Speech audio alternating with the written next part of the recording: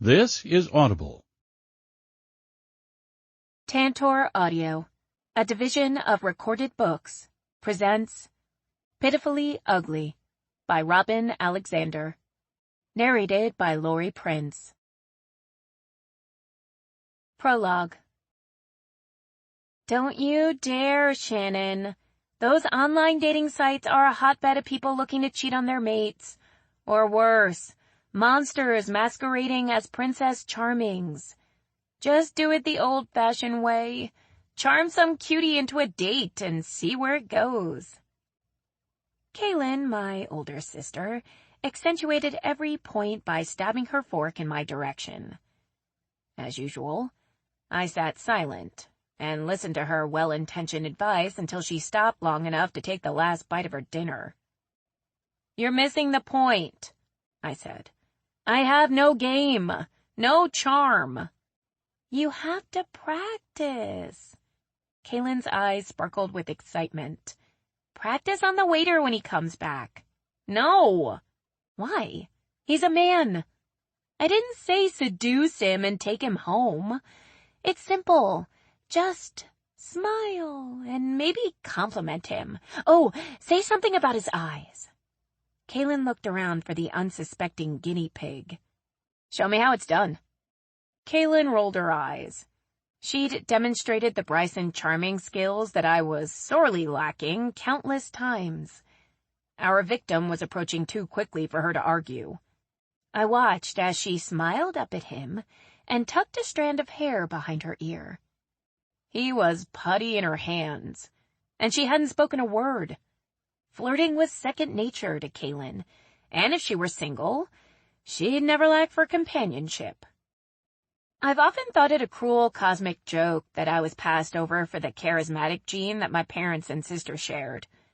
If Kaylin and I didn't look so much alike, I would have gone in search of my real father, an introverted milkman who my mother had her way with. "See how easy that was?" Kaylin said triumphantly. "He's giving us a slice of pie on the house. We're going to have to leave before he asks for my number because I might just give it to him." "Better hope that my brother-in-law doesn't answer when he calls." Kaylin raised an eyebrow. "When he comes back, you give it a whirl." I opened my mouth to balk, as I've always done. But then I wondered, why not? The food wasn't that great. We probably wouldn't revisit this place. What did I have to lose?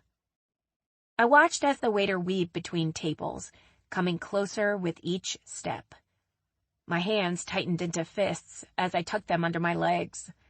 That was the closest I was going to get to being poised. All was going well until I heard my brain screaming out to the rest of my body. "Oh my God, she's going to speak. Who told her that was a good idea?" My stomach began to growl its protest, and it kind of sounded like Scotty from Star Trek.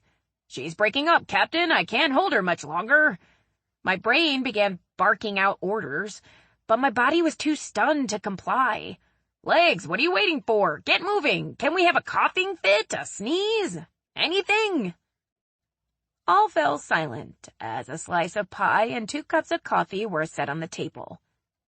I glanced over at Kaylin, who wore the expectant but fearful smile of a mother watching her baby take the first ride without training wheels. The waiter was smiling down at me, and it was showtime.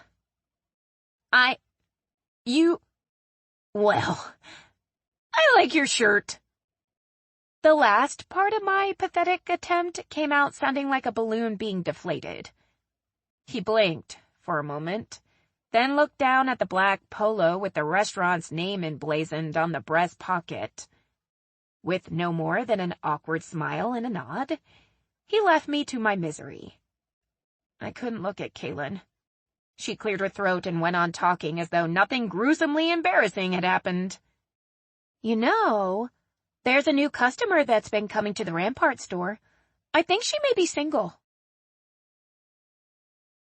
Chapter 1. If at first you don't succeed, don't try the same damn thing over again. Loyal, warm-hearted, and fun. Loves quiet evenings at home. Enjoys cooking when it's for someone besides myself. My favorite kind of day is a rainy cold Sunday, when I'm curled up in bed with someone, watching movies and eating junk food. Oh my God, I'm a lapdog with culinary skills. I buried my face in my hands and screamed in frustration. I spent my entire Saturday morning trying to come up with something eye-catching, and all I could manage was an ad for a dog looking for a good home. I fought the urge to cry when I realized I didn't even want to date me. Had I always been this boring? I'd managed to attract a woman at one time. Well, at least 3 times. This time was different, though. I was operating without a net. Like a monkey, I'd catch the next vine when it became obvious that the relationship was coming to an end. Neither Marla nor I wanted to be the first to admit that our relationship was on its deathbed. Though we weren't unfaithful to each other, we both put feelers out. Susan, a friend of a friend, made it clear she would be interested if I were single, and I grabbed that vine with both hands. After 6 years together, we did the exact same thing, and I swung into Cindy's life. We were together 2 years, and she caught a vine of her own without warning. At 37, I was single, and there wasn't a vine in sight. I took one more disgusted look at my computer screen and pushed away from my desk, intent on soothing my frustration with a handful of Oreos and a glass of milk. I thought better of that plan when a draft of cold air moved up the crack of my ass. My habit of cookie consolation had resulted in the ruining of my favorite jeans that were now split from the crotch halfway up my backside.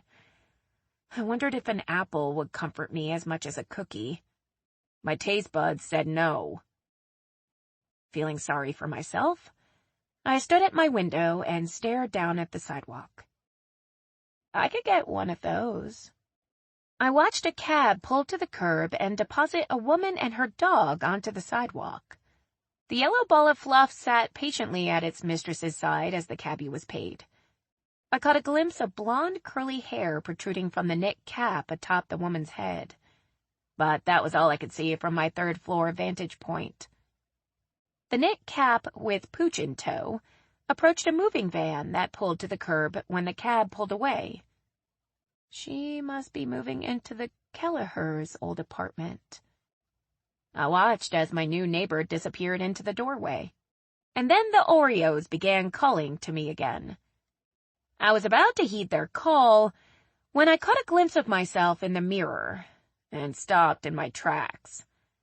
I put on at least 10 pounds in the year after Cindy left. My hair was out of control. I'd given up trying to do anything with it. It sat piled on top of my head, held precariously by a banana clip. My eyebrows rivaled Andy Rooney's. I'd heard Kaylin say a dozen times that a makeover worked miracles. Perhaps it was time I made myself over. I looked at my reflection again, and decided that a diet would have to come first. The cookies had to go, and I had just enough milk to make that happen. I was stuffing the last of them into my mouth when the phone rang. Kaylin's name showed on the caller ID. I tossed the phone back onto the table as I listened to her voice on my answering machine. "I know you're in there, Shannon. Pick up this phone because if you don't, you know I'll be there in 5. I have a key." "What?" I said around a mouthful of cookie. "Be glad you picked up the phone because I have a date for you." This news was met with mixed emotion. I was intrigued, but a little gun-shy after the last fix-up. She was nice, but her cat pissed in my shoe and bit me on the ankle, all of which he denied, and she refused to believe that Mr. Jingles was capable of such behavior. "Are you still there?" Kaylin asked. "Yes. Who is this person you're giving me away to?" "She's Candace's cousin. Remember, I told you about her? Her family owns a restaurant in Hanrahan, and by the way, that's where she's taking you for dinner tomorrow night. Wear something nice, no jeans. She'll call you later this afternoon with the details." I decided not to tell her that jeans weren't an option anyway, since my ass was hanging out of my only decent pair. "Okay." "Excellent!" Kaylin said. I could tell she was smiling, pleased with her accomplishment. I'll expect you to call me Sunday morning with all the details. My stomach twisted into knots as I dropped the phone back onto the table. The comfort cookies weren't feeling so comfortable in the pit of my stomach. What would I wear? What would she think of me?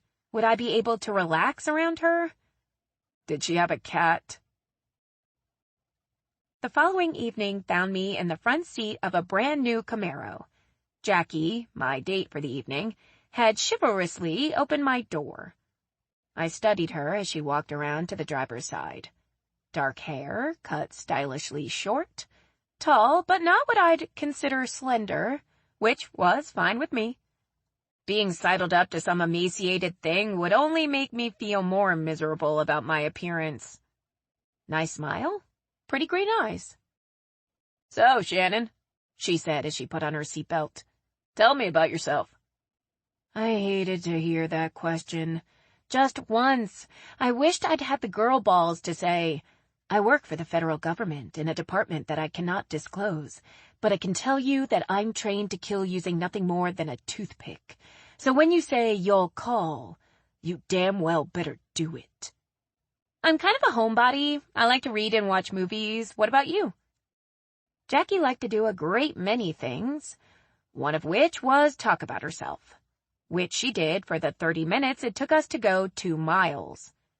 No sooner than we merged onto the interstate, we came to a complete stop. I hate traffic. Jackie gunned the engine for emphasis. It never fails.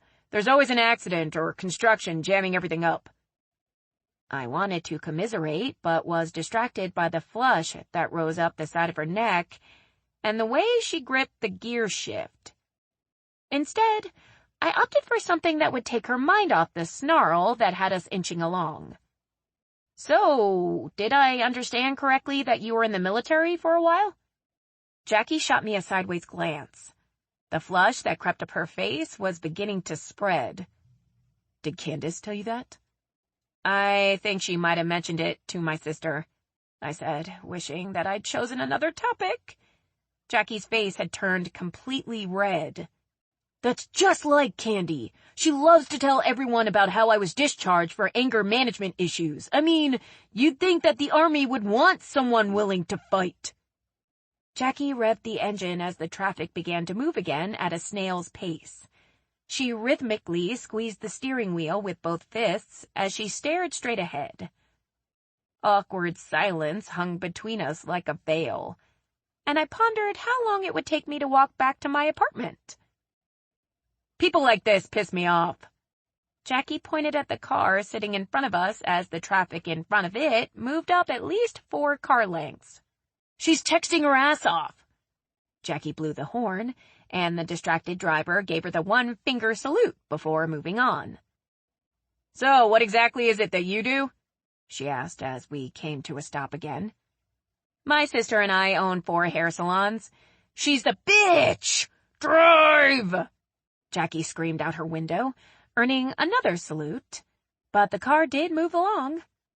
She ran her fingers through her hair and laughed nervously. Sorry, what were you saying? I'd like to go home now. I was telling you what I did for a living. Right. Jackie waved her hand for me to continue as she glared at the car ahead. Kaylin handles the staff and the promotion of our salons, and I handle all the paperwork and generally the stuff she doesn't want to do. The high side is that I get to work from home. I think you're insane, and I'm going to choke my sister and her buddy, Candace, for setting me up on this odyssey. I could have said the latter out loud because Jackie was completely focused on the happy texter in front of us. Be right back, she said as she shifted the car into neutral and put on the parking brake. Where are you? She was out of the car before I could finish. I watched in shock as she walked up to the car in front of us, reached into the driver's window, and snatched the woman's cell phone from her hand. Jackie wound up like she was pitching for the pros and tossed the phone into the brush along the interstate. Fetch, bitch! She yelled over her shoulder as she marched back to her car with a twisted smile. I know I must have looked like I had lockjaw, because I couldn't close my mouth as she got back into the car and sped off down the shoulder. The owner of the cell phone looked exactly like I did as we flew past. I dared not speak until she pulled off at the next exit. "Would you take me home, please?" I managed calmly when we stopped at a light. "Are you serious?" She looked offended that I'd made such a request. "Never mind, I'll walk." I was out of the car and halfway into a convenience store parking lot when Jackie squealed her tires in protest. I could have called a cab, but I wanted Kaylin to share in my misery. After all, she was the cause. She tried to keep a serious expression as I got into her car, but I could see the grin just waiting to be turned loose. She threw the woman's cell phone? In a week or year, this will be funny as shit, but right now, Kaylin, I want to choke you. "I'm sorry." Kaylin pretended to be looking in her side mirror, but I knew she was on the verge of tears. Of laughter. She cleared her throat and shot me a quick glance. "You look really nice tonight. How about we not waste a great hair day and go have a few drinks?" "Not interested. Take me home or I'll jump out of your car, too." A tiny tear formed at the corner of Kaylin's right eye. In a matter of minutes, she would have no control of her emotions. We'd have to pull over until she laughed herself out. And I was in no mood for it. "And Kaylin, don't try to fix me up anymore. I don't want to go out with any more wackos." "Hey!" Kaylin raised a finger. One bad apple? Try a mixed bag of nuts." I started ticking off each catastrophe on my fingers. There's the woman who claimed her cat talked to her, the other one who wanted to tie me up and suck my toes on the first date, and this latest one tops them all. Let me pick my own nightmares from now on. "Look, sis, I'm sorry. I really am. I have to call Candace right now. She's gonna shit." "I'll get out here. You won't have to make the block," I said when we got to my neighborhood. Kaylin reached over and grabbed my sleeve. "Shannon." "I'm sorry."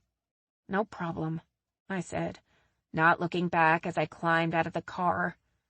I needed the fresh air. Frankly, I was tired of being the butt of the joke. I stomped rather than walked down the street toward my building, cursing under my breath. I slowed when I saw the woman I'd noticed moving in a few days earlier. As anxious as I was to be back in my apartment, I didn't feel like having to endure small talk with the new neighbor. As I approached, I noticed the dog sitting at her feet as she fumbled with the lock of the courtyard gate. A mass of long blonde curls obscured her face from view. Occasionally, she'd swat at them angrily as she banged on the gate lock. "Did you forget your key?" I asked. She spun on one heel, obviously startled. The dog stood, letting me know that it had her mistress's back, just in case. "Do you live here?" She gave me a wary look. "Uh-huh, 3rd floor." I pointed just in case she didn't understand. "My key must not work," she said with a shrug. "It goes in, but the lock won't turn. It gets sticky sometimes after it rains or if it's particularly humid. Mind if I give it a try?" She stepped back out of the way, and I jiggled the key until the lock released. I handed her key back to her. "When I see Kevin, I'll ask him to oil it again. That helps a lot." "Kevin is your husband?" She ushered her dog through the gate. "I'm not married," I managed, with an awkward smile. "Kevin takes care of the building since the Healy's don't live on the premises. He lives here on the 1st floor if you ever need anything." "That's right. Mrs. Healy did tell me about him when I moved in. Everything's been a blur this week. I'm Haley Morgan, by the way. I just moved in." "It's nice to meet you. I'm Shannon." "It's a pleasure to meet you as well." And this is where it gets difficult for me. If I'm talking about a sticky lock, I'm fine. But beyond the topic at hand, I get tongue-tied. The more it became apparent that I was expected to talk, my mind went blank, and I just stood there like a dolt. Her dog tilted her head, and for a second, I thought I could read her mind. Speak, moron. Well, thank you for letting me in. Haley turned and walked away.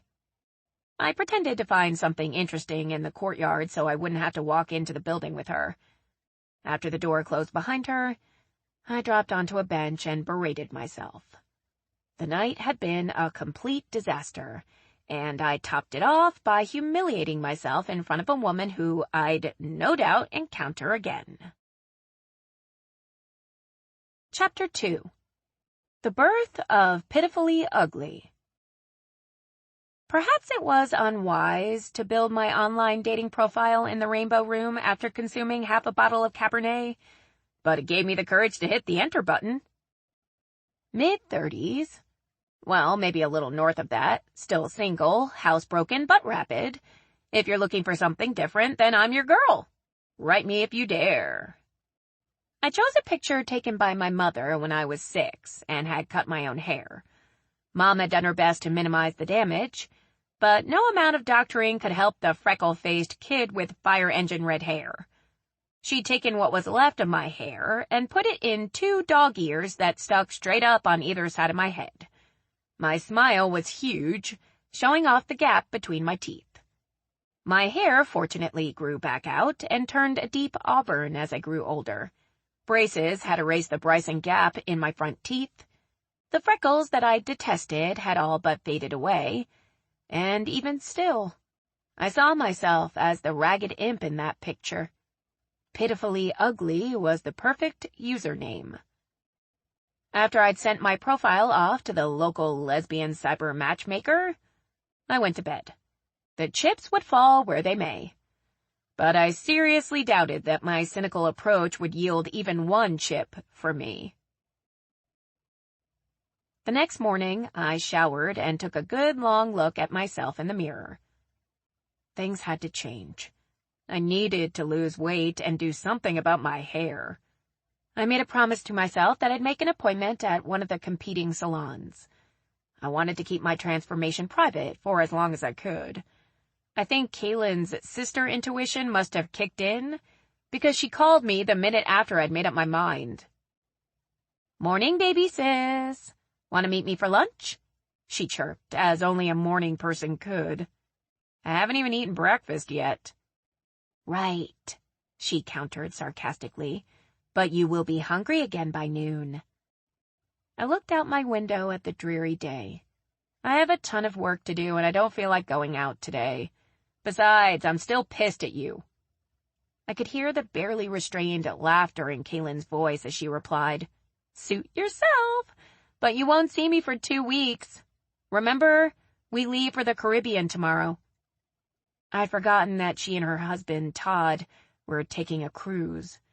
I'd be responsible for taking care of the salons that we owned together by myself. My mood soured even more. "I know, you need time to get your nerve up for the next 2 weeks. She let me off the hook before I had to say more. "All the managers are fully capable of handling things. You'll just have to check in every now and then and take care of any calamities that may arise. When I get back, you can totally retreat back into your cave." "Thank you. Give my love to Toad." "I will. And I'll check in every now and then. I promise. Love you." "Love you too." I hated it when Kaylin took trips. Of course I missed her, but I despised having to deal with the daily operations of the salons. We had the perfect setup. Kaylin hated my job, and I hated hers. For breakfast, I had a banana and a piece of raisin toast, my first step in losing my extra 10 unwanted pounds. Afterward, I fired up the treadmill and walked until I was afraid that I'd pass out. That concluded my exercise for the day, even if it only lasted 10 minutes. And for 2 weeks, I would not be having a noontime pig fest with my twig of a sister. It was the perfect time to begin my new diet. After a shower, I sat at my desk with the intent of tackling a backlog of work, but I made the mistake of peeking at my Rainbow Room messages. I had 5. 2 said they were voluptuous women looking for a good time. I deleted those. The next two kind of scared me. They admitted to being rabid, too. Number 5 intrigued me. I doubt that you're ugly. I think your pic is really kind of cute. So I wonder why you didn't post a current photo. As for being rabid, I suggest a visit to the hospital. Immediately. I'm new to New Orleans, and I'd like to just chat with someone who has a sense of humor. And you obviously do. Newbie. My common sense told me that this could very well be a man cruising a lesbian dating site. But I just didn't get that vibe. Dear Newbie, welcome to New Orleans. The rabies is under control. I've even stopped foaming at the mouth. I may be inclined to show you a current picture, but I think we need to chat a bit more. So, where are you from, and how'd you end up here? P.U. Who knew that chatting would be so easy? Safe behind my computer screen, I felt empowered. I realized that I didn't have to suffer the awkward silence, or struggle to make conversation. I was almost giddy. Why hadn't I tried this before? I decided to take a peek at Newbie's profile. There was no picture, but her page was somewhat informative. Smoker. No. Likes. Dogs, classical music, and rock and roll depending on mood. Exercise. Hate it, but I enjoy tennis and long walks. Sports. Watching them, yes. Playing them, no. Refer to answer above for the exception. Favorite food. Food. What are you looking for in a partner? I have no idea. Newbie had answered much the same way I would have if I'd have bothered to fill out the questionnaire. It was after 2 when I realized that I'd been working without a break. I made myself a salad for lunch and took a good hard look at the treadmill. That's as far as it went. I wasn't getting on that death trap again until the next day. So I signed into the Rainbow Room and found 2 new messages waiting. Hey, pitifully ugly. I'm ugly too. Let's hook up. Sinful. Delete. Hi, P.U. I'm originally from Atlanta, but I transferred here for work. I'm glad to hear that the foaming issue has been resolved. I understand about not wanting to share your picture with a total stranger, so we'll shelve that idea until we get to know each other better. Is this your first time on a matchmaking site? It is for me. I've always been leery of these things, but since I don't know anyone here, I thought it might be a good place to make a friend or two. Are you from New Orleans? What's your favorite thing about living here? Newbie. It was like fishing. I'd cast my line, and someone was taking a nibble. Now I just had to decide if I should reel her in. And then what would I do with her? Hi, Newbie. I've lived in N.O. all my life. My favorite thing about the city is the food, which is not really a good thing because I'm on a diet, and now I'm thinking about food. There's a great place near the French market called Fiorella's. If you ever go there, I'd suggest the fried chicken. You have to wait a while for it because they fry it when you order.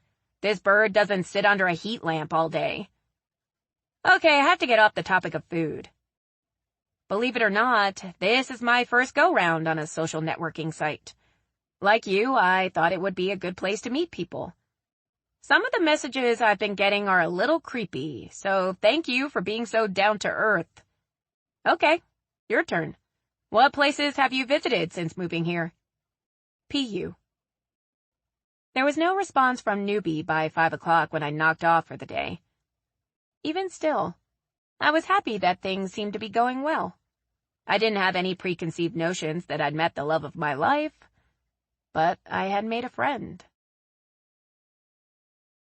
Chapter 3. Operation Makeover. Monday arrived without any word from Newbie.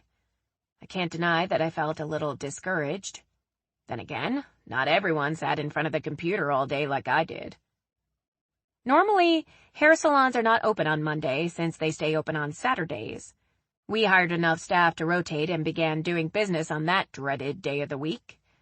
A few salons did the same when we garnered a few of their clients. This did not make the Bryson sisters popular with our competitors, so when I called for an appointment, I gave a false last name. Shannon Fiorella lucked out on a cancellation and was getting a new due at 10. I put my hair up in a ponytail, threw on a pair of sweatpants and a hoodie, and was out the door. Going for a run? The voice stopped me in my tracks. I turned and found Haley looking at me expectantly. Dog in tow, she was dressed much like I was. I don't run. I exercise, I just don't run. I rubbed the back of my neck, feeling like an idiot. Are you going to run? She looked down at herself and laughed. I don't run either, though I'm dressed for it. I'm taking Fuzzy for a walk. So that's her name, Fuzzy? The dog cocked her head to the side and looked at me as if to say, you really are an idiot, aren't you?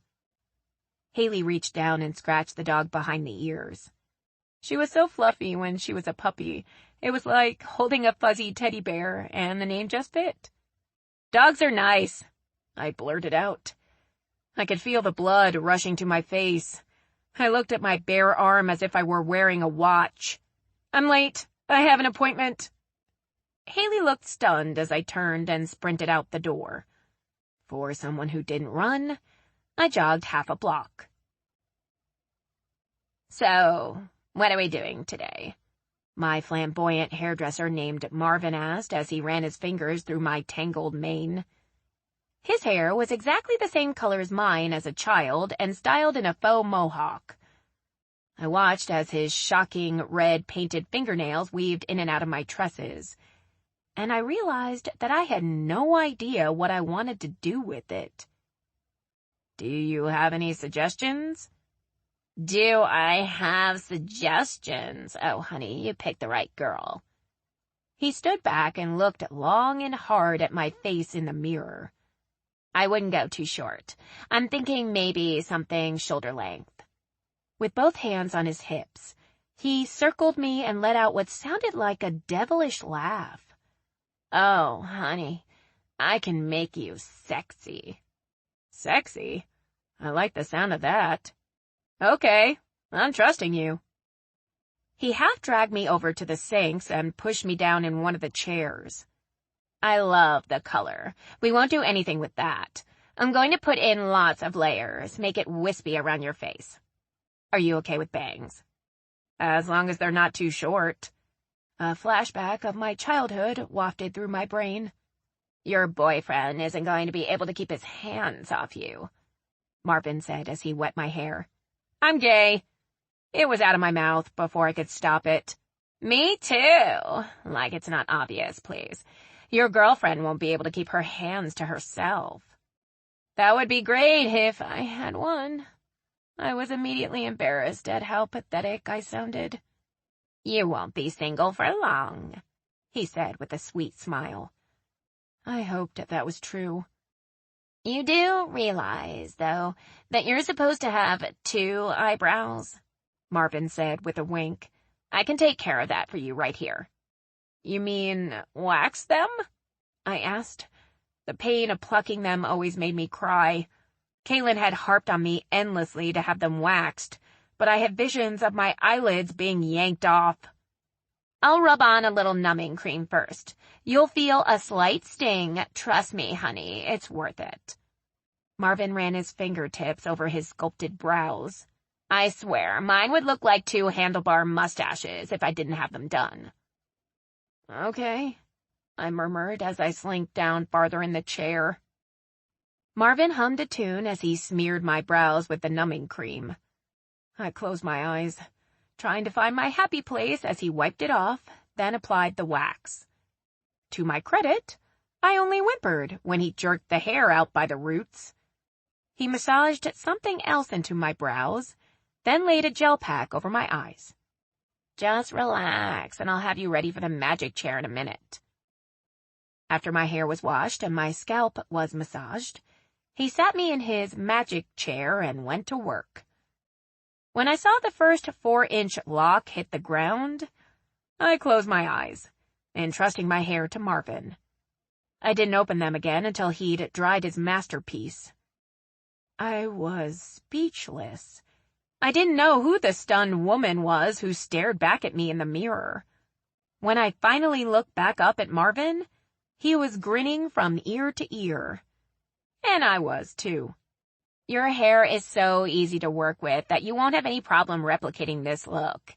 When it's wet, use a little styling gel and blow dry while ruffling it with your fingers, Marvin said with a clap of his hands. That's a hot look, another stylist said as she came to stand next to Marvin. Looks like you just had sex. I love how wispy it is around your face. I blushed at her comments. She's single. Marvin gave his colleague a playful nudge. A sculpted eyebrow rose beneath dark bangs. So am I. She plucked a card from the station next to Marvin's and handed it to me. Give me a call.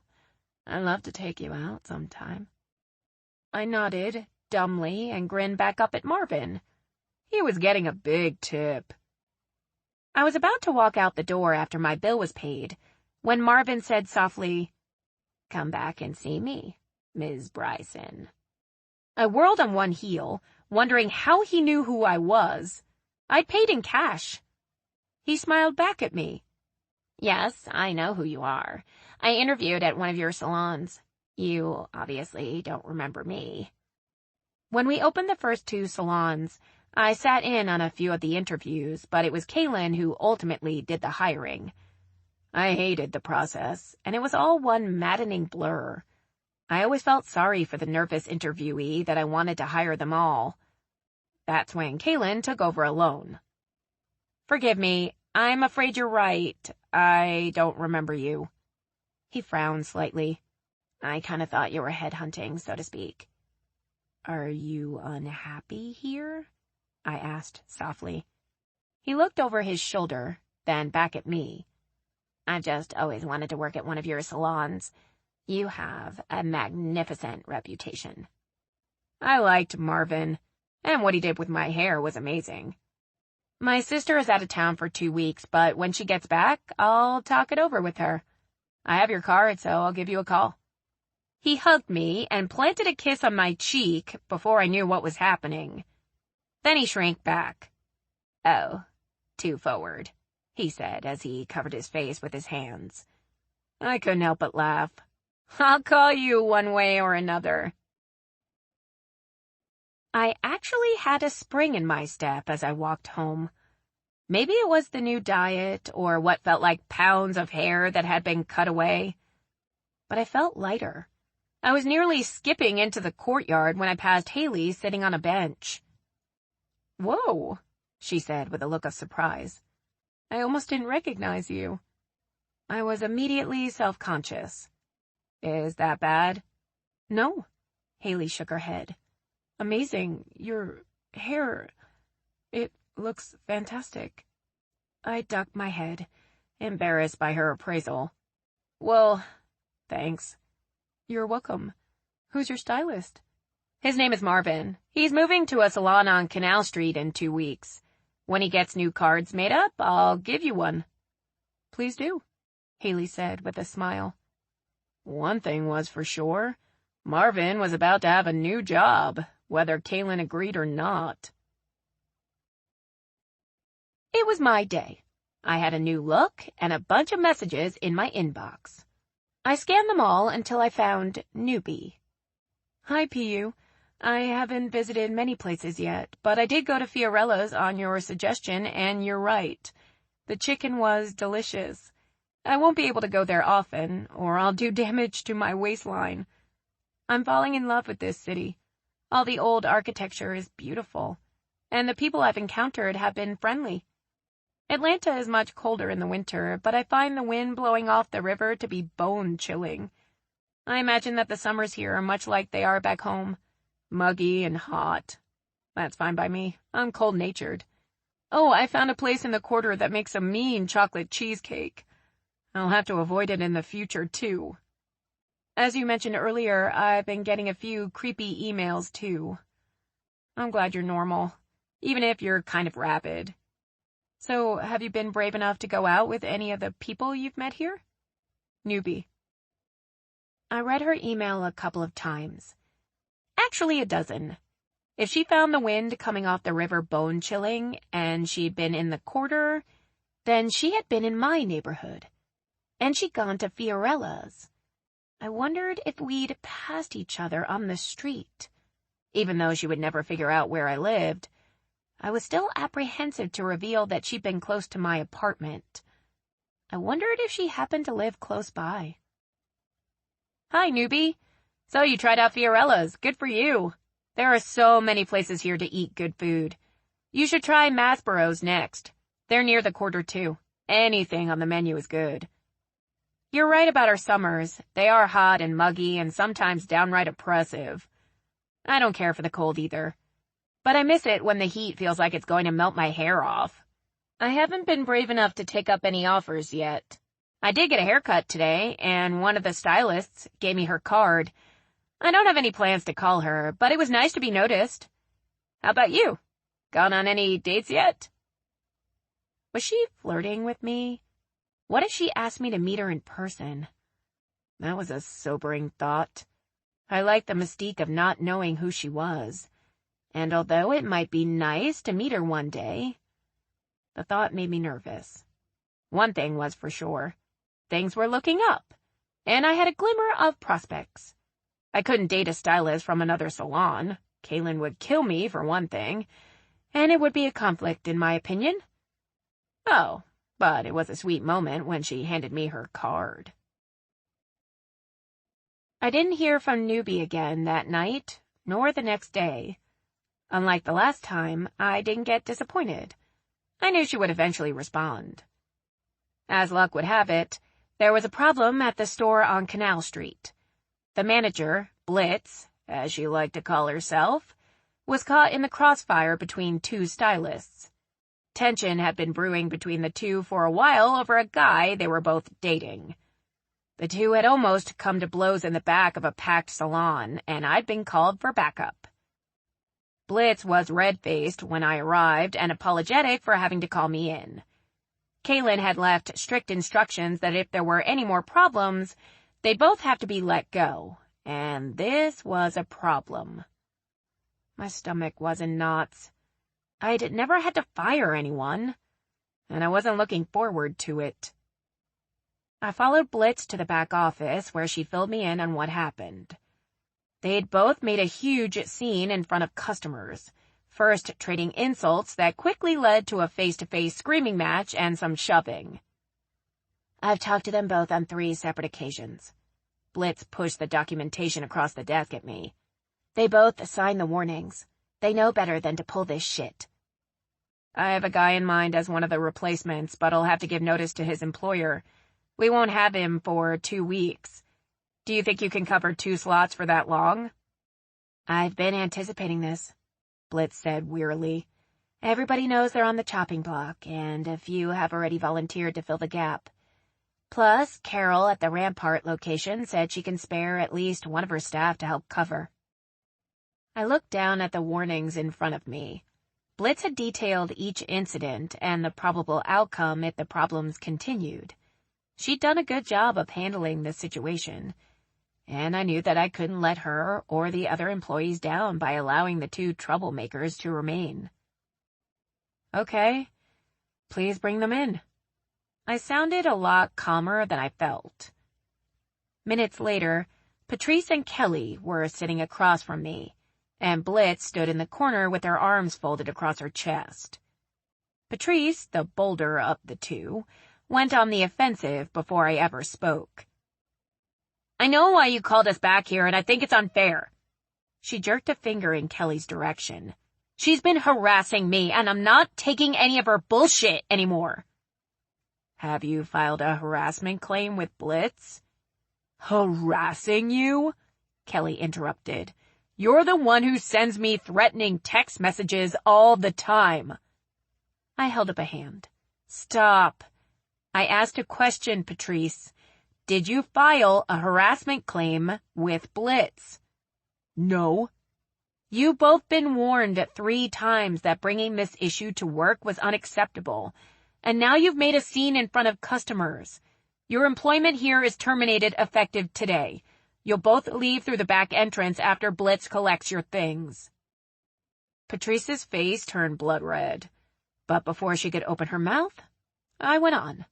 If you cause another commotion in this salon, I'll have you escorted out by the New Orleans Police Department. Are we clear? I'd heard Kaylin use that line, and I'd hoped that I sounded as tough as she did, even though my knees were banging together under the desk. Both women got up without another word, and fortunately, Blitz was one step ahead. She'd already had a couple of the stylists box up Patrice and Kelly's workstations while we talked. Were you really going to call the police on them? Blitz asked when we were alone again. I was hoping that scared them, but if they caused enough of a ruckus, I might have. Blitz and I sank down into the office chairs and sighed with relief. Blitz let loose a tiny chuckle. They both drew down on each other with cans of hairspray. It was beginning to look like an Old West shootout. All this was over a smooth-talking punk that probably didn't give a rat's ass for either of them. At least they didn't pull scissors. I rested my head on the back of the chair and looked over at Blitz. I'm glad it's over. Kaylin said they were beginning to affect morale among the staff. Blitz nodded, then looked at me wide-eyed. You look great. When did you get it cut? She pointed at my head, and for a minute, I'd forgotten my new look. The guy I'm about to hire did it. I think he's gonna fit in great here. So much for keeping my changes quiet. Oh, I forgot to tell you. I apologized to the customers that witnessed the fight and gave them all a discount on their next visit. Marian Kasnick, you handled this perfectly. I'm proud of you. She shot me a look. If you're proud of me, call me Blitz. It's a deal, Blitzen. Now I have to get back home and get to work. First on the agenda is to give Marvin a call and get the ball rolling. Blitz went back to her duties, leaving me alone to wander. Before I took the long walk home, I strolled through the salon and chatted with a few of the staff. Of the 4 salons, the Canal Street location was the largest, complete with 6 tanning beds, 8 stylists, and 4 massage therapists.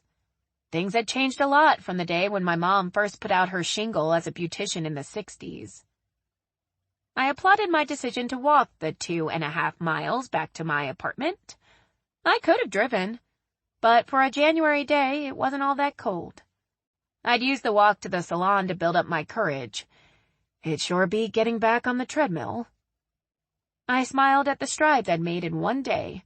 I'd gotten a new haircut and found a new employee. Though the situation was thrust upon me, I'd handled a tense situation without throwing up. Yes, Pitifully Ugly was making headway. Chapter 4.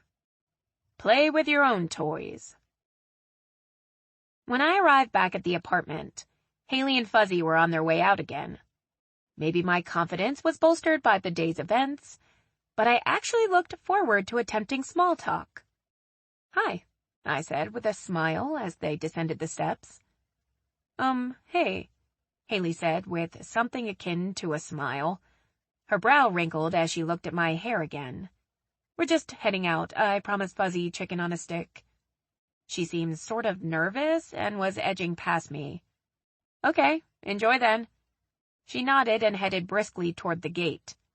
Good to see you, she called over her shoulder. The past 2 times we ran into each other, she seemed like she wanted to talk, and I was the one running away. Maybe that's what she expected of me. Then again, maybe she was just really hungry. When I got into my apartment, I booted up my computer, hoping that newbie had written. While I waited, I gave Marvin a call. Oh my God, are you kidding me? Canal Street? He whispered excitedly into the phone. I'll give my notice today before I leave. Oh, Ms. Bryson, you won't be disappointed. I'll do right by you. Thank you so much. It's Shannon, please. And you're welcome. As I laid out the salary and benefits, I logged into my account with the Rainbow Room and was disappointed to see that there were no new messages from Newbie. Perhaps that was why I did what I did next.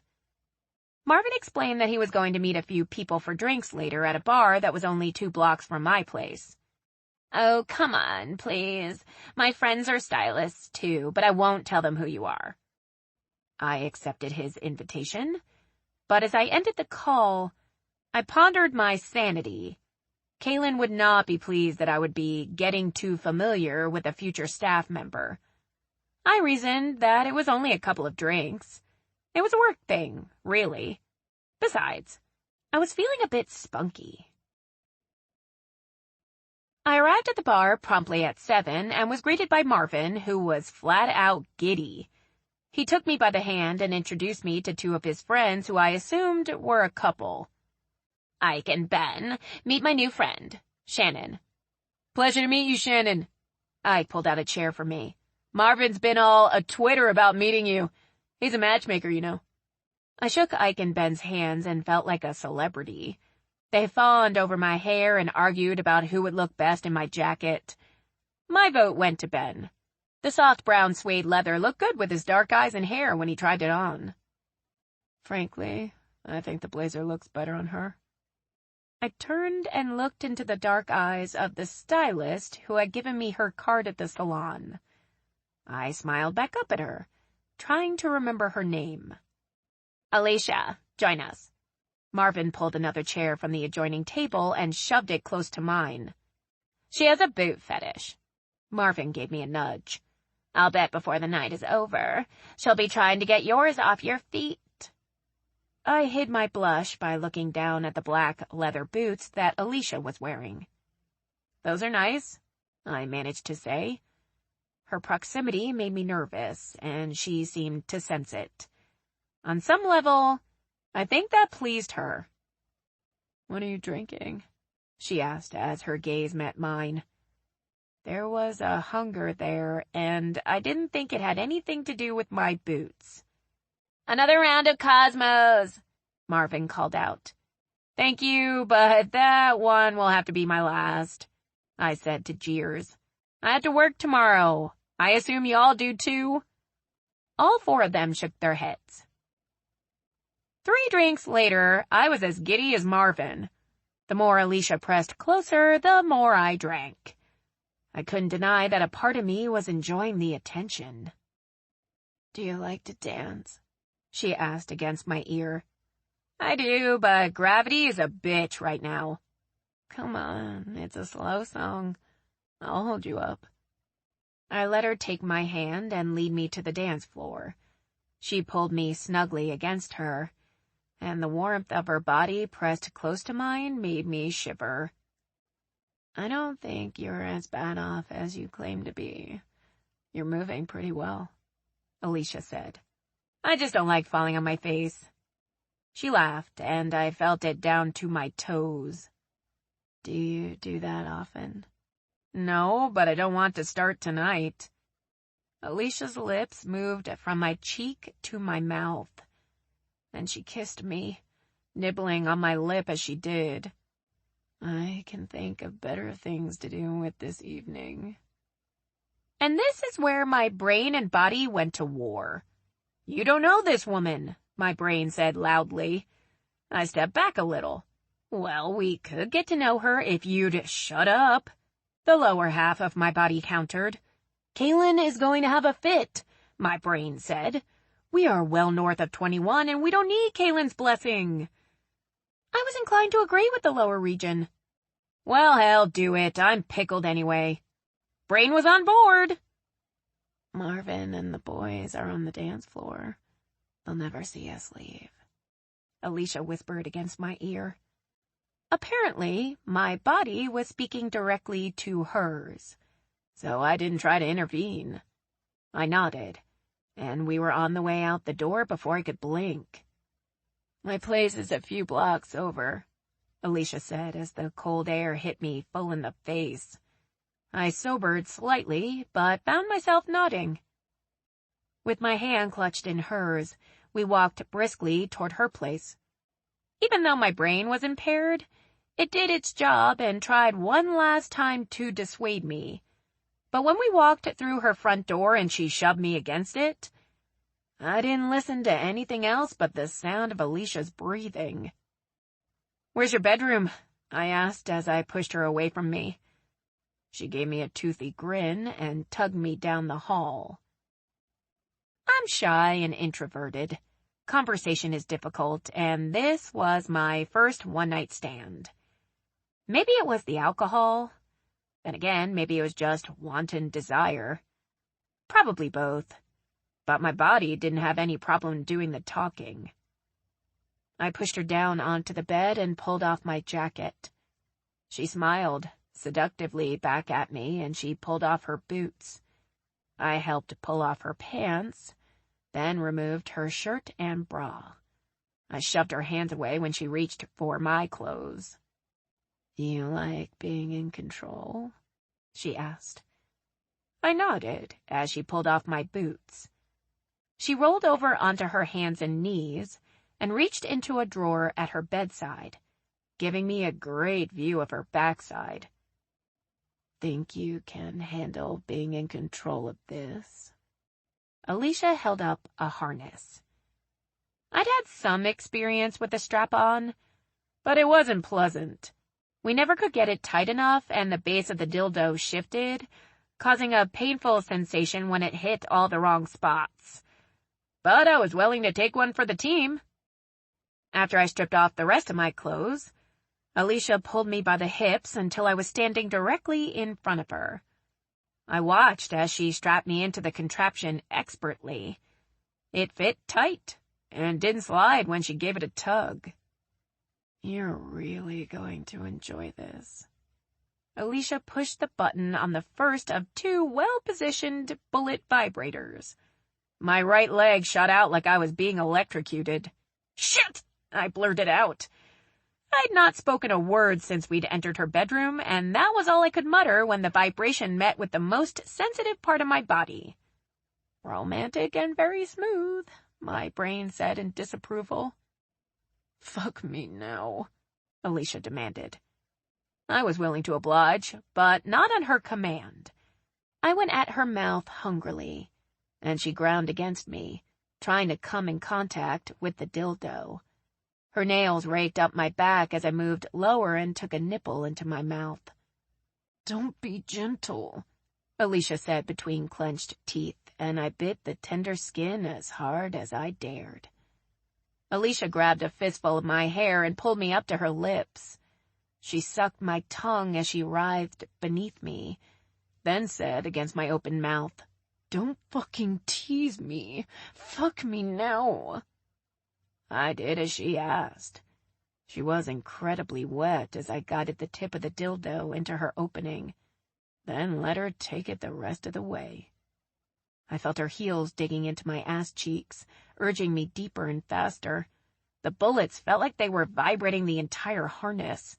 The sensation was so intense, I thought I was going to explode like a teenager. We were sweating and making noises that I was sure they could hear over the music at the bar. And then another face appeared in my peripheral vision. "What the fuck are you doing?" I froze. The vibration of the harness being pressed so tightly against me robbed me of the breath I needed to scream. "What does it look like, Anne?" Alicia said angrily. "With my harness? The one you bought me for my birthday?" I rolled away from the stranger, and Alicia slipped from beneath me. She rose up and stood toe-to-toe with Anne, and they began screaming in each other's faces. I struggled to get the harness off, but my hands were shaking so badly I couldn't unclip the damn thing. Anne walked toward me and stuck a finger in my face. "Get the fuck out of here!" "I'm trying," I said like a fool. I grabbed my pants and the rest of my clothes off the floor and vibrated down the hall when the two resumed yelling. The harness wouldn't budge, and I knew at any minute Anne, whoever she was, would be coming down the hall to pitch me to the curb. I pulled my pants on over the diabolical sex toy, but there was no way I was going to be able to zip them for two reasons. First, the dildo was too big. Second, the damn thing was vibrating so much I couldn't control my hands. Putting my boots on nearly killed me. I half ran down the street, holding my blazer in front of me to hide the party going on in my pants. My teeth were chattering not from the cold, but from stark terror and two bullets that must have had fresh batteries. I cursed the Energizer Bunny under my breath. Each step I took pressed the vibrators harder against me. I stumbled several times when one of them hit just the right spot, causing me to lose control of my right leg. The sensation had gone from moderately pleasurable to agonizingly unbearable. I nearly cried tears of relief when I found the lock to the courtyard undone. Fishing out my keys was not going to happen. I was on my way up the steps when the door opened and Fuzzy seemed to smile down at me. "Hold the door, please," I said between clenched teeth. "Are you okay?" Haley asked with concern. "Yes!" My voice came out in a squeak. Haley must have been stunned by my appearance because she stood blocking the door while I tried to maneuver around her. "Are you vibrating?" she asked. "My phone gotta go," I said in a voice 2 octaves higher than normal. I dropped my jacket in the hall, but I couldn't stand the thought of bending over for it.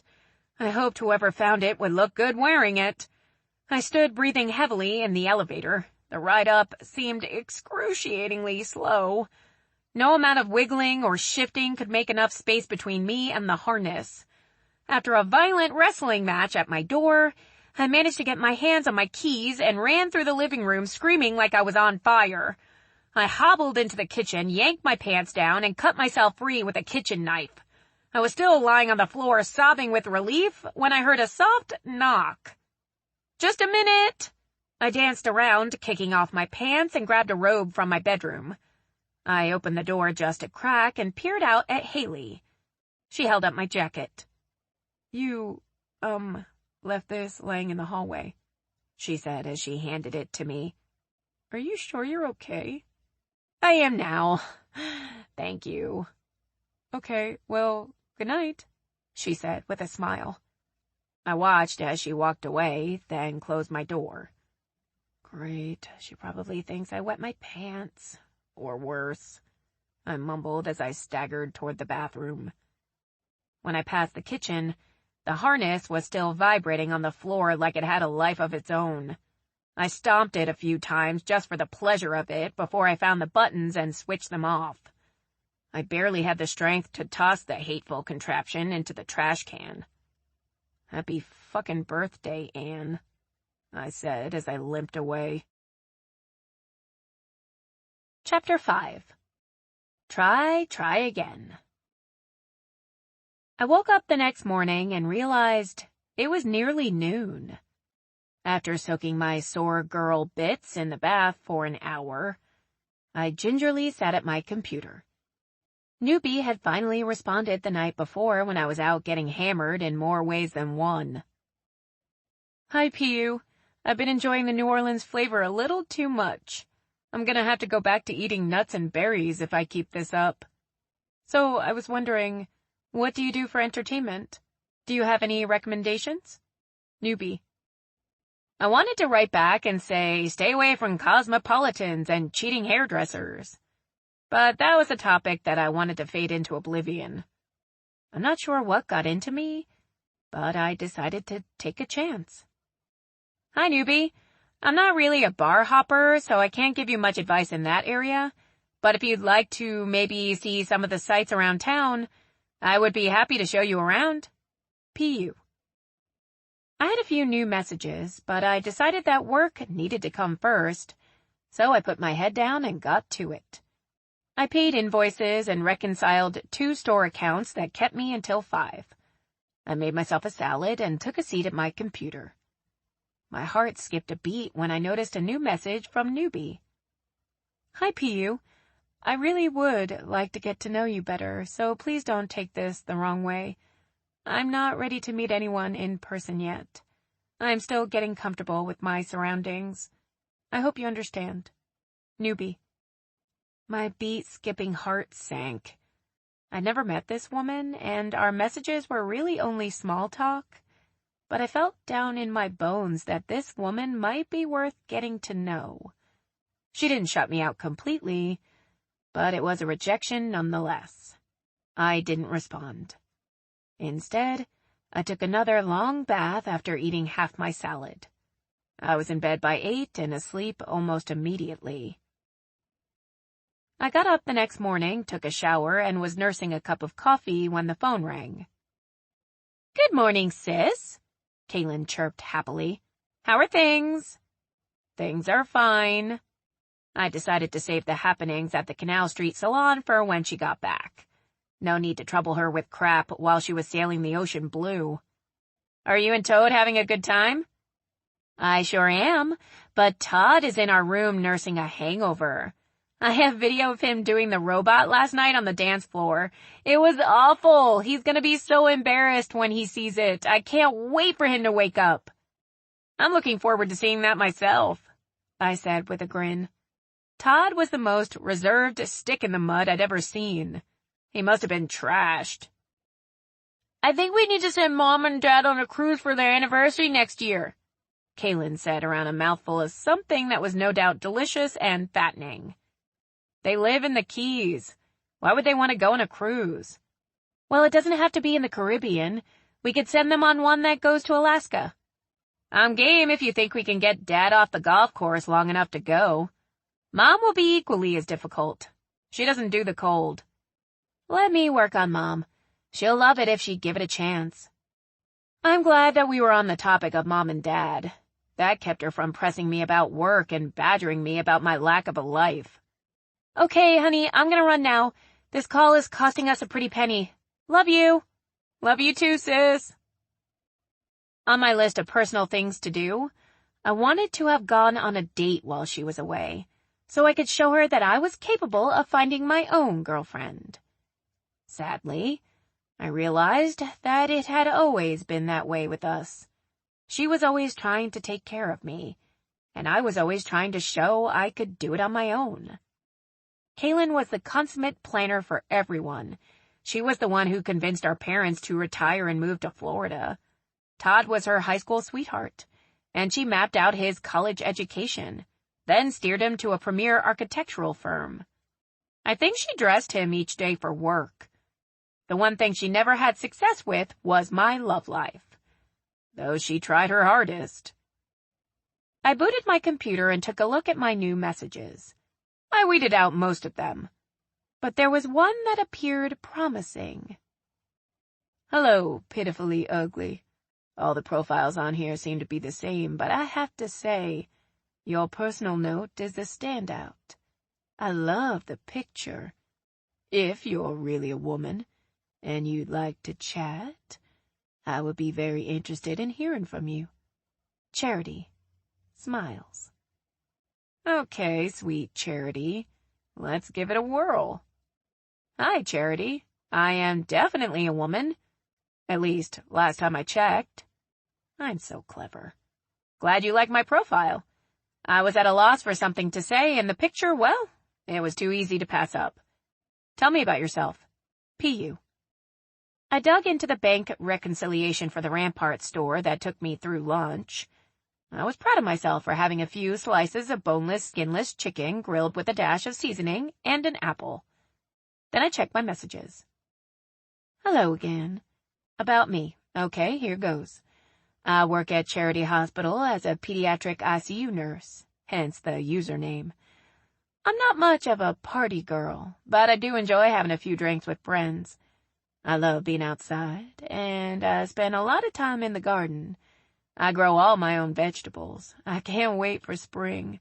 I love reggae music. It reminds me of another favorite place, the beach. I celebrated my 37th birthday in Panama City this past summer. I'm looking to make a friend first, and if that develops into something more, that's fine by me. Your turn, Charity." She had me at vegetables. "Hi, Charity. We're about the same age, and it sounds like we share some common interests. I enjoy the beach and outdoors. I also love homegrown veggies. I don't grow them, but I love to eat them. I like the spring and summer the best. I'm an accountant for a couple of local businesses, and I work from home. I have the luxury of a flexible schedule. On cold weekends, I'm usually curled up in front of the fire with a good book. Old movies are a passion. Anything with Doris Day or Deborah Kerr is a winner. I guess they remind me of my childhood. I used to sit curled up on the sofa with my mom as a kid watching them. Okay, your turn. P.U. Wow, that was really simple. Why didn't I think like that when I was writing my profile? I took it as a positive sign that I might be becoming a conversationalist, even if it was on a keyboard. I'd been working for an hour when I saw that I had a new message from Charity. Hi, P.U. I loved Deborah Kerr in The King and I. I'm reluctant to admit that I'm a huge Rodgers and Hammerstein fan. Does that make me gay? Grin. I work shift work and I'm off today and tomorrow. Would you like to meet for coffee? No pressure. Charity. Oh, damn. I wasn't expecting that. I kind of thought it would play out slowly like it had with Newbie. I took a deep breath. I could do this. We could meet in a public place, and if things didn't work out, we could simply walk away. Hi, Charity. That sounds good. How about Café du Monde around 11? I'll be wearing a green hoodie and jeans. P.U. Her response was immediate. Meet you there. I'll be wearing a blue pea coat and jeans. I look forward to meeting you in person. And just like that, I had a quasi-date. I couldn't focus on work anymore after our chat. The day was sunny, and I felt like a walk. I dressed and headed out. Feeling better? Haley was sitting on a bench in the courtyard when I walked out. She was bouncing a tennis ball that Fuzzy caught in midair. The embarrassment of the previous evening had all but faded until I saw her. Yes, much better. Haley scooted over to one side. Would you like to sit down? I took a seat at the opposite end, and Fuzzy brought me her ball. I bounced it, and she caught it and promptly returned it to me. You've made a lifelong friend, Haley said with a smile. I guess I don't have to worry about her biting me now. No, she'd never bite, but she will rub that slimy ball on your pants leg if you don't watch her. Do you have a pet? Just a stuffed pig that sits on top of my fridge. His name is Albert. This earned me a laugh. I was doing well. I suppose that Albert doesn't shed. It was my turn to laugh. No, but he does balk when I eat too much of his ice cream. What kind of work do you do, if you don't mind me asking? Haley turned in her seat and looked at me. I work from home. I do accounting for a couple of businesses. How about you? I'm a senior sales manager for Mannheim Pharmaceuticals. And right now, I'm on vacation. Sounds exciting. Haley took a turn bouncing Fuzzy's ball when it was dropped in her lap. Trust me when I say it's not. But it pays the bills. So are you happy with your new place? I really am, she said with a smile. I wasn't sure I'd like living so close to the French Quarter, but now I love it. And my apartment has a great view of the courtyard. That's what I love most about this place. I looked around at the high red brick walls covered in ivy. It was cozy and well kept. The chimenea was kept with burning logs most afternoons. Each tenant would add another log to the fire as they came and went. The view or the courtyard? Both. I think my apartment is directly above yours, so I have the same view, and I love coming out here, especially in the spring when the flowers are in bloom. Haley nodded. I look forward to seeing it in the spring. I appreciate being able to walk Fuzzy in the courtyard after dark. That's what I was doing when you came in last night. She kind of looked at me as if she were waiting for me to explain what my problem was. I mumbled off. I kind of had a problem with my zipper. And you were lit. I could smell the alcohol on your breath a few feet away. She laughed heartily then. You really shouldn't drink and zip.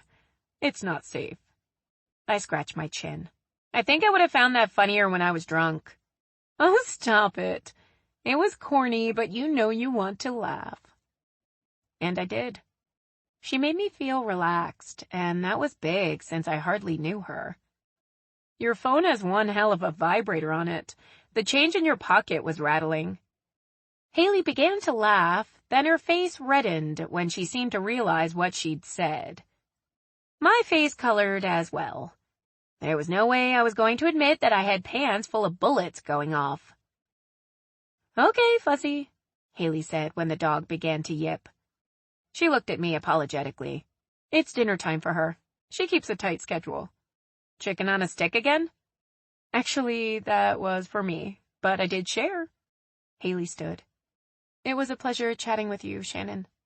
You too. Our conversation truly had been a pleasure, brief as it was. I had to admit that I'd had a good time talking with Marvin and his friends the night before, too. I was meeting people on my own, not on the arm of a girlfriend who did all the talking or with Kaylin taking the lead. I found it refreshing and a little exciting. I was reminded of grade school. As long as Kaylin was around, I had friends. But when she was out with the chicken pox one time, no one talked to me. That was the loneliest week I'd ever had then. In a way, I always sort of resented her for being so outgoing and forcing me into the background. But the truth of it was I never would have met anyone if it hadn't been for her.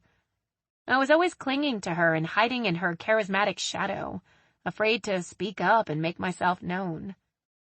The really pathetic part of it was I'd not only done it as a child, but as an adult as well. Chapter 6. Not Meant to Be. At 10:30, I walked into Café du Monde. Satisfied that there was no blue peacoat in sight, I took a table on the patio next to one of the heaters. I needed a few minutes to calm my nerves, but of course, the Café au lait did nothing to ease the jitters. I was celebrating the loss of 4 pounds, and with that, I found the resolve to resist the lure of beignets. At 5 till, Charity arrived. I saw her first. Her dark hair was cut short in an inverted bob, heavily highlighted. She was thin, and that made me a tad self-conscious, even though I was wearing a pair of jeans I couldn't get into a month ago. She had a beautiful smile that lit up her face when she noticed my wave. "Hello," she said as she extended her hand. "My real name is Stacy." I stood and took her hand. "It's nice to meet you. I'm Shannon." "You're definitely not pitifully ugly," she said as she took a seat. "Thank you," I said, flattered by the compliment. "I'm so glad you managed to find a spot near one of the heaters. The wind is really chilly out there." "I have on flannel-lined jeans." Oh my God, what a dumb thing to say. My mind scrambled for something intelligent to add. "I know that's ridiculous to admit living in the South, but I can't stand the cold." "That's brilliant. I'll have to invest in a pair." I wanted to get her talking so I wouldn't have to. "So, what's it like working at Charity?" "It's often sad, but extremely rewarding, too. I love working with babies. They don't argue, and they're always happy when you show up with a bottle." "I imagine it gets pretty stressful." Stacy nodded and ordered a coffee when our waiter appeared. "It can be, yes. That's why I love gardening. Everything slips away when I'm working with my plants and flowers. Accounting can be stressful too, I'm sure." "It is sometimes, but for the most part, what I do is simple. Payroll is done by another company, so I mostly manage the money, pay a few bills, and fill out loads of tax forms. The rest of the time is mine." "So, aside from reading and movies, what do you do with the rest of your spare time?" "Nothing," was the truth, but I wasn't going to admit that. "I sometimes fish with my brother-in-law. The rest of the time I'm shopping with my sister. She has a passion for antiques, so we're often muddling through shops." I sounded like I was 90. I should have added cross-stitching and shuffleboard. "Do you like horses?" "I don't know any personally, but I think they're generally okay." "I love to ride," she said, ignoring my stupid joke. "When I'm not in my garden, I spend a lot of time with a friend who has a few." The conversation seemed to flow well after that. We talked about growing up in New Orleans and shared silly stories about our childhoods. I found myself relaxing and enjoying her company. Until. "So," Stacy leaned in closer, "let's talk about things of a more personal nature. I'd like to get this out in the open because it spares embarrassment later. How many dates do you like to go on before things get intimate? What happened to I'm looking to make a friend first, and if that develops into something more, that's fine by me? Don't be bashful, she said with a grin. We need to know if we're compatible, right? We're adults, and adults have sex. I had no problem with sex, although I didn't care to discuss it when I wasn't doing it. But I did have a problem with her bringing it up at our first meeting. I guess your question just took me by surprise. Stacy, aka Charity, leaned even closer to me and stroked the back of my hand.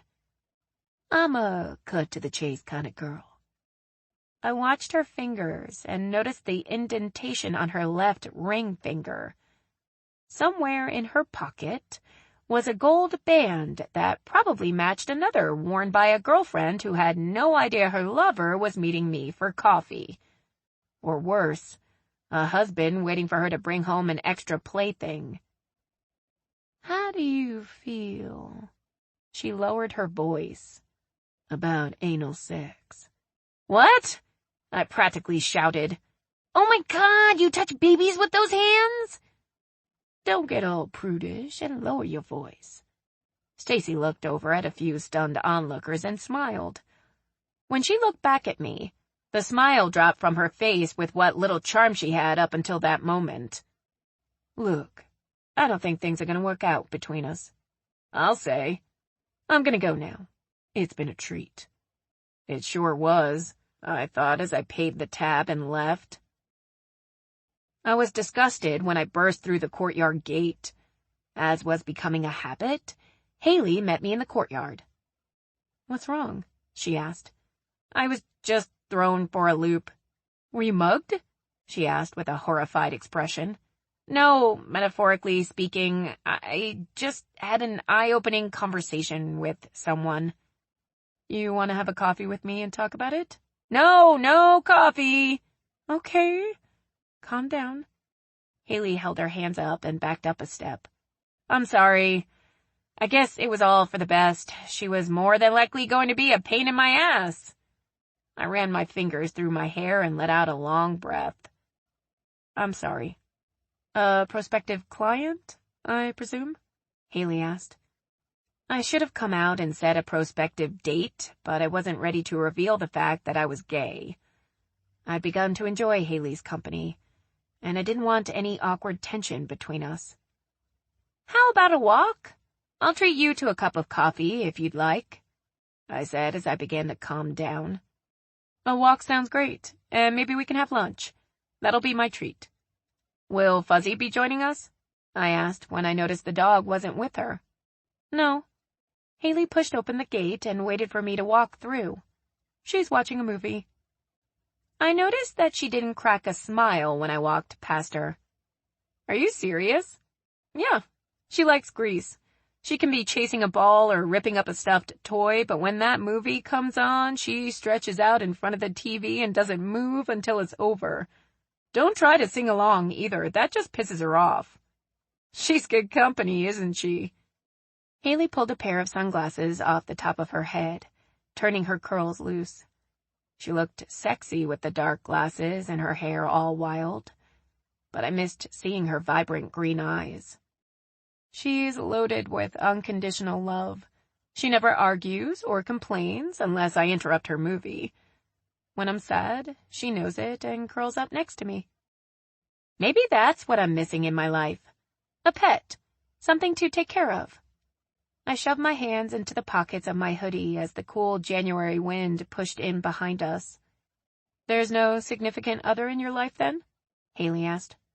No, I said with a shiver. Sometimes I doubt there ever will be. I'm not very good at playing the dating game. Sometimes it's just easier being alone, Haley said as she dodged a sewer grate. No hurt feelings, no obligations. We strolled up St. Anne to Bourbon Street. When we got to the intersection, Haley turned right. If she noticed all the rainbow flags waving above us, she didn't let on. She was new to the neighborhood and probably unaware that she just led us into the heart of the gay district. She was telling me about meeting the couple who lived in the apartment behind hers. When we passed two drag queens, she didn't bat an eye.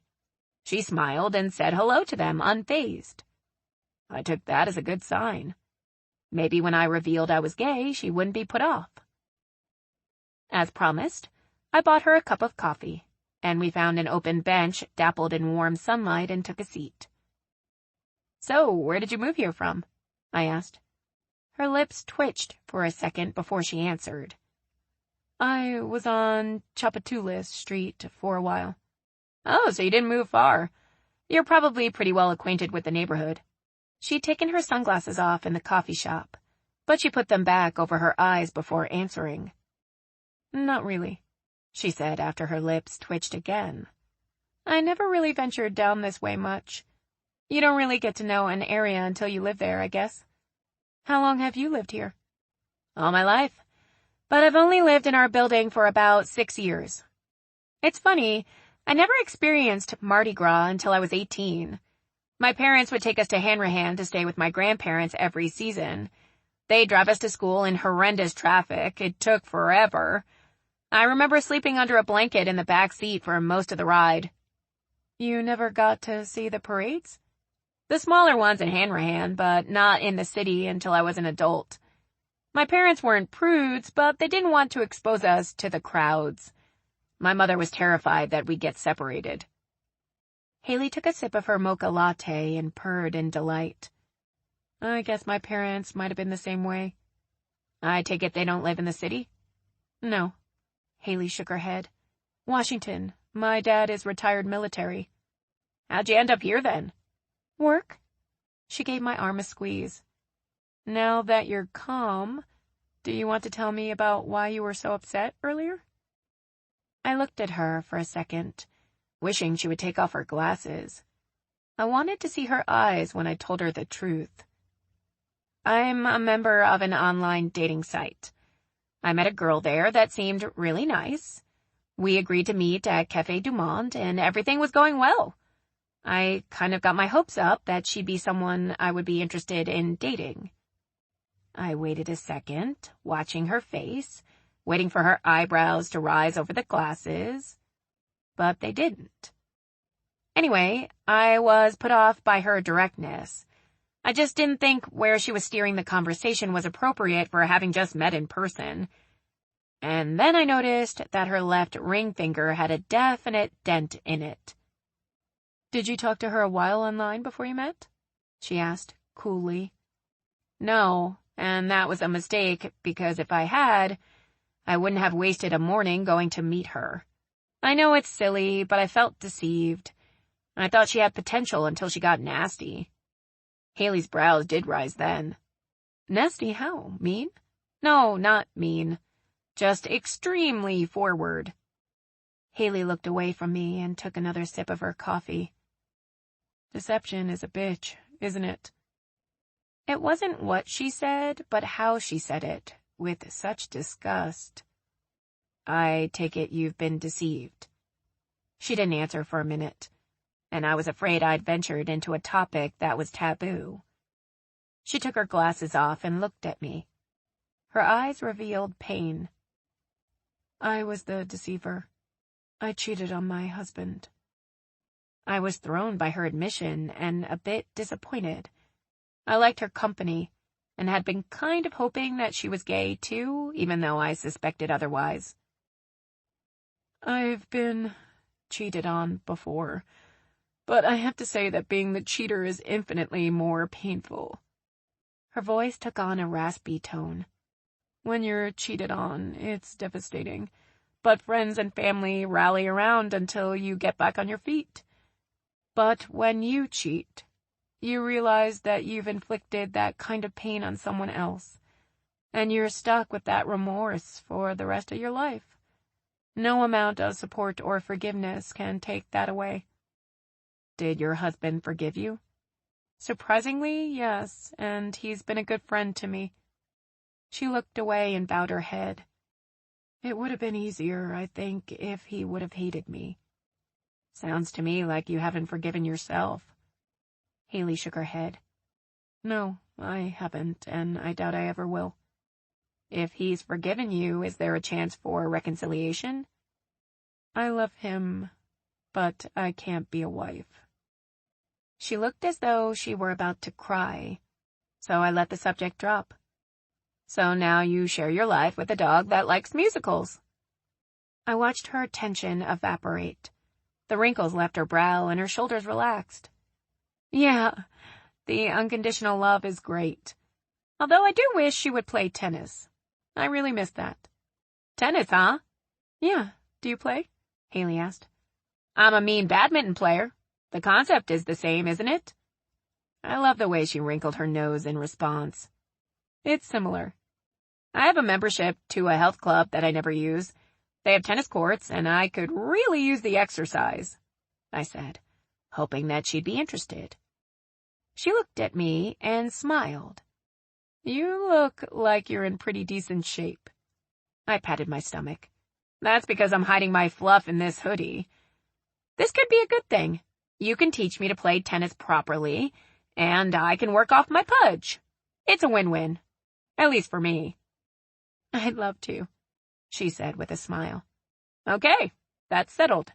Now that we're talking about exercise, I'm hungry. She really perked up then. I found a sandwich shop a couple of blocks over. They have all kinds of sprouts and healthy stuff. Want to try it? I was thinking Mexican with lots of gooey cheese, but when she jumped up and pulled me to my feet, I was helpless but to follow. Healthy food sucks. I sat looking down at a gluten-free wrap filled with something that looked like grass and a cheese that was anything but gooey.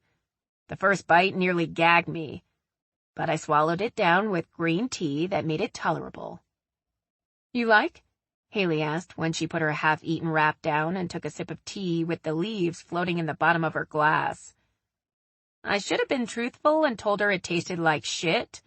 Not that I'd ever tasted that, but the flavor had to be close. It's great. The conversation had fallen into a lull. I was at a loss for anything to say because my taste buds were screaming in rebellion. It's a shame about the girl you met. I'm sorry that you were so disappointed, she said suddenly. I smiled at the way her lips twitched. My sister tried to warn me away from online dating, but I didn't take her advice. Why did you join? She asked before polishing off the grotesque wrap. I had no idea how she could maintain such a pleasant expression as she chewed. I'm terrible at meeting people. You met me? I pushed my wrap away. I guess I wasn't as hungry as I thought. I'll save this for dinner. As for meeting you, I guess that's different. You're easy to talk to, and since we live in the same building, that gives us something in common right off the bat. She smiled. You did seem kind of nervous the first few times we talked. Magnify that 100 times, and that's me on a first date. I find you charming, she said, meeting my eyes. If you allow someone to see this side of you, you'd have plenty of prospects. And therein lies the problem. When I met Stacy this morning, I was so nervous I thought I was going to be sick a couple of times. Then when she started talking about butt sex, I flipped. Haley laughed so loud that a couple of patrons looked our way. She covered her mouth until she was composed. What's the name of this dating site you're on? Booty Buddies? No, the Rainbow Room. It's for lesbians. Haley's lips did that odd little twitch again before she took a sip of her tea. Does it make you uneasy that I'm a lesbian? Not at all, she said seriously. You are who you are, and you seem to be comfortable with that. I think it's great. I don't think anyone has ever used that word to describe me, I said with a pleased smile. Comfortable? Yes. Want me to tell you what else I see in you? Haley asked with a daring smile. I've been told that I'm supremely accurate with my first impressions. I leaned back in my chair, unsure if I wanted to hear what she had to say. Is it bad? She shook her head. I don't think so. Okay then, be honest, but gentle. It's blatantly obvious that you're shy, Haley began. As you said, you're uncomfortable with small talk. You're very warm and kind, though, and I suspect quick to forgive. I figured that your apartment is immaculately clean, and you're meticulously organized when it comes to work. And I think, Haley said with a broad smile, when you do meet that special someone, you're going to make her very happy. I'd already told you about the shy part. But how did you come to the conclusions on the rest? That's easy, Haley said with a wave of her hand. Accountants are meticulous and organized because they have to be, or they wouldn't be in business for long. Your clothes, even the casual ones, are never wrinkled, so you obviously fold everything and put it away, instead of living out of a clothes basket. And the kindness part is just something I sense about you. I was taken aback by her observations. I'd always taken fleeting glances at people, afraid that they might see me looking too closely. I noticed obvious things like hair color or body type, but not much more. Even with Haley, I always looked at her with sideways glances. Now, as I looked at her, I could see she was watching intently as I fiddled with my napkin. Her inquisitive gaze moved to my leg that was bouncing non-stop. Your turn, she said, almost hesitantly. What do you see in me? I felt nervous as I openly appraised her for the first time. Something in her eyes made me feel like she truly wanted me to see her, to know who she was. I couldn't look at them for very long because I knew she was analyzing me as I studied her. There were faint laugh lines around her eyes and mouth, a tiny, almost imperceptible scar at the corner of her top lip. Her hands looked soft, with clear, polished, short nails that twitched slightly as my gaze flittered over them. Her sweatshirt was creased in the center of her chest. I looked down at her jeans that were slightly creased below the knee. Her hiking boots looked like they'd never seen a trail, though there was a bit of grass clinging to the heel of one. I looked back up at her hair that was held back off her face by her sunglasses. When I first saw her, I thought she was attractive, but now as I looked at her, she was stunning. I averted my gaze, unable to look at her any longer. She stirred something within me that I knew I would always have to deny. I think it was easy for you to see what I do with my clothes because you do the same thing, I said with a smile that she returned. I believe you have to dress up for work and truly enjoy being casual when you can. You don't hike, though you're wearing the boots for it. And I think maybe you took Fuzzy somewhere grassy recently. Very good, Haley said. You're hiding something that you're not ready to talk about. I blurted out, unable to stop myself. It was the twitch thing she did with her lips. Kaylin always opened her eyes very wide when she didn't want to be forthcoming. Haley's legs started to bounce like mine was still doing. You pay closer attention than I thought you did. That kind of surprised me too, I admitted. I won't ask you what your secret is because when you're ready, I think you'll tell me. Haley's lips twitched again before she laughed nervously. Okay. Chapter 7. What the hell does love have to do with tennis? The next morning, I had a tennis date. I couldn't think of a better way to start the day, although I'd be working late hours to make up for the playtime. For a straight woman, Haley had no problem with standing close behind me as she showed me how to swing the racket for a serve. With her hand on mine, we swung the racket as a machine hurled balls at us with startling speed. We thwacked what seemed like 100 balls before we took to the court to play. We're not going to try to keep score today, Haley reassured me. Just get used to the volley for now. I watched her saunter off in a pair of white shorts pulled tight across her ass with her front pockets full of balls. Many jokes came to mind, but I kept them to myself. Within minutes, Haley was dripping with sweat and she pulled off her sweatshirt as she chased down the balls I managed to lob across the net. Her damp t-shirt clung to her body, distracting me, and my returns only became more erratic. We took a break to collect all the balls that were lying around the court. I bent over to pick up the first and heard that familiar thwack, then felt a sting in my ass. When I turned around, Haley was busy picking up balls and didn't look my way. I picked up 2 more, and a ball sailed over my right shoulder. It was war. Serious tennis players with their multiple rackets and carts of balls stopped to watch us hit balls at each other. I failed to hit Haley once, but she nailed me more times than I could count. We were laughing so hard that neither of us was able to catch our breath. Winded and exhausted, we sat on a bench and watched people who actually knew what they were doing play for a while. I'm going to hate it when I have to go back to work on Monday.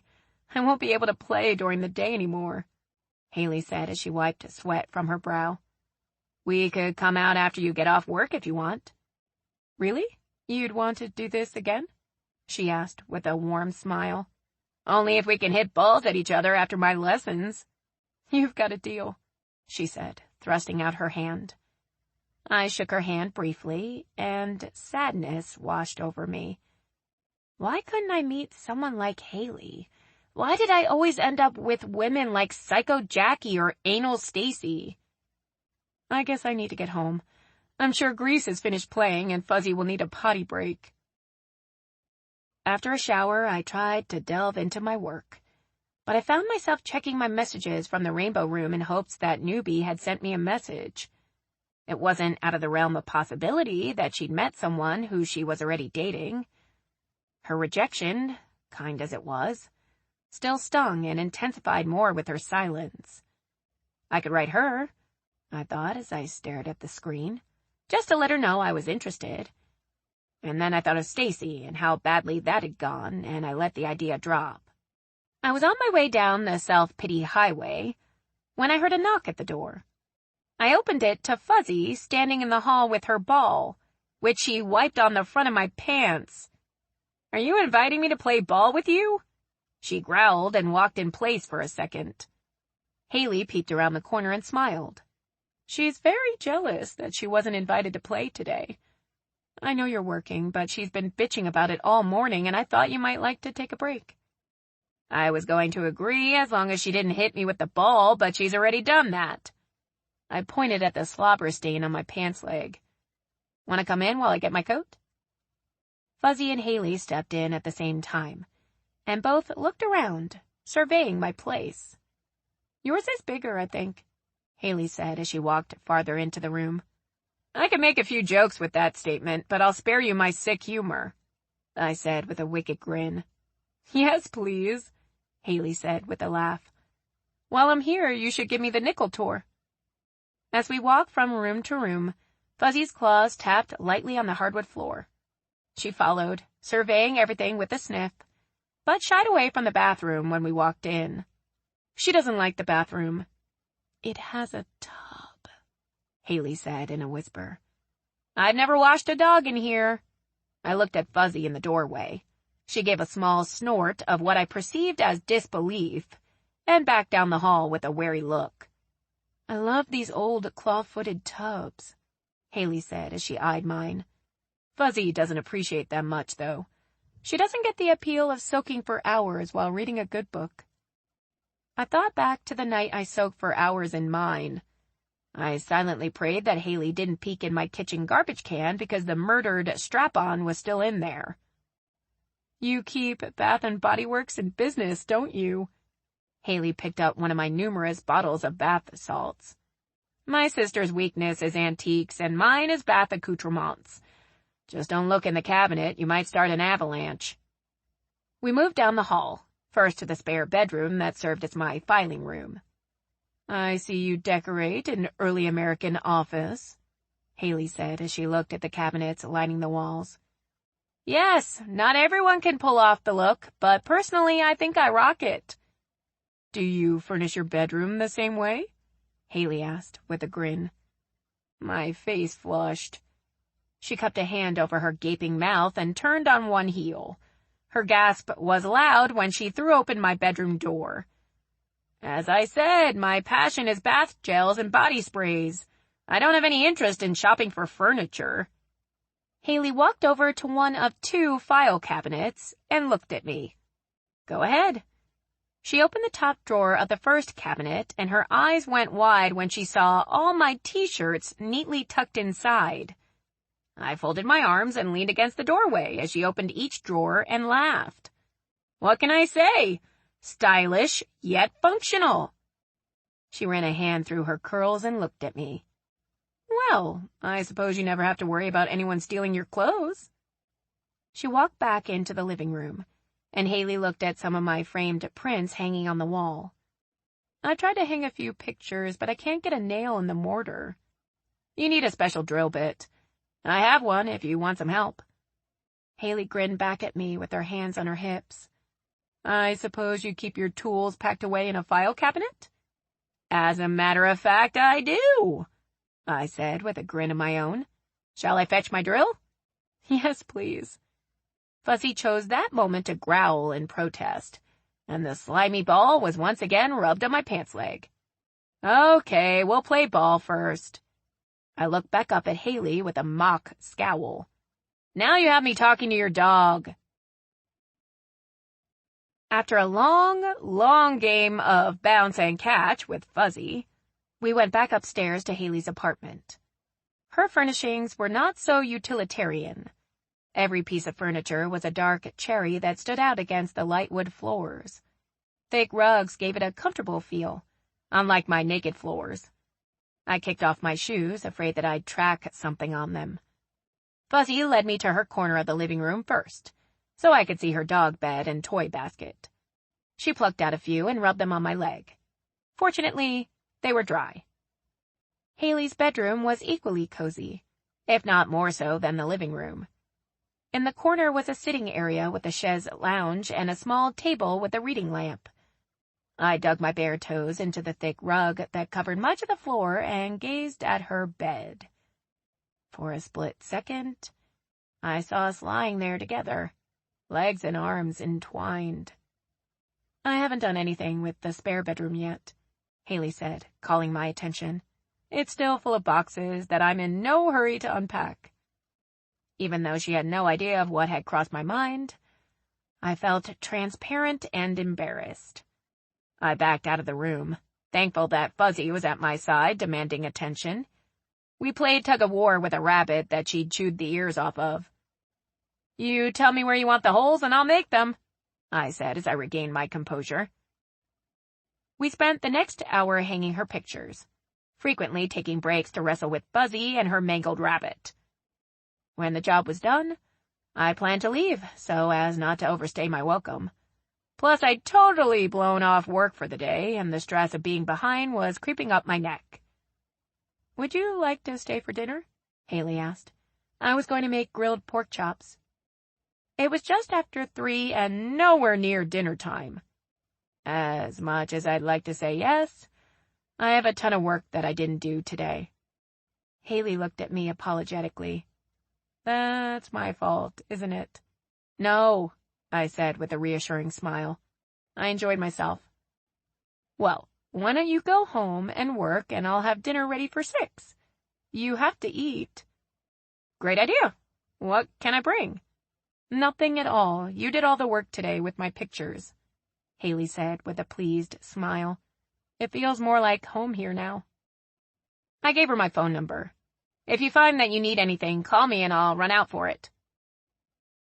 I put on a pot of coffee when I got home and dove into more bank reconciliations. About an hour later, I realized that I'd not poured myself a cup, so after a quick trip to the kitchen, I settled back at my desk. Out of curiosity, I checked my messages, and to my surprise, a new one from Newbie had arrived. "Hi, Pu. I hope you're doing well. Sorry that I haven't written. I've been a bit busy the last few days. I'd like to ask you a question. Are you completely honest with the women you chat with here? Newbie." I thought the question odd at first, but I answered anyway. "Hi, Newbie. Nice to hear from you. I don't answer any questions that I'm not comfortable with, like telling someone where I live, but the responses I choose to give are honest. Why do you ask? Pu." I turned up the sound on my computer so that if she did answer, I'd hear the tone when the message hit my box. 20 minutes went by, and I heard the tone. Hi, Pu. Thank you for your prompt answer. I've met someone I really like, and I haven't exactly lied to her, but I haven't been forthcoming with the entire truth. I think she might be upset with me when I tell her, but I don't want to go on perpetuating half-truths because I think she's someone I really want to get to know. Do you have advice? Newbie. I sat blinking at the screen. Maybe it was stupid. Maybe I'd read too much into our conversations, but her earlier rebuff stung. I didn't take the time to think about my response. Newbie.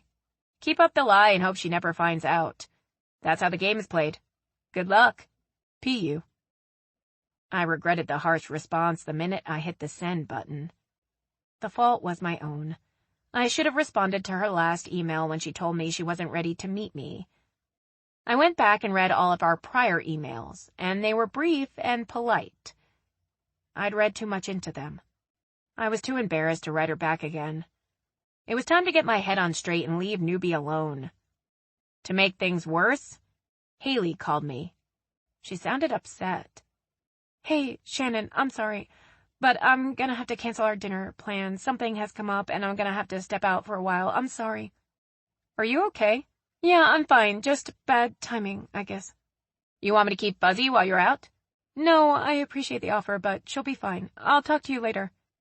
She disconnected before I could reply. Chapter 8.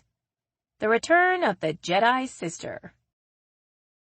Days went by, and I didn't see Haley at all. I went by her place and knocked a few times, but she never answered.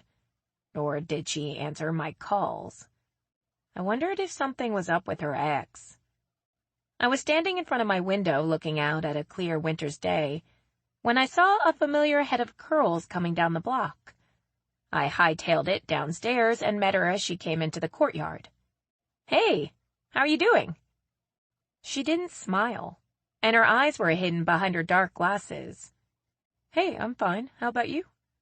She wasn't rude, but her tone was cool. I was worried about you. I haven't seen you around. There was a problem at the office. My vacation was cut short. Been working a lot of long hours.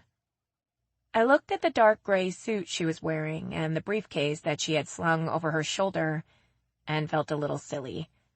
I stuffed my hands into the pockets of my jeans that were hanging loosely on my hips. You want to go hit a few balls tonight? Maybe work off some stress? She frowned then and shifted her briefcase to her other shoulder. I'm sorry, but I can't. I have a lot of new job stuff. Her face flushed, and she started moving quickly toward the door.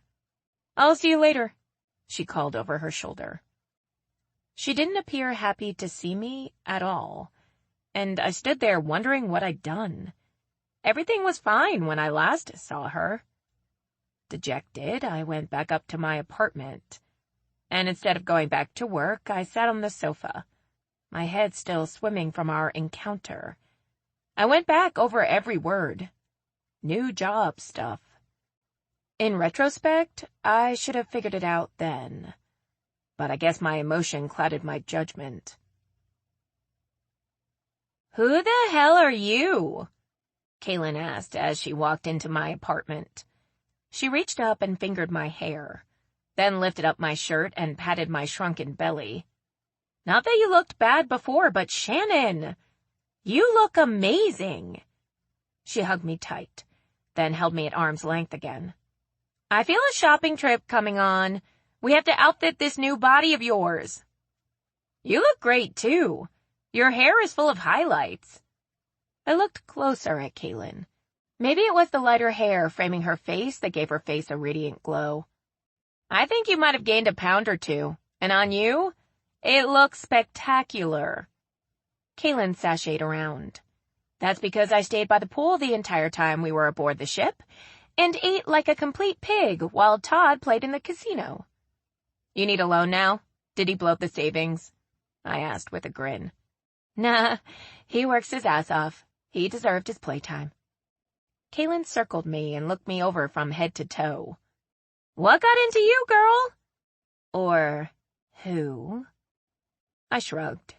It was time for a change, and since I wasn't going to lunch and eating in reckless abandon every day, the weight just dropped off. I left out the part that I didn't have much of an appetite for the last week. The distance between Haley and I had gnawed at me. Kaylin grabbed me by the wrists. Let's go have a light lunch, then go shopping. I picked around my salad and ate half a cup of soup as I listened to the details of the trip. Kaylin showed me countless pictures on her digital camera. Most were of men lounging poolside. She was faithful to Todd, but she did a hell of a lot of window shopping. You haven't eaten a lot, I said, pointing to her salad. Kaylin rubbed her stomach. I've been queasy a lot lately. I might have picked up a bug or something on the ship. Then again, maybe I'm getting used to being on solid ground again. It's nothing that a shopping trip won't cure, she said around a yawn. Kaylin dragged me through endless stores at the mall. I did buy a few pairs of jeans and a couple of sweaters, but my heart wasn't in the hunt. Kaylin was pulling shirts off the rack and holding them in front of me when she looked at me oddly. Something is bothering you. She narrowed her eyes. I'd done my best to laugh and look like I was enjoying myself, but Kaylin had that ability to see right through whatever veneer I tried to hide behind. She replaced the shirt she was holding on the rack, and with a twinkle in her eye said, It's time for dessert. La Madeleine's pastries were a weakness of mine, but I could only manage a few bites of a tart. Kaylin was watching every move like a hawk. Tell me what it is, sis. She took my hand. She had inhaled her Danish and was looking at my plate with sugar lust. It's nothing, really. I've become friends with a new tenant in the building, and I think I may have done something to offend her. Have you asked her about it? No, I haven't seen her lately. The last time I caught up with her, she said she was really busy at work. I didn't want to bug her. Is there a romantic interest between the two of you? Kaylin asked. Her eyes were like laser beams. She's straight and divorced, so no. I told her about her tennis game and how Haley's dog was a movie buff. Also, I told her about the last day we hung out together and how everything was great, then seemed to turn sour. Think you might have a crush on her? Kaylin asked. I said no, we're just friends. Or were. Kaylin rested her chin in her hand and stared at me. You had a glow about you when you were talking about her. That's why I asked. I know I can't have her, so I don't let myself go there. I just wish I could meet someone like her. She makes me feel comfortable. You have to look at the positive, love. Before recently, you didn't feel comfortable around anyone but me. Maybe this friendship is a precursor to meeting that someone special. With those words banging around in my head that evening at home, I returned to the Rainbow Room. I weeded out the freak nasty messages and looked hard at one that had potential. Hello, Pitifully Ugly. You're not going to believe this, but this really is my first go-around at the online thing. I've been a member for a month now, and I visited your page a dozen times before I worked up the courage to write you. Even though what you wrote about yourself was funny, you didn't answer any of the profile questions. So, to be honest, I was hesitant to make contact. But I have chatted with a few women on here I thought were decent, and that turned out not to be the case. So, I'm taking a chance. I've lived in New Orleans for a few years. My last relationship ended amicably 6 months ago, and I'm ready to meet someone nice. So, if you're a good person and you would like to talk, I'd like to hear from you. Marcy. P.S. Avoid Charity like the plague. She's seriously twisted. If Marcy thought Charity was twisted, she might just be worth a try. Hi, Marcy. My profile is odd, I admit that. I couldn't think of anything that I thought was eye-catching, so what you've read was what I came up with. Maybe I'll update it when I'm not having a few glasses of wine. I hear what you're saying about the people on here. It's hard to judge character when you're looking at a computer screen. For all you know, I could be a 600-pound man with back hair, but I'm not. I'm just your average girl who's on the shy side, hoping to meet someone nice, too. Instead of asking the usual silly questions, let me ask you something off the wall. If you could change anything about yourself, what would it be? P.U. I turned up the volume on my computer and put my new clothes in the wash. I heard the ding of a new message when I walked back into the living room. Hey, P.U. As they say, we are all our harshest critics. If I had to pick one thing from my long list, it would be to let my hair down more often and jump into new things with both feet. I have a terrible habit of second-guessing myself and being too afraid of just getting out there. You know, Marcy. Yes, I did know. I silently prayed that I wasn't talking to a 600-pound furry freak man and replied. Hi, Marcy. I know exactly what you're saying. I also know that we can hide behind these computers for months being afraid to take the next step. So with that said, would you like to have coffee sometime? We can meet in a public place, and if it doesn't work out, we'll know right off the bat. I realized that I kind of sounded as blunt as Charity, so I had to add a disclaimer. I see that you two have encountered Charity, and I assure you that I'm nothing like her. Grin. P.U. We talked for another 2 hours, and I had a date for drinks the next evening. It's funny how new clothes that fit well instill confidence. I was nervous, sure, but I was pleased with my reflection in the mirror. I kept telling myself that this was no big deal, just a couple of drinks, and if things didn't work out, I'd never see Marcy again. It was a lot better than being fixed up by someone you knew, and that person would know all the gory date details. If I made a fool of myself, only one other person would have to know. I met up with Haley in the courtyard as she came home from work. She looked tired, and I didn't try to keep her. I hoped that it was just what she said, busy with work. The gnawing in my stomach and the tiny voice in the back of my mind said otherwise. Long day? I asked as she approached. Very. Haley swiped a strand of hair from her eyes. You look nice. Thank you. I'm meeting someone for drinks. Her face held no expression. I hope it goes better for you than last time, she said, wearily. I appreciate that. An awkward silence settled between us. Well, I better get going. I hope things get better for you at the office. She shot me a half-hearted smile and walked away. Haley? I called out, causing her to stop and look back at me. If I did something to offend you, I hope you'll tell me. She looked as though she were going to say something, then shook her head. Stop worrying. Everything's okay. Maybe we can play tennis again next week. Okay, I said as I watched her go. Marcy, to my delight, was neither a man nor anything like Charity. She was a cutie with a vivacious personality to boot. She did most of the talking, which made things easier on me. She had a raspy voice that I found sexy, and I could have listened to it for hours.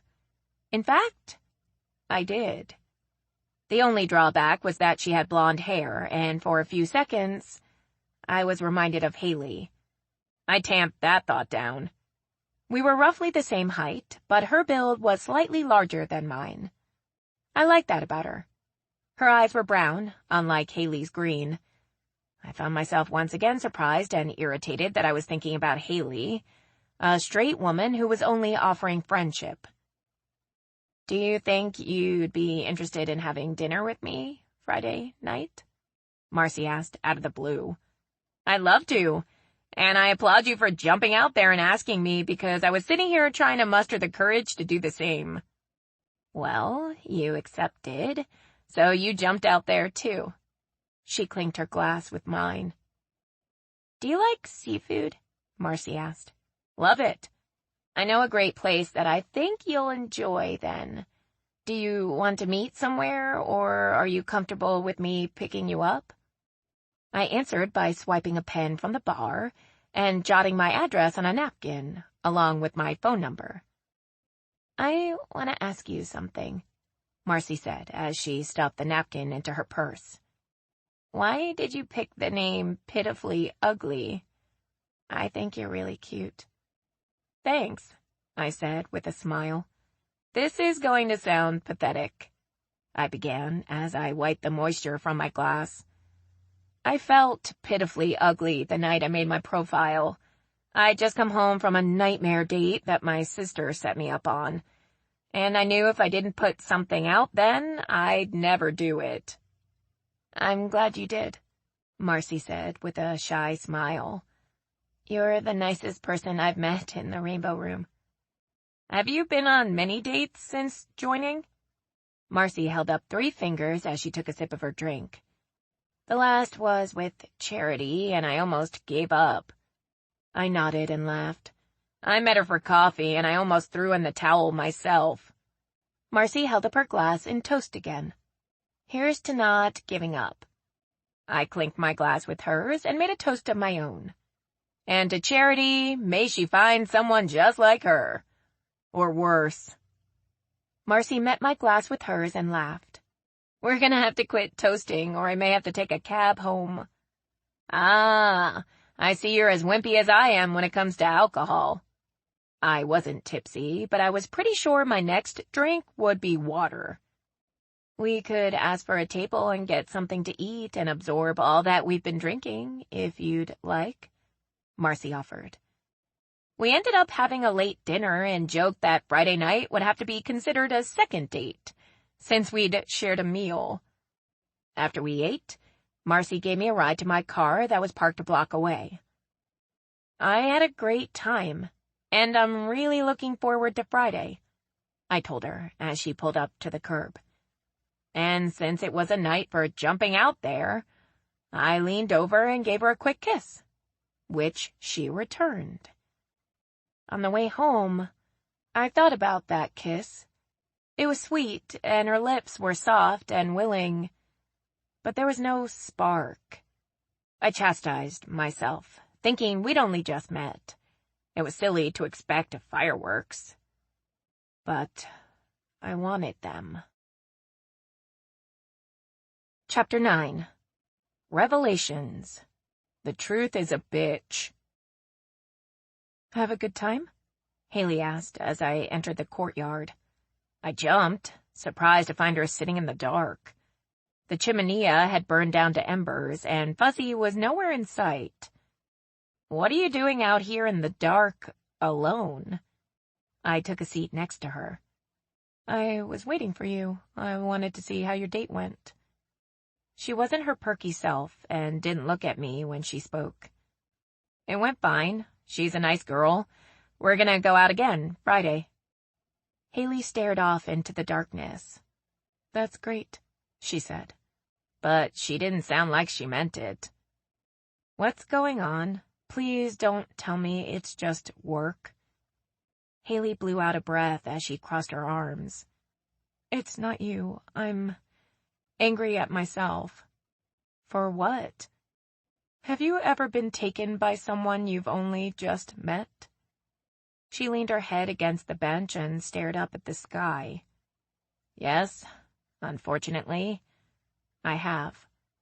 Haley turned and looked at me. Was it the girl you met tonight?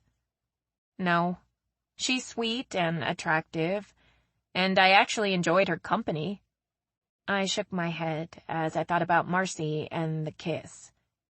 Even still, we just didn't have that click I was hoping for. Then why are you going out with her again? Haley asked with a tone that put me on the defensive. If she was angry with herself, She was sure directing it at me. Because I've only seen her once, maybe I'll feel that connection, that spark, when we get to know each other better. Did the guy you're interested in lead you on or something? Haley didn't reply. She swallowed hard and looked back up at the night sky. I'm not an expert on conversing, but I think in order to do it, we both have to talk. I just think I've read too much into the conversations we've been having. My interest is obviously one-sided. Haley stood. I'm sorry that I've dropped all of this on you. It's probably the last thing you wanted to hear after a pleasant evening. I stood and followed behind her as she walked toward the door with her shoulders slumped. Hey! I tugged on her arm. I'm not full of dating advice, but I'm a pretty good listener. Haley turned and looked at me. The pain in her eyes was obvious even in the dim light. I appreciate that, but right now, a good night's sleep is what I need. Whomever this chowderhead is, he's missing out on a good thing, I said with a smile. She shrugged. I think I may be the one who's missed out. We walked up the steps and into the building.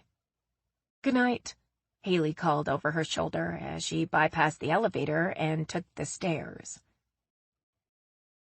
I awoke early the next morning to the patter of rain against my window. It was one of those days that made me thankful that I work from home. After I made myself a cup of coffee, I stood in front of my huge living room window and watched as a sea of umbrellas moved up and down the sidewalks. One moved around the courtyard behind a fluffy yellow dog in search of the perfect spot to do her business. I thought back on my conversation with Kaylin, mainly the part when she asked me if I had a crush on Haley. I did. There was no sense in denying it to myself. When Haley asked me if I'd ever been taken by someone I just met, I understood too well what that felt like. It bothered me to think that she felt the same way about someone else. And then I thought about Marcy. She was everything I was looking for. But she wasn't the one I wanted. Was I leading her on by going out on a second date? My inner thoughts were interrupted by the ringing of my phone. I answered as I watched Haley and Fuzzy wander the courtyard. I'm not going into work today. Kaylin sounded miserable. Still queasy? I asked. Downright nauseated. Want me to take you to the doctor? I wrinkled my nose. Just walking into one of those places made me feel like flypaper for germs. No, it's probably just a virus that will pass in a few days. Are you feeling okay? You sound kind of down or distracted. I'm fine. Matter of fact, I went out on a date last night. No shit, Kaylin said, sounding perkier. With who? Her name is Marcy, and it went okay. Where did you meet her? I should have known that question was coming, but I was too busy bragging that I hadn't considered having to explain the Rainbow Room. We, met online. Oh my God. You did it anyway. Didn't you listen when I warned you about those things? What if she's some sort of psychopath or something? Those are the only kind of people that join those things. Thanks, I said with a frown. Well, I didn't mean you. If I'm decent, doesn't it stand to reason that there might just be someone like me out there, too? And while we're talking about psychopaths, remember Jackie, Candace's crazy cousin that you set me up with? Touché. Touché. Damn it. Kaylin took a deep breath and let it out slowly. You met her in a public place, I presume? No, I invited her over. She's loading up my computer and DVD player right now, I said as I watched Haley and Fuzzy climb the steps to the back door. You're really a pistol this early in the morning, Kaylin said, just as sarcastically. Truce. Now tell me about this woman. I plopped down on the sofa. She's cute, sweet, and seems like a really nice person.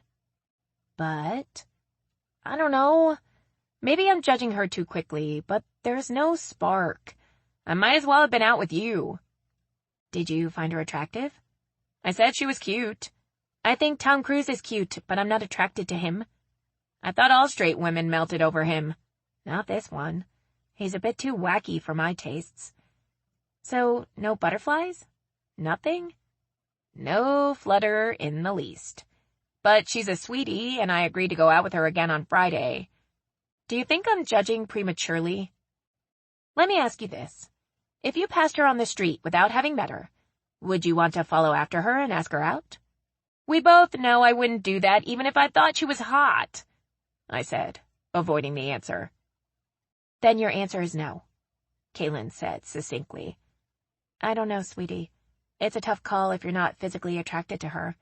Maybe you should go out with her Friday, and if she's not ringing your bells, then you need to let her down gently.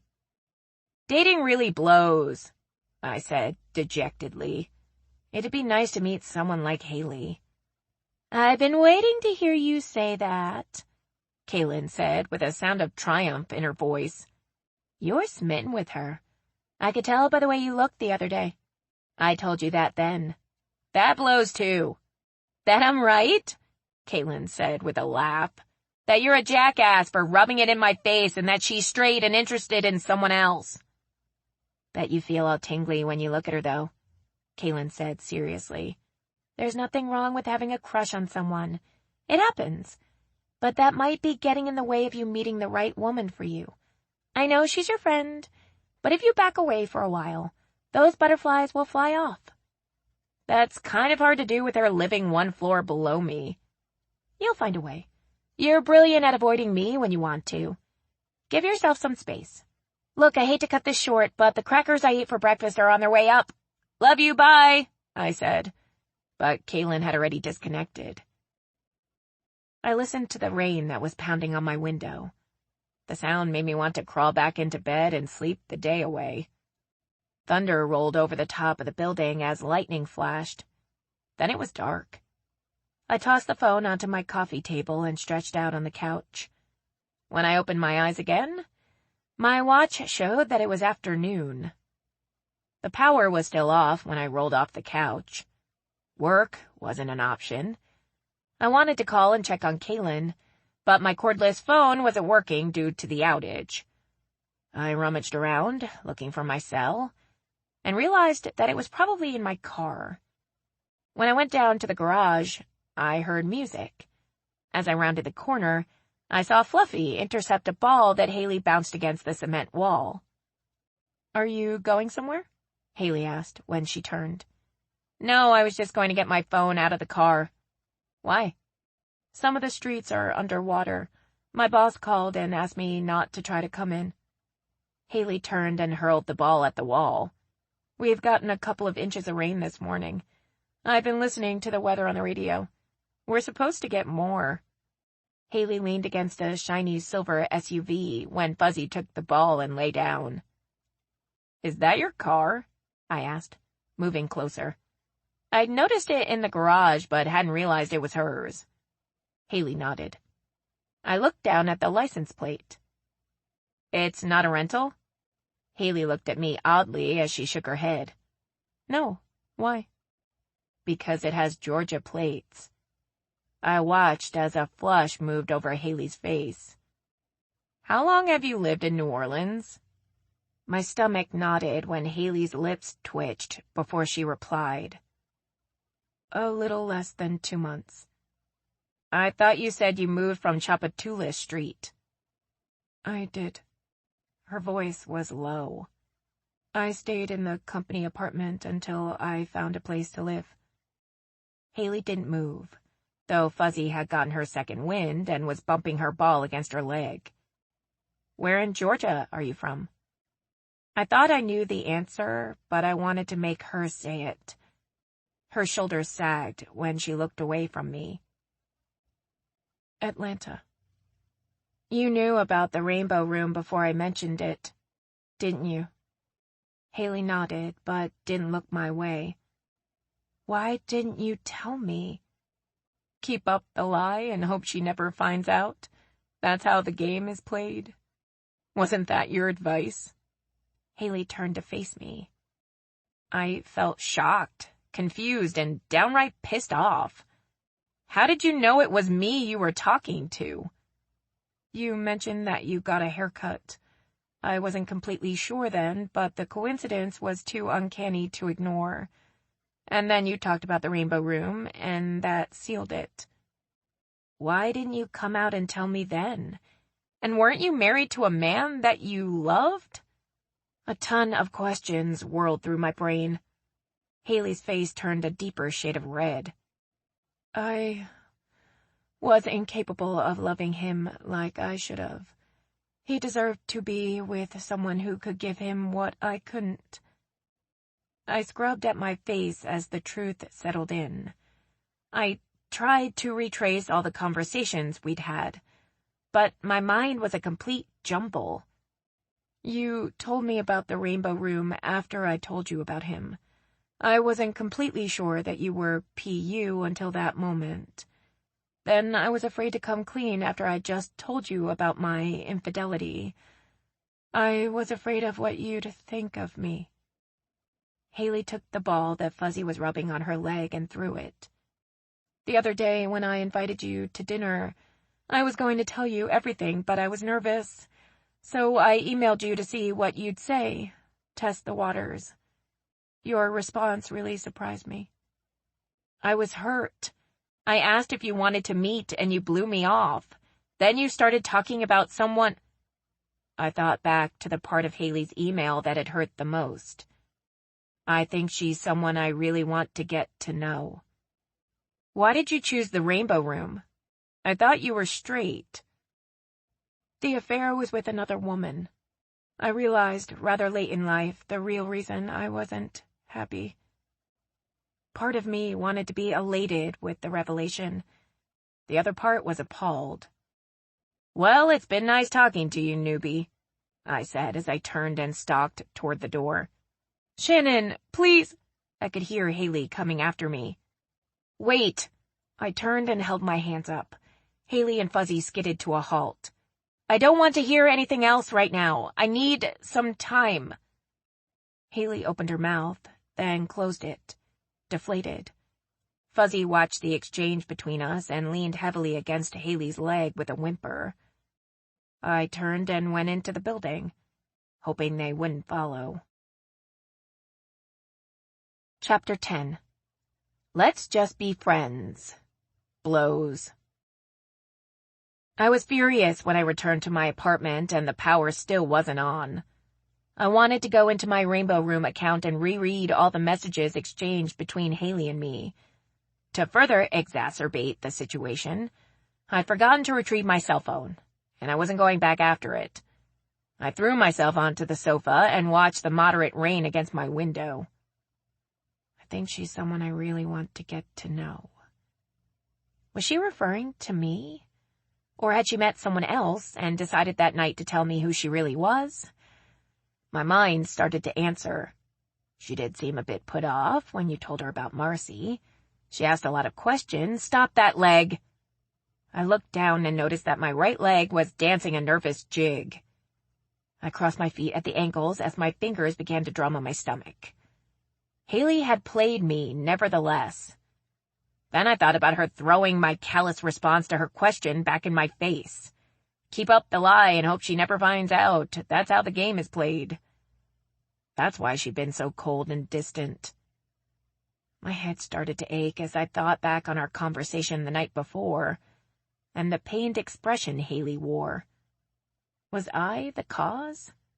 Yes, dumbass, how obvious does she have to make it? My brain was certain, but my heart wasn't as quick to jump on the bandwagon. It whispered, tread lightly. And then there was Marcy. How much damage would I do to whatever might be happening with Haley if I went through with the date on Friday night? In my heart, I knew that I would be letting Marcy down by the end of the evening. The connection I wanted to feel with her wasn't there. Instead, it was with a woman who had not been honest with me. I went from being desperate for a date with anyone to this conundrum in a flash. Timing sucked. Women sucked. and I just plain sucked at dealing with it." I blinked as the power came back on. The handset on my coffee table was dead. I hoped that the one in the bedroom still had a charge as I went for it, and dialed Kaylin's number. "Hello?" Kaylin's voice was soft and low, and I knew I had woken her. "I'm sorry I woke you, sis. I meant to call you earlier to see how you were feeling, but the power's been out." Kaylin groaned. "Shit, it's almost 2. "Sounds like you needed the sleep. Mom always says that you heal faster when you rest." "What's wrong?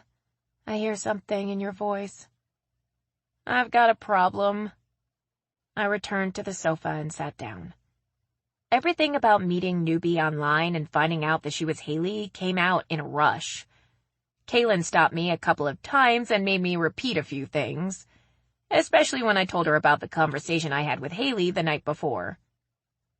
"Oh, honey, it's you she's interested in," Kaylin said when I had finished. "This has disaster written all over it." "Because of Marcy?" "No. Let's take her out of the equation for a minute. Haley cheated on her husband. That shows she can't be trusted. She's been with one woman, and now she thinks she's gay. And she's been in that online dating thing where the psychopaths hang out. Minus you, and maybe Marcy. Don't walk away from this woman. Run. Hell, move out of the building." Perhaps seeking Kaylin's advice wasn't the smartest thing to do. Objectivity wasn't her strong suit unless it was regarding someone she'd fix me up with. She's extremely remorseful about what she did to her husband. Not everyone brags about their infidelity, especially if they're trying to impress someone else. She could have left that out, like she did everything else. "Shannon, go out with Marcy and see where it leads. If you don't feel a spark, then be upfront and tell her so. Leave Haley alone. I'm telling you, she's trouble." Okay, I said, ready to be finished with the conversation. "I need to go now and do some work. I've been out of the loop all morning." "If I didn't feel so shitty, I'd be on my way over there," Kaylin said. "Bye, sis," I said quickly before I disconnected. I debated sending Marcy a text message and telling her the date was off, but I couldn't make myself take the cowardly way out. I'd put that call off for another day, though. I knew that I wouldn't be able to work with Haley being so close. Now that I was somewhat calm, I wanted to hear what she had to say. So I took a trip downstairs. Haley opened the door on the second knock and held it open wide. I walked in and scratched Fuzzy on the head before taking a good look at her. She looked more composed than she did in the garage earlier, but she seemed nervous as she offered me a seat. I sat on the sofa while she took a chair across from me. Fuzzy went to her immediately and lay her head on Haley's leg. "If you were in my shoes, would you be upset right now?" I asked. "Yes." I nodded and looked away. That's all I had in my arsenal. I was full of things to say as I rode down on the elevator, but once I was in Haley's presence, I went blank. "I should have told you who I was the minute I figured out who you were," Haley said. "I'm sorry that I didn't." I forced myself to look at her. "The other night, after I went out with Marcy, were you talking about me when you said you were taken by someone?" Haley looked away then. I could see a slight flush begin to sweep over her cheeks. Her lips twitched. "It's a moot point, isn't it? Really?" Something in her tone seemed like she wanted me to argue the point. "Why?" "Look," she rubbed her hands together. "I would really like us to be friends." Her lips twitched again. "I know we've gotten off to a bad start. The reasons I wasn't upfront pale in comparison to what I've done. But I really need your forgiveness." "Friends like playing tennis and chatting in the courtyard?" I asked as my chest filled with pain. "That's all I can offer right now." Haley's eyes grew watery, and as bad as I wanted to press her for more, I let her off the hook. "I forgive you," I said as I stood. "Sure, we can be friends." Haley stood and followed me to the door. Fuzzy stayed close at her side. "Thank you," she said as she pulled me into a hug. She held me in her arms for a minute before squeezing me gently. "I hope you have a good time on Friday." That hurt. I pulled away from her grasp and walked out the door without looking back. Chapter 11. Honesty sucks. As I waited for Marcy on Friday, I prayed that we wouldn't run into Haley.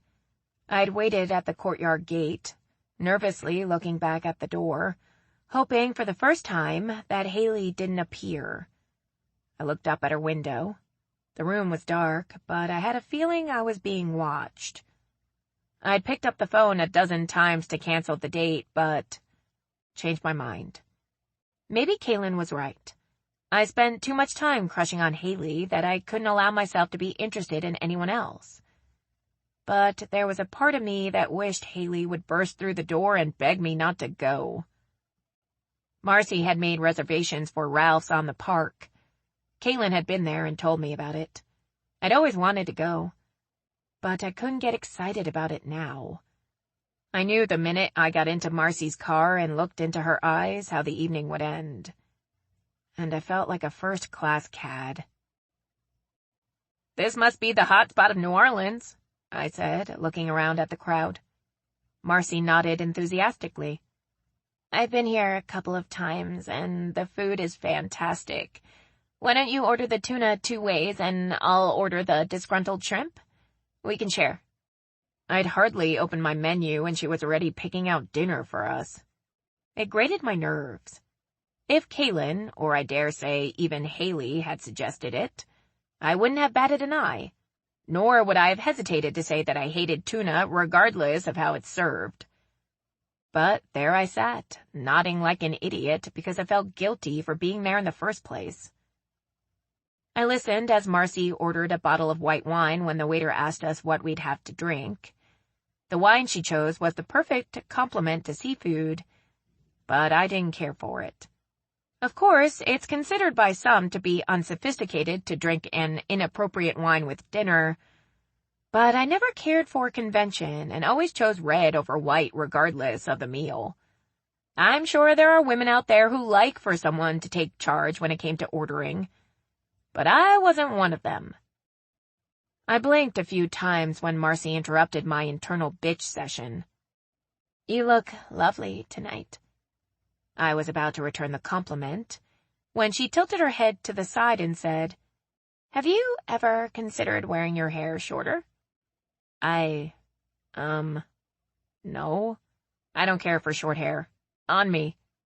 I just asked because I think it would make your face look fuller and—" She smiled. "You have beautiful eyes, and I think they'd stand out even more." "Thank you," I said as the waiter arrived and opened the wine. For a fleeting second, I had a vision of sitting around in my underwear waiting for Marcy to dress me.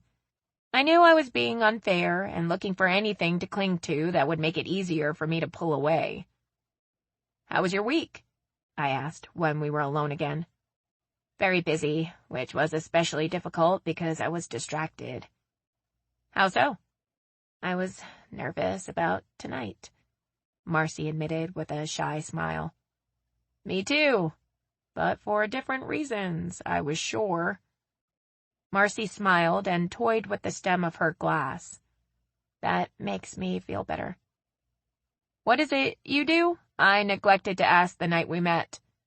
"I'm a veterinarian. Cats are my specialty." "Do you have a cat?" I had flashbacks of the cat that didn't approve of me. "2. One has 3 legs, his name is Tripod, and the other is missing an eye. I tend to take in the ones that have already gone through 8 of their lives." "What's the name of the one missing the eye?" I asked before taking a sip of wine. "Spike. He's really tough." "Tough, huh?" I remembered my ankle mauling and agreed. I thought cats in general were tough. "Do you have any pets?" I shook my head. Although I am getting to know my neighbor's dog. She allows me to play ball with her, the dog. Marcy laughed. I was going to ask the neighbor or the dog. I laughed along with her, but on the inside, my brain was chastising me for bringing up Haley. But still I went on. We played tennis the other day, and the dog got jealous, so I had to play an extra long game of catch with her. I didn't know you played tennis, Marcy said. I love to play. Maybe we could try it sometime. I really don't play all that well. I'm just learning. So, how do you handle working with animals you obviously love? I imagine it can be heartbreaking at times, I said, anxious to change the subject. I try to disassociate myself and do what I'm trained to do. Sometimes I manage just fine. Then there are other times that it really gets to me. I've learned to look at it like a mechanic does when they're working on a car. If something isn't functioning correctly, I try to find out why and correct it. I watched Marcy as she talked about tending to sick and wounded animals. Her compassion was obvious. She was kind, with a generous heart. I should have felt like the luckiest girl in the world. And I despise myself for not being able to. After dinner, we walked to Marcy's car. I thought she was about to open the door for me, but she turned suddenly and leaned against it, pulling me into her arms. It's a beautiful night, and it's still early. Would you like to go dancing? Besides, I feel like I should at least buy you a drink since you insisted on paying for dinner. She had me around the waist and was holding me tightly against her. It felt wrong. I fought a wave of claustrophobia as I put my hands on the side of her car. She looked at me oddly, clearly expecting me to give in to the embrace.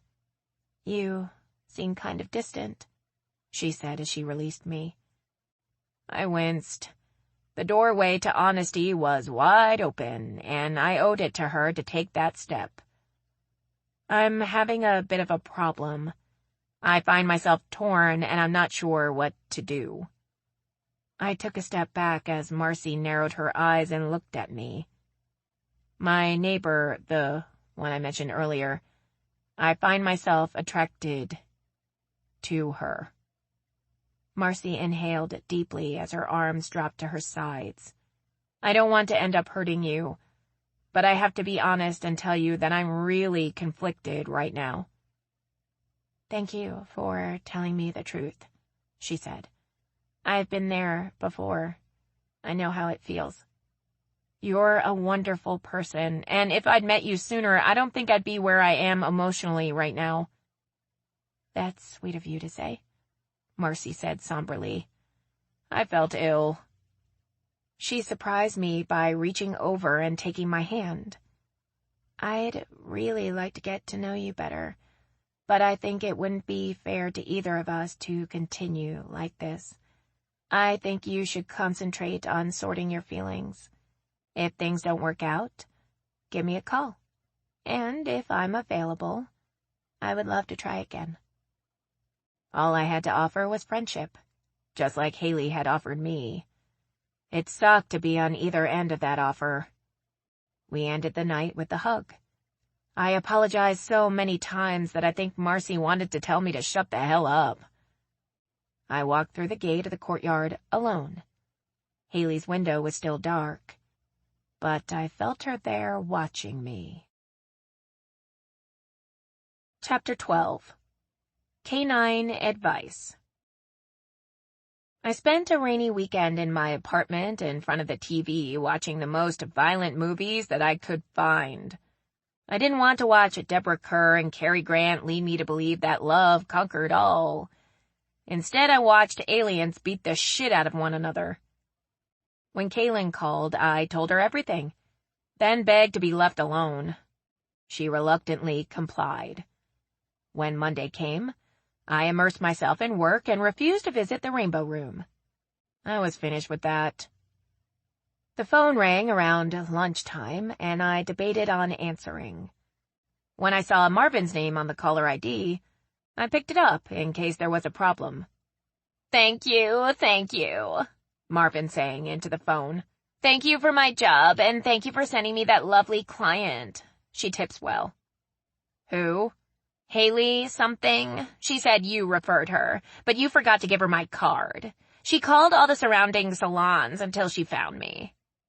Marvin's voice droned on as my mind filled with thoughts of Haley. Locks of gold that felt like silk to my fingers. She has a beautiful head of hair. I think I enjoyed doing her as much as you. I'm glad it worked out for you both. If I were you, I'd be chasing her like a dog chases a trash truck. She's caliente. That means hot, you know.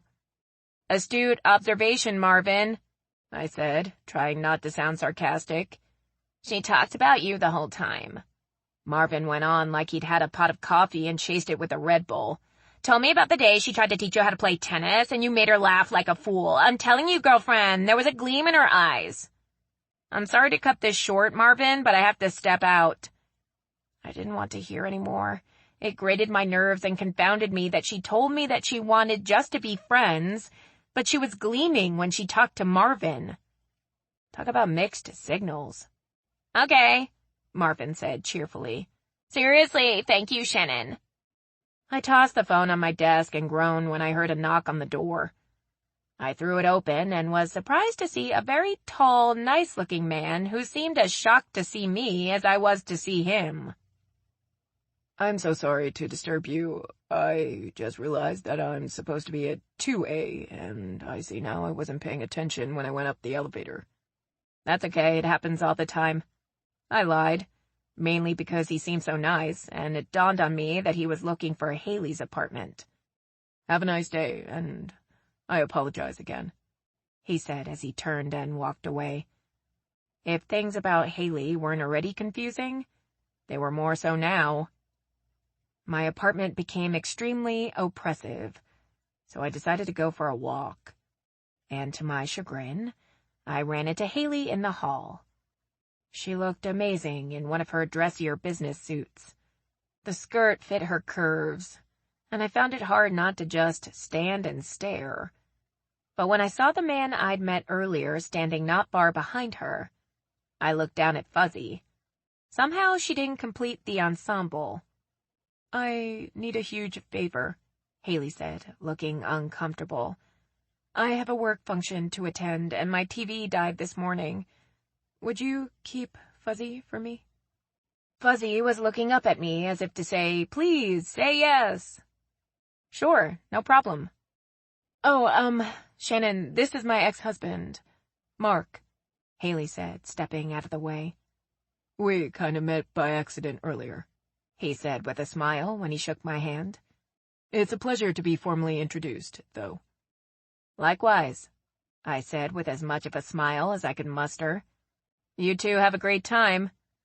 I took Fuzzy's leash and watched them go. Haley looked back over her shoulder and mouthed, sorry. Fuzzy, I'm in the mood for a long walk. I'm glad you packed your ball.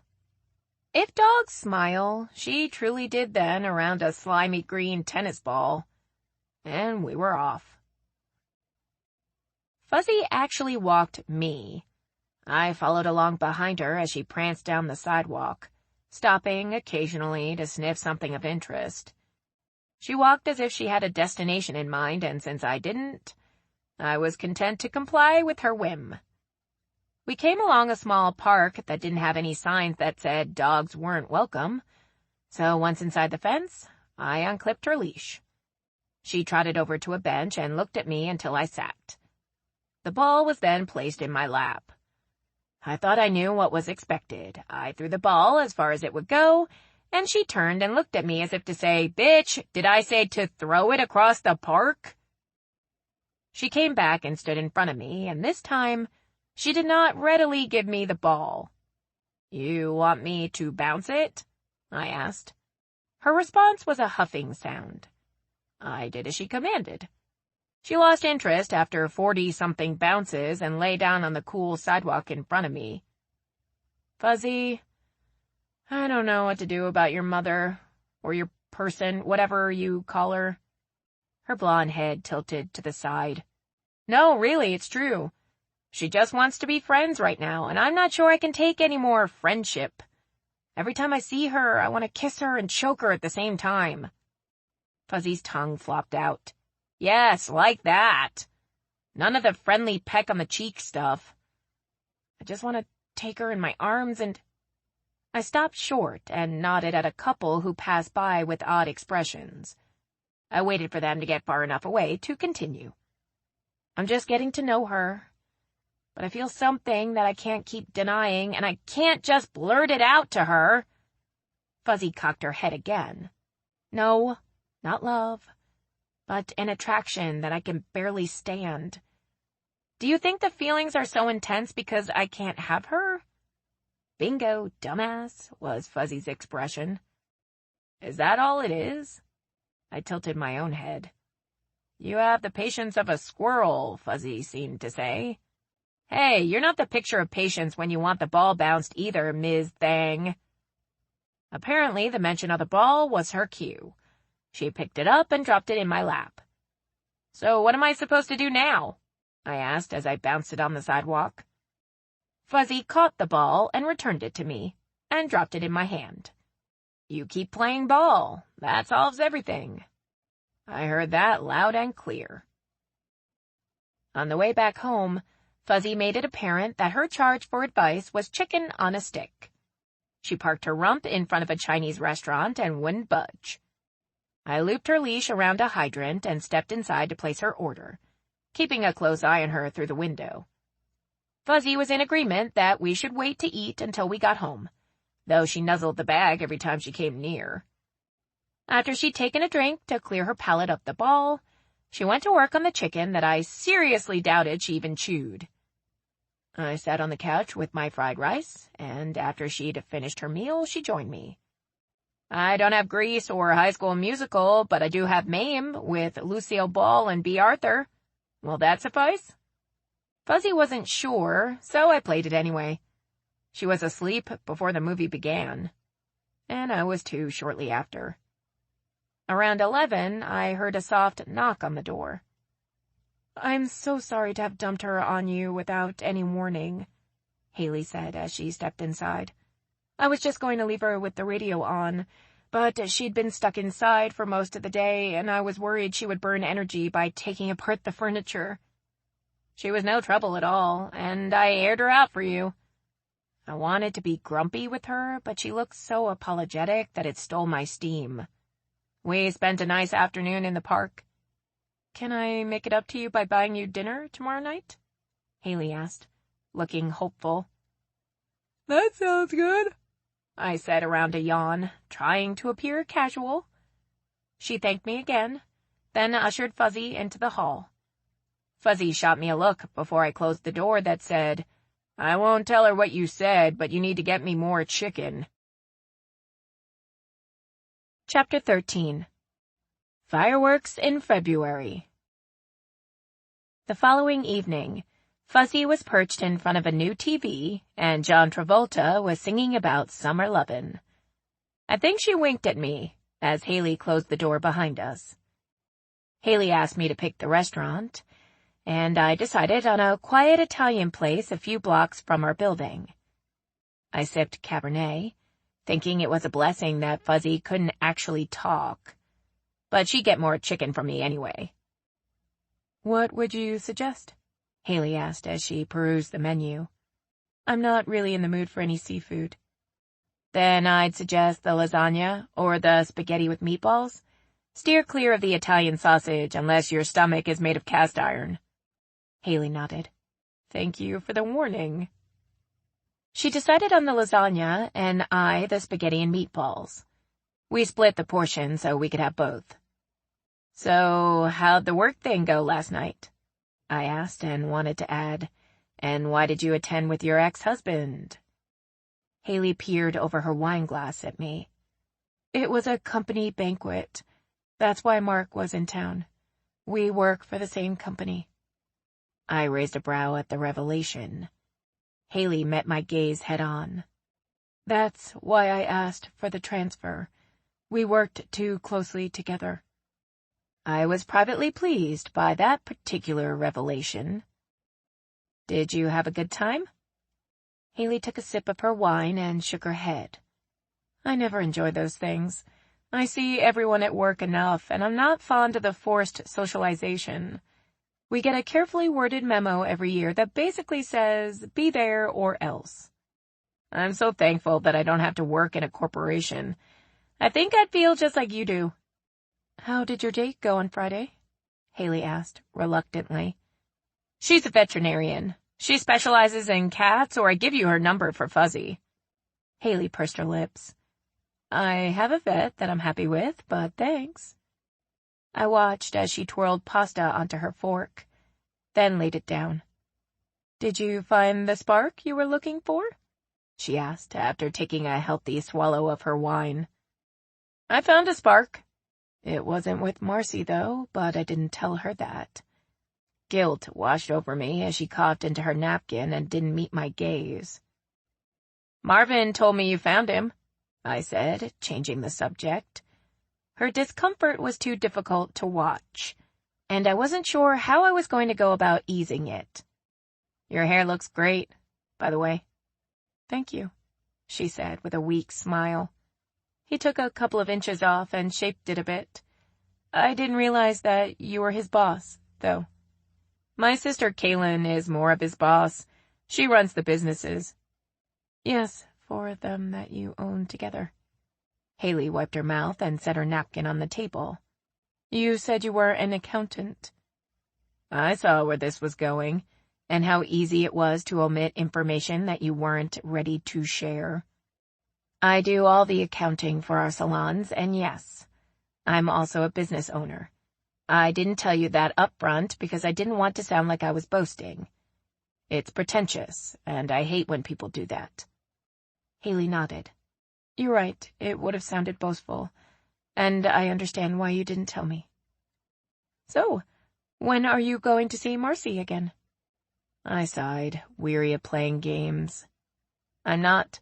We don't have any plans to date. Haley's brows knitted together. I thought you said there was a spark.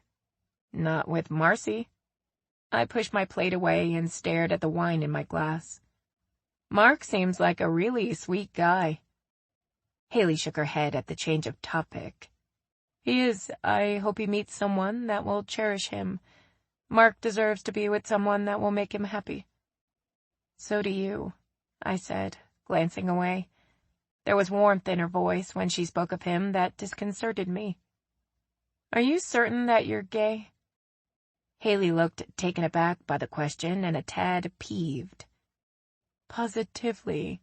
You're not the only one that can appreciate the warmth and softness of a woman's skin, or the sweetness of her lips. She blinked for a moment. We both did. Then the look of annoyance returned to her face. Are you ready to go? I'm feeling a bit tired. I nearly had to run after her as we left the restaurant. Did I piss you off with that question? I asked after we'd walked 2 blocks in silence. Yes, you did, Shannon. Why? She stalked on without answering. I caught her by the arm as she unlocked the gate. Tell me, I pleaded. I've had to answer that question for family and Mark so many times that I'm so damn weary. Her eyes began to water. I would have never cheated if I'd been straight. Haley threw her arms up, pulling away. Inside, I knew what I was, but it wasn't until I was married to Mark for a few years that I accepted it. I thought... Haley took a shuddering breath. If I could just be with a woman, I could get it out of my system and go on being what everyone else expected of me. But I was wrong. That first encounter left me with a hunger that I couldn't deny no matter how hard I tried. Haley turned on one heel as a sob escaped her, and she headed for the door. This time I couldn't let her just walk away. I grabbed her by the arm and spun her around to face me. Cupping her face in my hands, I stared long into her eyes before my lips met hers. I felt a tingle to my toes and almost dizzy when her body pressed into mine. I pulled away to catch my breath and rested my forehead against hers. Just this once, could you try to do something that makes you happy? One hand was pushing me away, and the other clutched my jacket and pulled me close. You are the greatest temptation I've ever known in my life, she whispered. I'm terrified to let you in. Let's go upstairs and just talk. I won't try to kiss you again. But please, Haley, talk this out with me. She let me take her by the hand and lead her to the elevator. I didn't let her go as we rode to the second floor. I was following her into her apartment when my cell phone rang. Seeing Kaylin's name on the ID worried me when I realized how late it was. Hey, what's up? I said as Haley turned to look at me. Mom just called. Dad is having chest pains and they're going by ambulance to the hospital. I booked us on the first flight out, but that's not until 5. Can you pick me up at 2:30? After Kaylin assured me that she would call the minute she heard anything, I closed my phone and sank down on Haley's sofa. She sat next to me and draped an arm around my shoulders.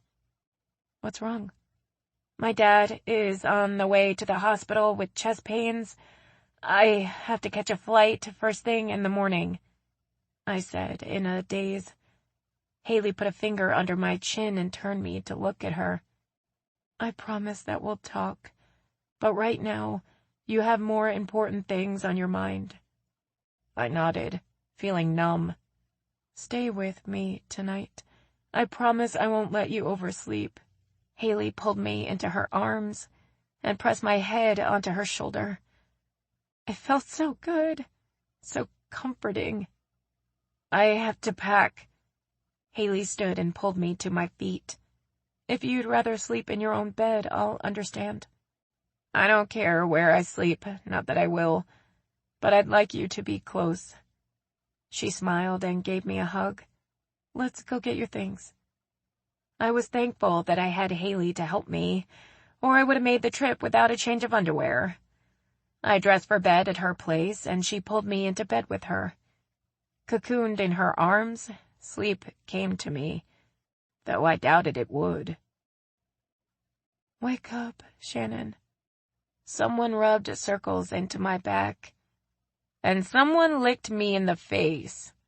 I jerked back from the tongue that took a swipe up my nose and nearly head-butted Haley. Fuzzy, knock it off. Haley switched on a light on her side of the bed. It had been years since I had to get up at such an early hour. I lay there and tried to force my eyes open. Fuzzy got me again on the side of the cheek. Fuzzy, please, I said with a groan. Haley ushered the little licker out of the bedroom and came to sit on the bed beside me. Look on the bright side, she said with a smile. Your face has already been washed. Is that your secret to looking so young? No, I use face wash. Haley gave me a soft nudge. You have to get up now, but while you're in the shower, I'll fix you breakfast and make coffee. I let her take me by the hand and lead me into the bathroom. As I brushed my teeth, Haley brought in the clothes that I'd set out, then closed the door behind her. After my shower, I was fully awake, and tension began to pull at my stomach. Kaylin had not called during the night, so I took that as a positive sign and assumed that Dad had been admitted. I felt sorry for my mom being there all alone and probably being eaten up with worry. She was the strongest woman I've ever known aside from Kaylin, but I knew having us there with her would ease her anxiety. I made something light because I figured you'd probably be too nervous to eat, Haley said as I walked into the kitchen. She'd toasted and buttered an English muffin and peeled a banana. Would you prefer milk or juice? She asked as she pulled out my chair. Milk would be great, and thank you for taking care of me. Haley set the milk next to my plate and kneaded my shoulders. I'm really sorry about your dad. If you get a chance, please text me and let me know how things are going. I managed to choke down half of the muffin and the entire banana before Haley pressed a to-go cup of coffee in my hand. She looked so cute with puffy eyes and sleep-tousled hair. I wanted to kiss her again. Instead, I hugged her tight and whispered my thanks before heading out the door. She stood in the doorway, watching me as I waited for the elevator. "I'll miss you," Haley called out softly, then closed the door before I could respond. "Where were you last night?" Kaylin asked after we'd taken off. "I called your house a half-dozen times before I tried your cell." In lieu of everything going on with Dad, I didn't want to argue about the events of the previous evening. I stepped out to get something to eat. Alone? My right leg started bouncing, which was a classic indicator that I was being intentionally misleading. My brain started screaming out in warning, "Don't bounce! She'll be on to us in a heartbeat." I crossed my feet at the ankles to still it. "Don't you think it's odd that Mom hasn't called us?" Kaylin shook her head. "She knew we were going to catch the first flight. She probably didn't want to wake us up." "How come Toad didn't come with us?" "I told Todd." Karen glared at me. "To wait and see what we found out." She adjusted her neck pillow. "He's been overloaded since we came back from vacation. I didn't want to make it any more difficult on him." It only took a few minutes before Kaylin was nestled against my shoulder fast asleep. I figured that she'd been unable to sleep at all the night before. I stared out the window into the darkness and said a prayer for Dad. Then my thoughts went to Haley. The women in past relationships grew on me over time, but I'd never met a woman who made me want her like Haley did. I thought back to my brainstorming session with Fuzzy in the park. Was it that I thought I could never have her, and therein was the charm? I began to tick off in my mind what I found so alluring about her. She was physically attractive, for sure. I enjoyed the way our bodies fit together as she snuggled against me the previous night and that morning when I hugged her. Her sense of humor was another factor. But aside from all that, I think the thing that struck me the most was the way I felt when we were together. Like she was the missing part that I'd been searching for. Chapter 14. Secrets Revealed. Mom was asleep in the waiting room of the cardiac ICU when we arrived. Kaylin and I left her to rest and sought out someone who could fill us in. "He's doing well," a male nurse said. "He's scheduled to have a stent put in around an hour from now." He rattled off more about a blockage, using medical jargon that no one outside of the medical field could understand. "I can tell you more after the procedure," he said, looking down at a chart. "He's awake right now. You can visit him for 5 minutes. I found it unnerving to see Dad hooked up to so many wires and an IV when we walked in. We'd been blessed with healthy aging parents, and this was the first time we'd ever seen one of them in the hospital for anything serious. "Look, I'm bionic," Dad said, gesturing to the EKG leads. "They're gonna make me stronger, faster, and better than I was before." Kaylin and I took turns planting kisses on his head. "Is your mom sleeping?" he asked, seriously. "Yeah, she's out in the waiting room. We didn't want to disturb her," Kaylin said. "Make her go home and get some real rest. A woman her age doesn't need to be hanging around a place like this." Kaylin and I laughed. "She'll go home when she's ready, Dad. There's nothing we can say to tear her away from here," I said. Dad wasn't often serious. It was usually one quip after another with him, especially when he was nervous. He smoothed back his thick gray hair. "Tell her there's a sale at Macy's, and there'll be nothing but a vapor trail." "I assume they're going to put you on a special diet when you get out of here," Kaylin said. "And you better follow it to the letter because I need my dad." Her voice quavered. "Especially now." Like our mother, Kaylin was usually stoic. Not much rattled her, so it surprised me when she got emotional. Dad and I exchanged odd glances. "I'm pregnant, Daddy." Dad and I expelled a shocked breath, and his heart rate sped up a bit on the monitor. Kaylin wiped at her face. Probably not the best time to tell you, but if we aren't reason enough to live, then think of the grandbaby you have on the way. Dad was grinning from ear to ear. I wonder if old Todd put the stem on the apple. Well, we're not going to know that until he or she gets here, because Todd and I agree we don't want to know the sex beforehand. Kaylin turned and looked at me. Can you believe it? After all this time and trying for years, we'd given up, and at 38, I'm gonna be a mama. I was crying like a baby when I pulled Kaylin into my arms. We were standing there blubbering when Mom walked into the room. Dear God, what is it? She asked in alarm. Hot damn! Dad slapped the bed. Kaylin's got a bun in the oven. This set off beeping sounds that brought two very concerned nurses into the room. We were allowed to give Dad a kiss and a hug before we were all ejected into the hall. As we went, I could hear him asking if he'd be allowed to smoke a cigar 9 months from now. How long have you known? I asked as we went back to the waiting room. 4 months. Kaylin looked at us both sheepishly. I wanted to make sure I made it through the first trimester before I told anyone. I've been hiding the weight gain under baggy winter clothes.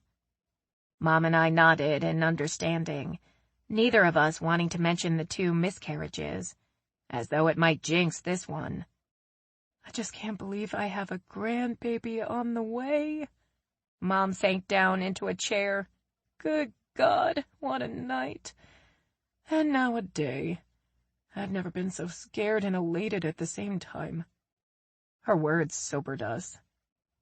I took a seat next to Mom and patted her arm. He's gonna be okay. It's a small blockage and the stent thing is routine nowadays. Mom smiled and nodded. Look at you, she said, cupping my cheek. I just saw you at Christmas, and you don't even look like the same woman. All of this, Kaylin said, gesturing at me, occurred in the 2 weeks while I was gone, and she's got 2 women interested in her. You're dating again? Mom asked. And 2 women at the same time? Mom was practically giddy. I may have more than 1 grandbaby to look forward to. You don't like my new look? I asked, hoping to throw her off the trail. She made a face that said, cut the shit. Love it. Hey, don't forget the bloated pregnant chick over here. Kaylin jerked a thumb at her chest. And somebody needs to feed this baby before it starves me to death. It's sucking me dry and it's not even here yet. The topic turned to food after that, but I knew Mom would eventually pull me aside and grill me about everything I'd done since the holidays. Dad's stent procedure happened without incident. He would be discharged after a day and night of observation. Mom finally relented and agreed to go home with us. I doubt she would have left his side if it hadn't been for Kaylin, who raided the vending machines every half hour, then slept in a chair between snacks. We picked up KFC on the way home for dinner since Mom would undoubtedly have to endure Dad's diet along with him. She'd always been a healthy eater anyway, but every now and then, she liked her fried chicken. I suppose that we'll all be eating differently from now on, Mom said with a smile as we sat around the table on their screened patio.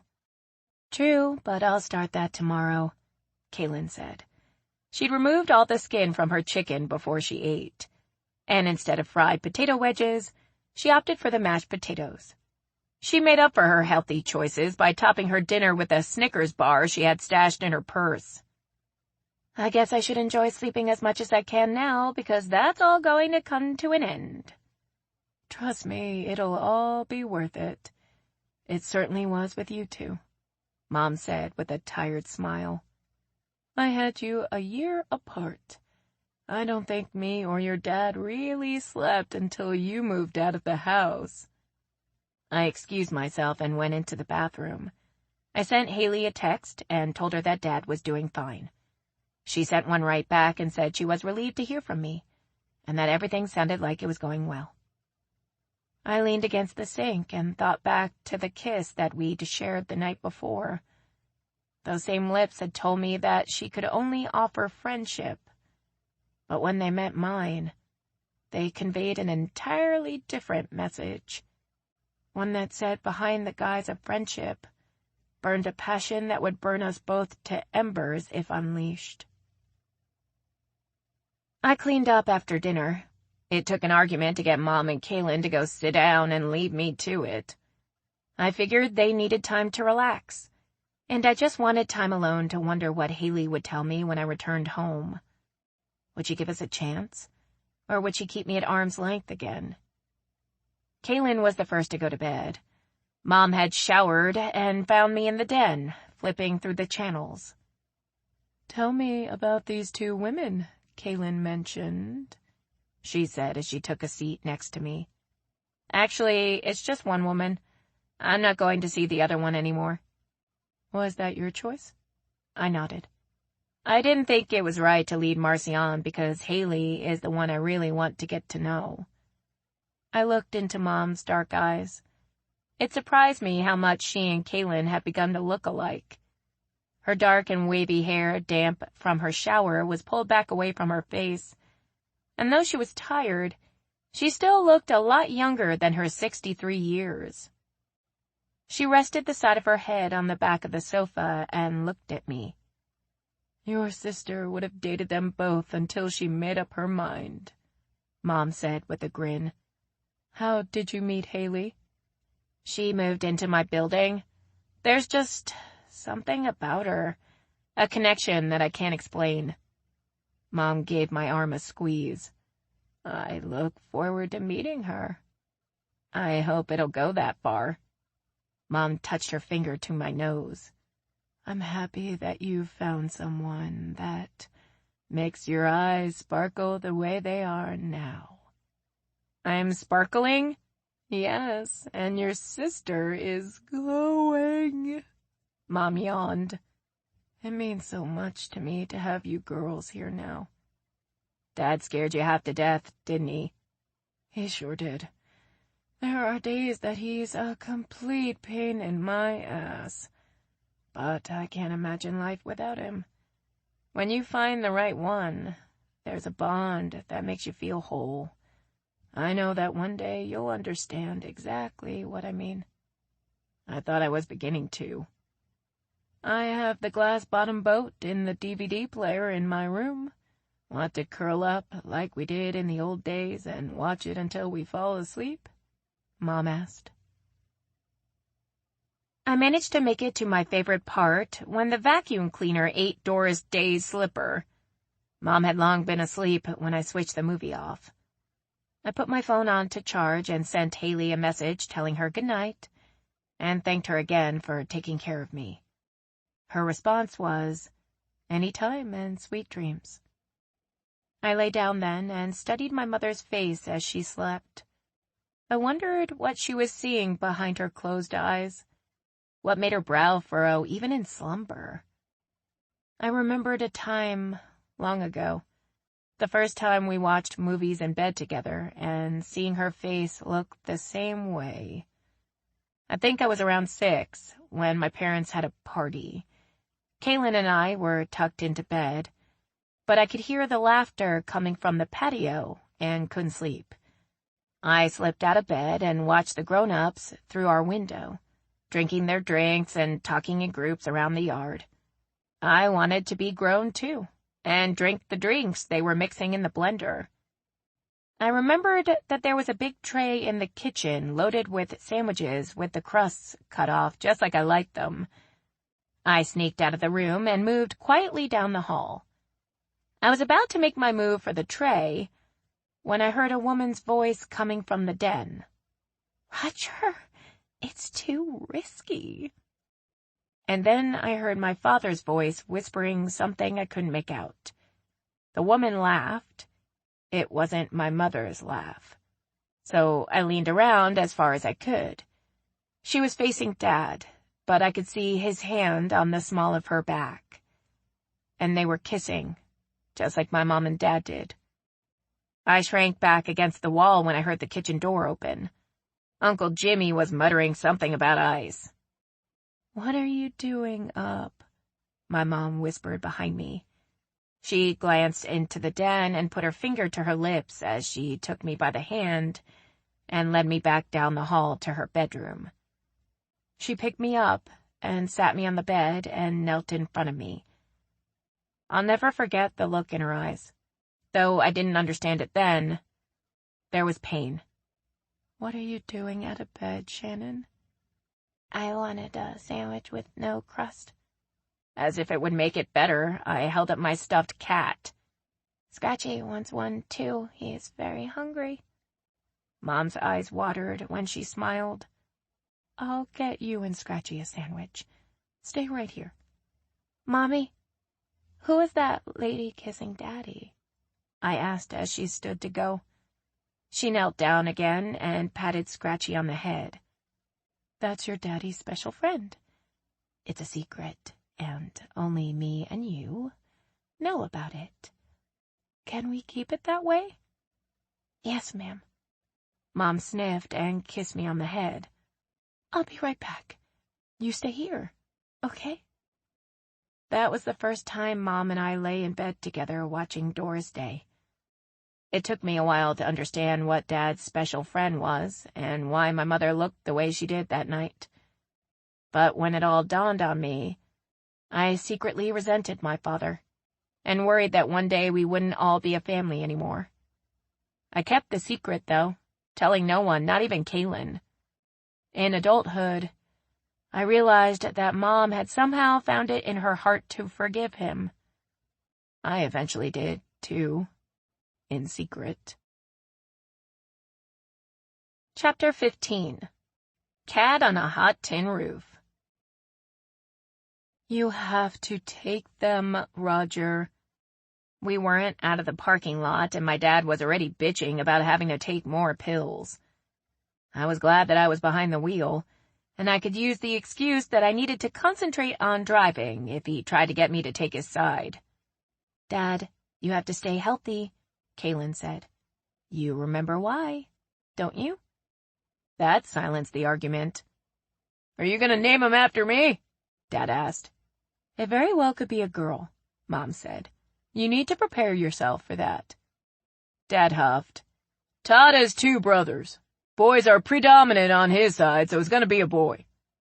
When Mom opened her mouth to argue, he piped up, "Don't get my blood pressure up, Jill. You know what the doctor said. Easy does it." "And I suppose you're going to play that card every chance you get?" Mom shot back. Dad laughed. "Are you kidding me? That's my ace in the hole." Mom mumbled off something that sounded to me like she wanted to stuff him into a hole. When we got to their house, Mom and Dad sat down to discuss the new diet. Kaylin took a nap, and I took a walk down to the beach and called Haley. She was still at the office, but took time out to talk to me. "I'm glad you called. I was wondering how things were going," she said cheerfully. "Dad's being a bit uncooperative about taking his new meds," I said.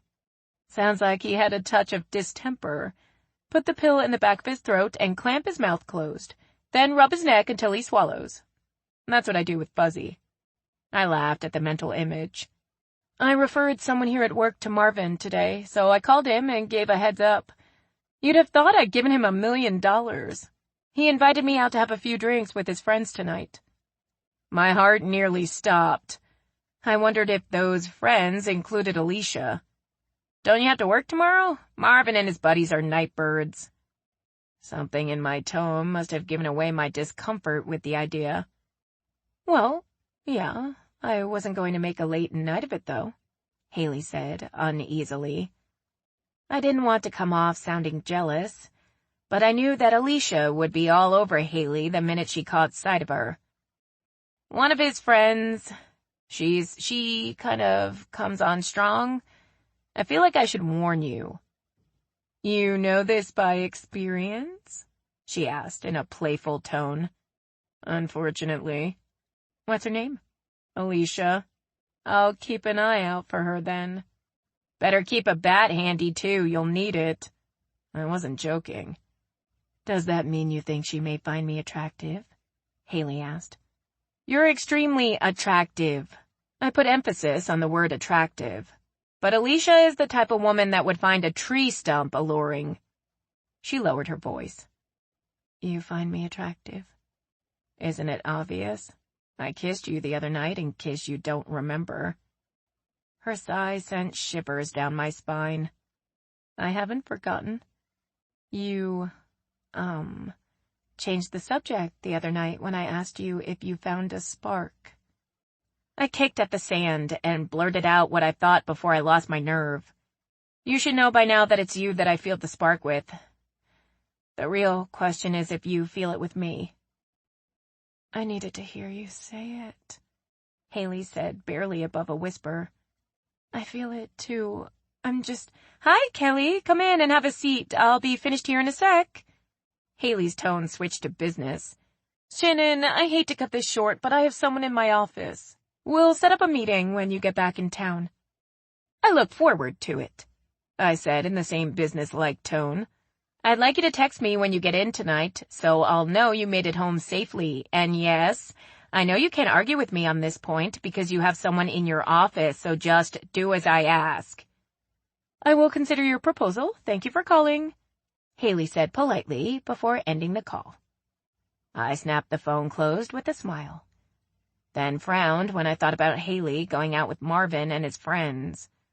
I wondered if my name would come up in conversation since I was a mutual friend, and if Alicia would say anything about my encounter with her.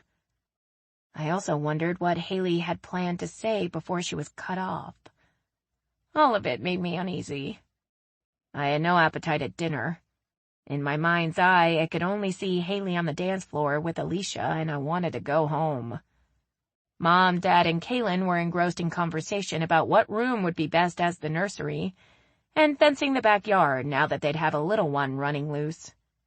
No one noticed that I only picked at my food. After dinner, Dad settled into his recliner while Kaylin stretched out on the couch. Mom and I cleaned the kitchen. Then we took our coffee to the patio. Mom, can I ask you a personal question? She looked over at me and raised her brow. Why did you stay with him? I asked softly. She seemed surprised at first. I thought you'd forgotten about that night. I wished I had. After a long sigh, she said, At first, it was that I didn't want to break up our home. I was a housewife with no education, and 2 girls barely in school.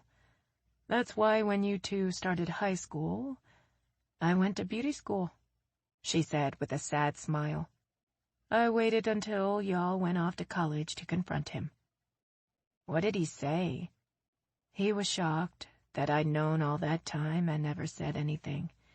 He begged my forgiveness and swore it was only once. Mom set her cup on the table and folded her hands in her lap. I have no idea if that was the truth, but I chose to accept it as so. I couldn't imagine living all those years coping silently with the betrayal. Why? I loved him, and I couldn't make myself stop, she said, as if it were as simple as that. After I told him that I knew, he spent all these years trying to make it up to me. I'm not saying the affair was a blessing in disguise, but our relationship has been wonderful ever since. I wonder if it had been as good otherwise. When I think about the women I've been involved with, I don't think I could have forgiven any of them for that. Mom tilted her head and looked at me intently. I know you loved the women you were serious with, but I've wondered if you were ever truly in love. I was content. It was nice to have someone to share things with, I admitted as I toyed with my cup. I know love isn't really like it's depicted in movies and books, but that's what I want. Mom laughed. Yes, they never show or tell you what happens after the happy couple rides off into the sunset. but someone has to do the laundry, take out the trash, and pay the bills. I know it sounds pathetic, but at this stage in my life, even those chores sound romantic, I said with a smile.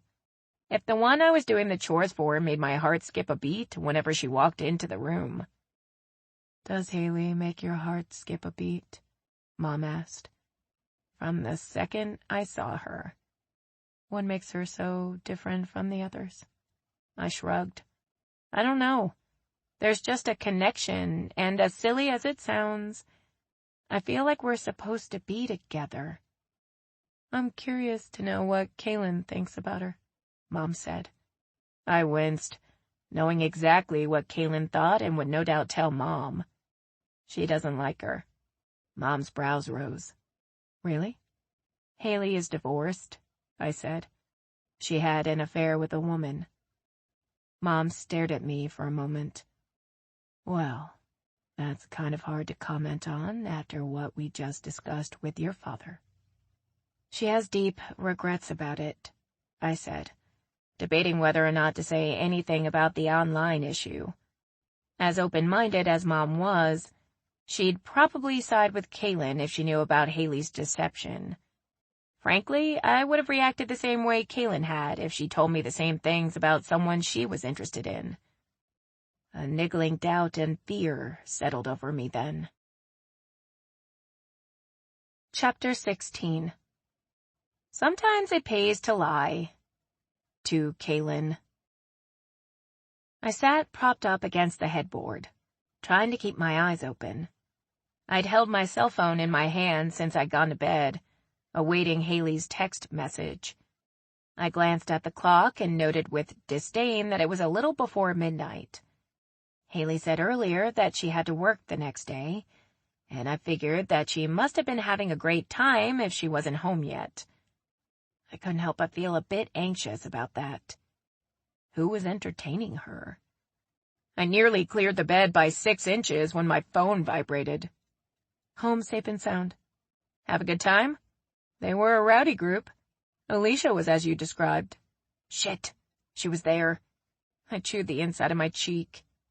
I put her in her place, Haley wrote before I could respond. Thank you for letting me know that you made it in. I'm coming home tomorrow. We arrive at 3. Haley's reply was immediate. Is something wrong? I thought you'd stay longer. Dad and Mom are fine. Kaylin is missing her hubby and is ready to get back. Then you should be in bed. Your flight is probably early. You should be too. See you tomorrow then. Sweet dreams. My dreams would be anything but sweet. Images of Alicia coming onto Haley like a freight truck were already flashing through my mind. Then Alicia telling Haley in lurid detail what we'd done. The next morning, Kaylin and I were aboard a plane full of a group of teens who seemed to have had energy drinks for breakfast. For a church group, they were high on something, and I wasn't sure it was the Lord. Kaylin listened to their conversations as we sat on the tarmac, shaking her head. When she turned to me, her eyes were wide. If my kid behaves like any of these, I'm not going to make it through the teen years. Why don't you keep him or her until they're 25? I'm moving to Canada when your offshoot hits puberty. I remember what you were like at that age, and these kids pale in comparison. Kaylin waved her hand in my face. New topic! This one is making me queasy. You've been texting a lot? Are you and Marcy still talking? Lie to her, my brain screamed. Stop that bouncing leg. We're not going to see each other again, remember? I crossed my legs as best as I could in my cramped seat. Then who is it? Kaylin raised a brow as I tried to meet her stare. I have friends. Kaylin's eyes narrowed. Stop being evasive. Who were you texting with? And who did you call while on the beach? Both of my legs started jumping then. Change the subject, my brain ordered. Do something with those legs, for Pete's sake. You said you were going to take a nap. Did you lie so you wouldn't have to clean the kitchen? Kaylin leaned in closer. Who? Haley. Kaylin's mouth twisted. You're playing with fire, little sister, and you're going to get burned. You've made up your mind without ever meeting her. I don't think she's the monster you believe she is. Shannon, Kaylin caressed my arm. I don't mean to be such a downer. I'm just trying to protect you. Think about the things you've told me. She cheated on her husband, and she conveniently neglected to mention that it was her you were chatting with online until you busted her. Kaylin tugged at my arm until I looked at her. You've really been coming out of your shell lately. I don't want to see you get hurt and start living like a hermit again. I nodded and looked out the window as our plane began barreling down the tarmac. Hearing it all laid out like that did cast Haley in a disparaging light. But Kaylin didn't know Haley like I knew her. Well, like I thought I knew her. Shannon.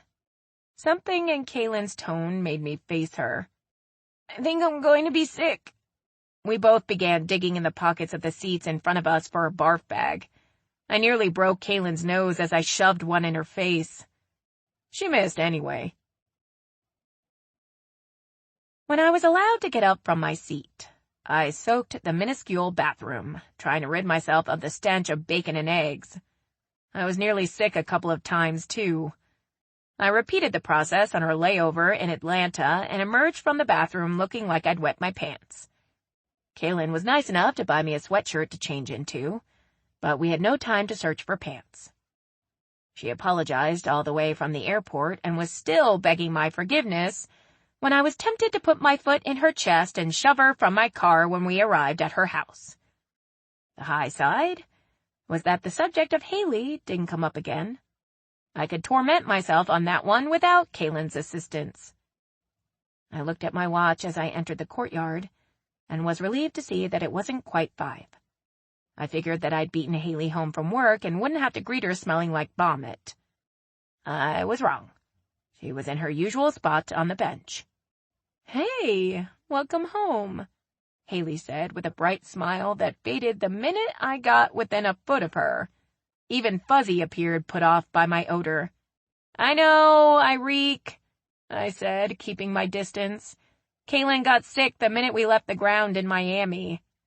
I was going to ask you to dinner, but I just lost my appetite, Haley said as she fanned her grinning face. That invitation would have thrilled me before the conversation with Kaylin.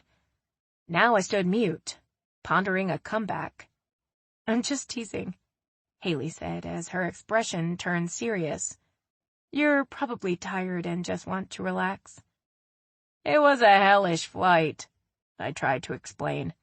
Can I take a rain check? Haley looked disappointed, but recovered quickly. Sure, go shower. We'll get together another night. I smiled as best I could, and kept my distance as I made my way to the door. I heard Haley and Fuzzy come in behind me, and I turned to look at them. You may not want to ride up in the elevator with me. I gestured to the stain on my pants. Fuzzy looked as though she agreed wholeheartedly. The ball clamped between her jaws was not rubbed on my pants. Haley pursed her lips. Good point. We'll take the stairs. I put my jeans into the washer, then turned it off when the tub filled to let them soak and went straight to the shower. As I washed the rank smell from my body, I thought about Haley and the way she looked when I declined dinner. I hated to disappoint her, but Kaylin's words floated around in my brain, filling me with doubt. I felt like there was something good between us, something we could build on. But then I'd hear Kaylin's voice warning of disaster.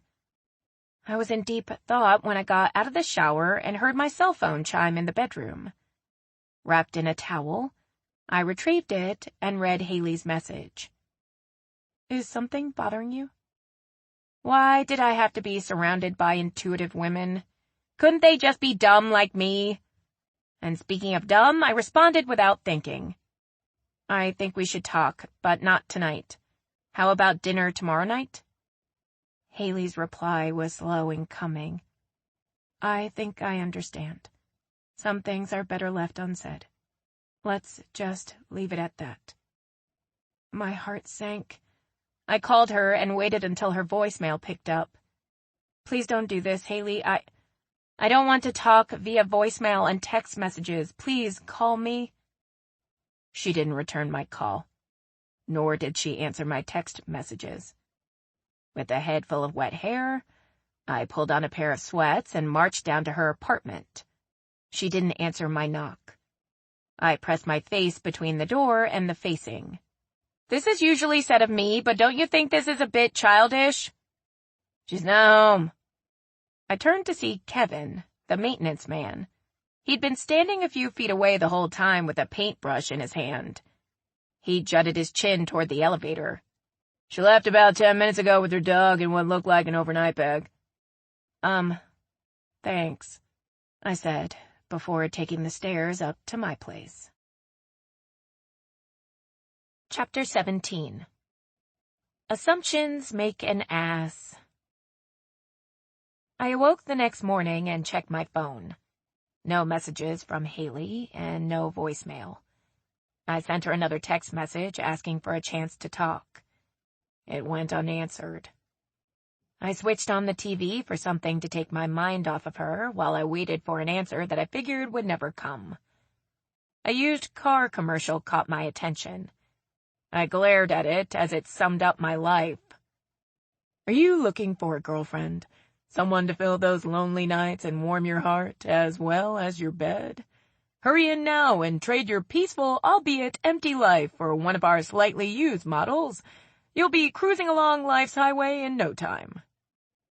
Of course, they always forgot to mention in those commercials that your new ride will be slightly damaged, confusing to operate, and sometimes will leave you stranded on life's highway, alone and wondering why everything came to a screeching halt.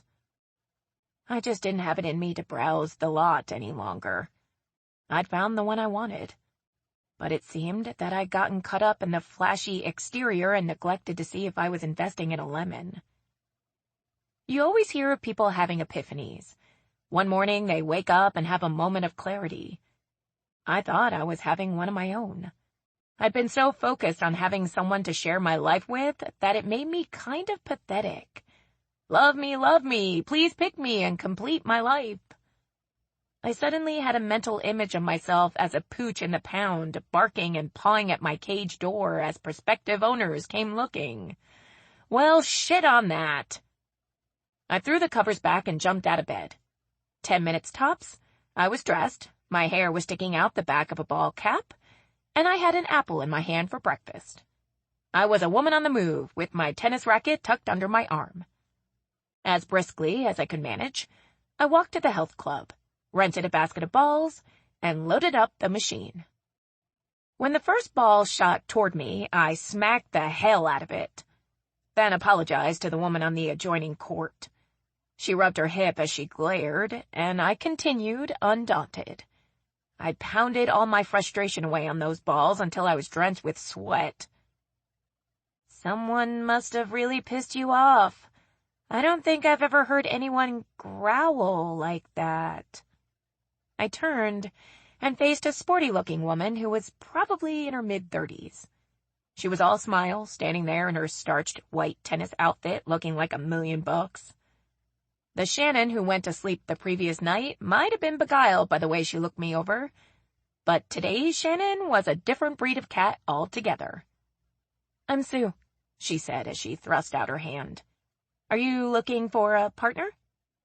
"Well, now that depends," I said haughtily with my hand on my hip. "Do you have road rage? A cat that bites? Did you just leave your husband? Are you looking for a really kinky good time and think I might be interested?" Sue's eyes bulged and her jaw went slack before she replied, "I'm just looking for a tennis partner." "Sure you are." I waved my racket. "Start stepping, sister, you're out of luck here." Sue held her racket in front of her like a weapon and took a step back. I mimicked her stance as if we were about to sword fight. "You're insane," she said as she backed away. I turned and noticed that the two women playing on the court beside me were standing completely still. The ball in play was bouncing right past the woman that I'd hit earlier. "That's right, I'm nuts," I said as I tucked my racket under my arm. As I walked out, I guesstimated how long it would take Sue to get to the front desk and report the raving lunatic she'd just encountered. I exited the side door and never looked back at the club, as I was certain that I would never be welcome in again. The song, "They're Coming to Take Me Away, Ha-ha," played through my mind as I walked back to my apartment. "You're gonna be an ant," Kaylin sang when I answered the phone. "I heard the heartbeat today. The baby is strong and healthy." "I'm happy for you, sis. I really am." I tried to sound upbeat for her sake. "There's one little problem, though. My doctor wants me to take it easy. No stress. Remember when I agreed to attend that conference in Atlanta?" I plopped down on the couch with a vague recollection of a conversation we'd had. Kaylin had agreed to give a presentation on behalf of Natural Beauty, a hair product line we used at the salons. In exchange, they used some of our models for their advertisements. It boosted our clientele overnight. "I remember. What happens if you cancel now?" "That's just the point. The conference is a week away and I'm locked in. Angela is counting on me, and I've already paid for the hotel. It's like $500 a night." "Must you always travel deluxe?" I asked, calculating what we'd already spent. "Yes, I must," Kaylin said, unapologetically. "I work my ass off, and when I have to leave home, I expect to be pampered." "So what exactly are you asking me to do?" I hoped she wasn't going to confirm my worst fear. "I told Angela that you'd stand in for me." "Are you there?" Kaylin asked when I didn't respond. "I'm gonna have to start wearing diapers along with your baby because lately, every time you open your mouth, I want to shit in my pants." "You're such a big tit sometimes, Shannon. You can do this." "Why can't Blitz do it?" "Because she's got like 20 studs in her face, and she's not exactly the public speaking type." "And I am?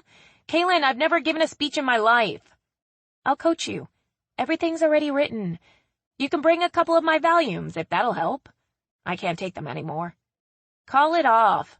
Tell Angela that we'll have to catch her on the next round. I don't care if we lose money on the hotel." "Now listen to me," Kaylin said, sounding a lot like our mother, a tone she would no doubt use on my future niece or nephew. "You've been telling me lately how you're doing things on your own, and this time you have to take the reins for me." "I'll think about it." "No, there's no time to think about it. We have to prep you for the presentation and buy some suitable clothes for you to wear. Look, you can bring Marvin. He can chat up everybody at the booth. All you have to do is give the speech. Surely you can handle that." My brain started screaming, "I'm packing my shit and hightailing it out of here. She's going down." "You can do this," Kaylin said, softening her tone. "I've always done things like this because I knew you hated it, not because I thought you were incapable. I wouldn't ask if I didn't think it was important. Angela is counting on us, and you have to at least acknowledge that she's done us a huge favor already." "I want the Valium." "Deal. Now drop whatever you're doing and come pick me up. We have a lot of shopping to do." Chapter 18. When in doubt, fake it. The week went by like a blur. We shopped like mad women, and I had a new wardrobe consisting of 3 suits, 3 pairs of slacks, and a few blouses. One of my suitcases alone was filled with nothing but shoes. I might have been scared shitless, but I looked like $1,000,000. I hoped, and I think Kaylin did too, that the finely tailored clothes would give me the appearance of someone who had her crap together. Haley had not returned home, nor did she answer any of my messages or calls. And being in Atlanta, knowing that's where she lived and worked before she came to New Orleans, made it worse. I was constantly reminded of her. Kaylin had the room upgraded to a suite. Though she swore it was only a nominal difference, I doubted it.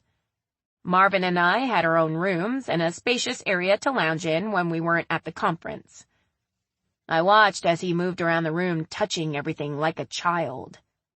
"Look at this bar." Marvin opened the glass doors to the cabinet filled with liquor and crystal glasses.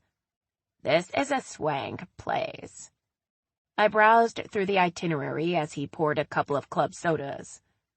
"There's a social at 4. Do I have to go to that?" I asked as he handed me a glass. Marvin took a seat across from me on the sofa. He sat with his forearms resting on his thighs and stared down at his drink. "I have to be honest with you, Shannon. Kaylin told me not to say anything. But I think you need to know that she gave me very strict instructions to make sure you were present for all events. You're the face of the company right now, and you have to mingle." She'd given me the same speech, but it still rankled me that she'd given Marvin orders to enforce it. "I know you're shy," Marvin continued. "So I was thinking that I'd do most of the talking and kind of open things up for you to step in when you're comfortable." "Okay, but you have to promise not to leave my side because the minute I find myself alone, I'm out of there." Marvin seemed relieved that I wasn't bucking the idea. "Deal, but be patient if I have to go to the bathroom." We ordered a late lunch and went over the itinerary. Drinks that day, exhibition hall Saturday and half the day Sunday, and the presentation would be given Sunday night before the conference wrapped. Monday morning, I'd be on my way home. And that couldn't come soon enough. "I know you're dreading the exhibition hall as much as the presentation, so I'll try to make it easy on you," Marvin said. "Kaylin said Angela doesn't expect you to be in the booth the whole time. Spend a couple of hours in the morning extolling the virtues of their products.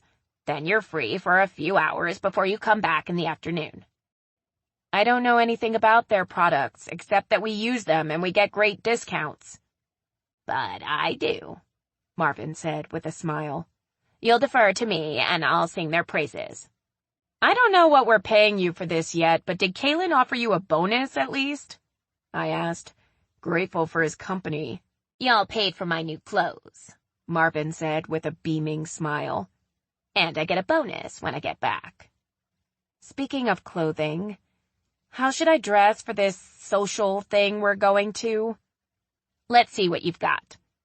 He followed me to my room and went through my closet, humming as he pulled out a pair of navy blue slacks, matching pumps, and an azure blouse that buttoned up only so far. I liked the color and cut, but was a bit timid about showing the cleavage that the shirt would reveal. Marvin held it up and looked over at me. "Did you bring a chemise?" "No, Kaylin said that these shirts," I pointed at the row of them, "are made like this for a reason. I'm not happy about it." Marvin put a hand on his hip as he looked closely at the blouse. "It's gonna look awkward if you try to pin it. You're gonna have to keep your shoulders back. No slouching like you're doing now."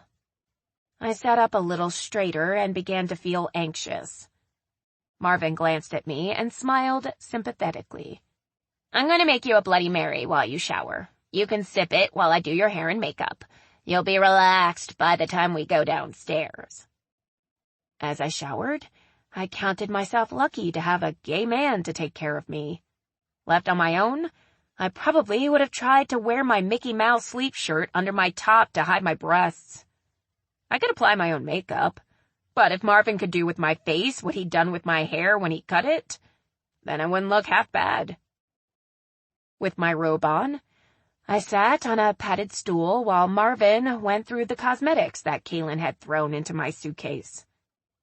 "I don't like a lot of color," I said to him as he perused the eyeshadows. He smiled at me. "I'm not saying this because you're my boss. You, my dear, are a good-looking woman without any makeup. I'm just going to enhance what you're working with. Trust me." If he hadn't already transformed me with a single haircut, I probably wouldn't have been sitting there. I took a healthy swallow of my Bloody Mary. "Work your magic." And magic was what he made. When he'd finished my hair and makeup, a different woman stared back at me in the mirror. I may have been a ball of nerves on the inside, but outwardly, I looked like a model. The foundation he used blended with my skin tone and hid what the sun had spent a lifetime doing to my face. He'd conservatively used a pale brown eyeshadow and black mascara that made my dark eyes shimmer. The lipstick, a shade darker than my lips, added the final touch. I turned my head from side to side, taking in what he'd done with my hair. It was wispy and gave the impression that time had been taken with it, but it wasn't carefully coiffed. "You are amazing," I said, smiling back at my reflection. He patted my shoulders, apparently pleased with my comment and his handiwork. "It's going to take me about 30 minutes to get dressed. Enjoy the rest of your drink, then put on your clothes right before we have to leave. That'll spare you a few wrinkles." I followed his instructions to the letter. I met him in the sitting area a while later. Since coming aboard with us, Marvin had toned down his look. He no longer wore fingernail polish, though it was obvious he spent time with the manicurist. The faux hawk had grown out a bit on the sides, and the longer portion in the middle of his head had been trimmed and blended in. His hair was parted on the side and pushed back off his forehead. Marvin not only knew how to dress me, but he knew how to make himself look spectacular. His button-down white shirt was tucked into a pair of stylish black slacks with a matching pair of shoes. "I didn't want us to look like twins," he said as he twirled. "And you can't go wrong with black and white." When we walked into the reception, I felt my stomach drop. I looked over the large crowd and felt immediately intimidated. Marvin took my hand and looped it around his arm. "Let's make contact with Angela first. Then we can mingle for a little while. Then, if you're about to go insane, we can sneak out." I discreetly pointed toward Angela, who stood with a couple of men. As we made our way toward her, she excused herself and met us halfway. "No offense, but I almost didn't recognize you," she said as she gave me a brief hug. "I think the last time I saw you, you were wearing a ball cap." "You have Marvin to thank for my appearance," I said, smiling at him. "It's a pleasure to meet you," Angela said with a smile as she shook Marvin's hand. "Look, I hate to cut to the chase, but I need to tell you that I'm under a lot of pressure right now. Sales are down and heads are rolling. The man in the gray suit that I was talking to is Thad Mays, the CEO of our company." Angela stepped to the side so I could get a good look at him. "He never comes to these things," Angela continued. "I don't have a lot of big accounts, but I do have an extensive amount of small ones. I don't want to be in the next round of layoffs, so I need to make a good impression." I was already feeling nervous, and Angela made me want to run screaming from the room. Frankly, I would have done that, but Kaylin considered Angela a friend. "To be honest," Angela leaned in closer to us, "if he weren't here, I would make my rounds and hit the clubs." Angela didn't look like a party girl to me, dressed in her burgundy business suit. Although, as I looked at her, I could picture her letting down the long, glossy waves of blonde hair that were pinned back conservatively and donning a tight pair of jeans. "You can count on us to represent," Marvin said. "The presentation that Kaylin has prepared is phenomenal. I use your products every day, and I have never been disappointed." Angela's shoulders relaxed as she smiled back at Marvin. Thank you both. You're doing me a huge favor, and I won't forget it." "Your boss is headed over here," I said, glancing over Angela's shoulder. He smiled as Angela turned to look at him. "Mr. Mays, I'd like to introduce you to Shannon Bryson. She owns Bryson Sisters in New Orleans with her sister Kaylin." "It's a pleasure." He took my hand limply into his own. I tried not to stiffen as he continued to hold it. "I was just asking Shannon where her partner was," Angela said. "Forgive me, what was her name again?" Angela looked me in the eyes. I was taken aback by the odd change in topics, but recovered when Marvin shifted his stance and bumped into me slightly. "Haley, and she couldn't make it this time." Mr. Mays released my hand. "This is Marvin Henderson. He's one of our most talented stylists." I stepped back as Marvin moved in and shook his hand. "We were just telling Angela how proud we are to be here representing natural beauty," Marvin said. "I especially love your hair coloring products. I use them on all my clients." "Thank you," Mr. Mays said with a slight nod. To me, he looked as though he hadn't a clue about their products. I imagined he had a staff that worried about product lines while he looked at the numbers generated by sales. I felt for Angela, who was dependent on his favor and made the effort to speak on her behalf. "I'm sure you have many clients much larger than we are, but Angela treats us like a major player.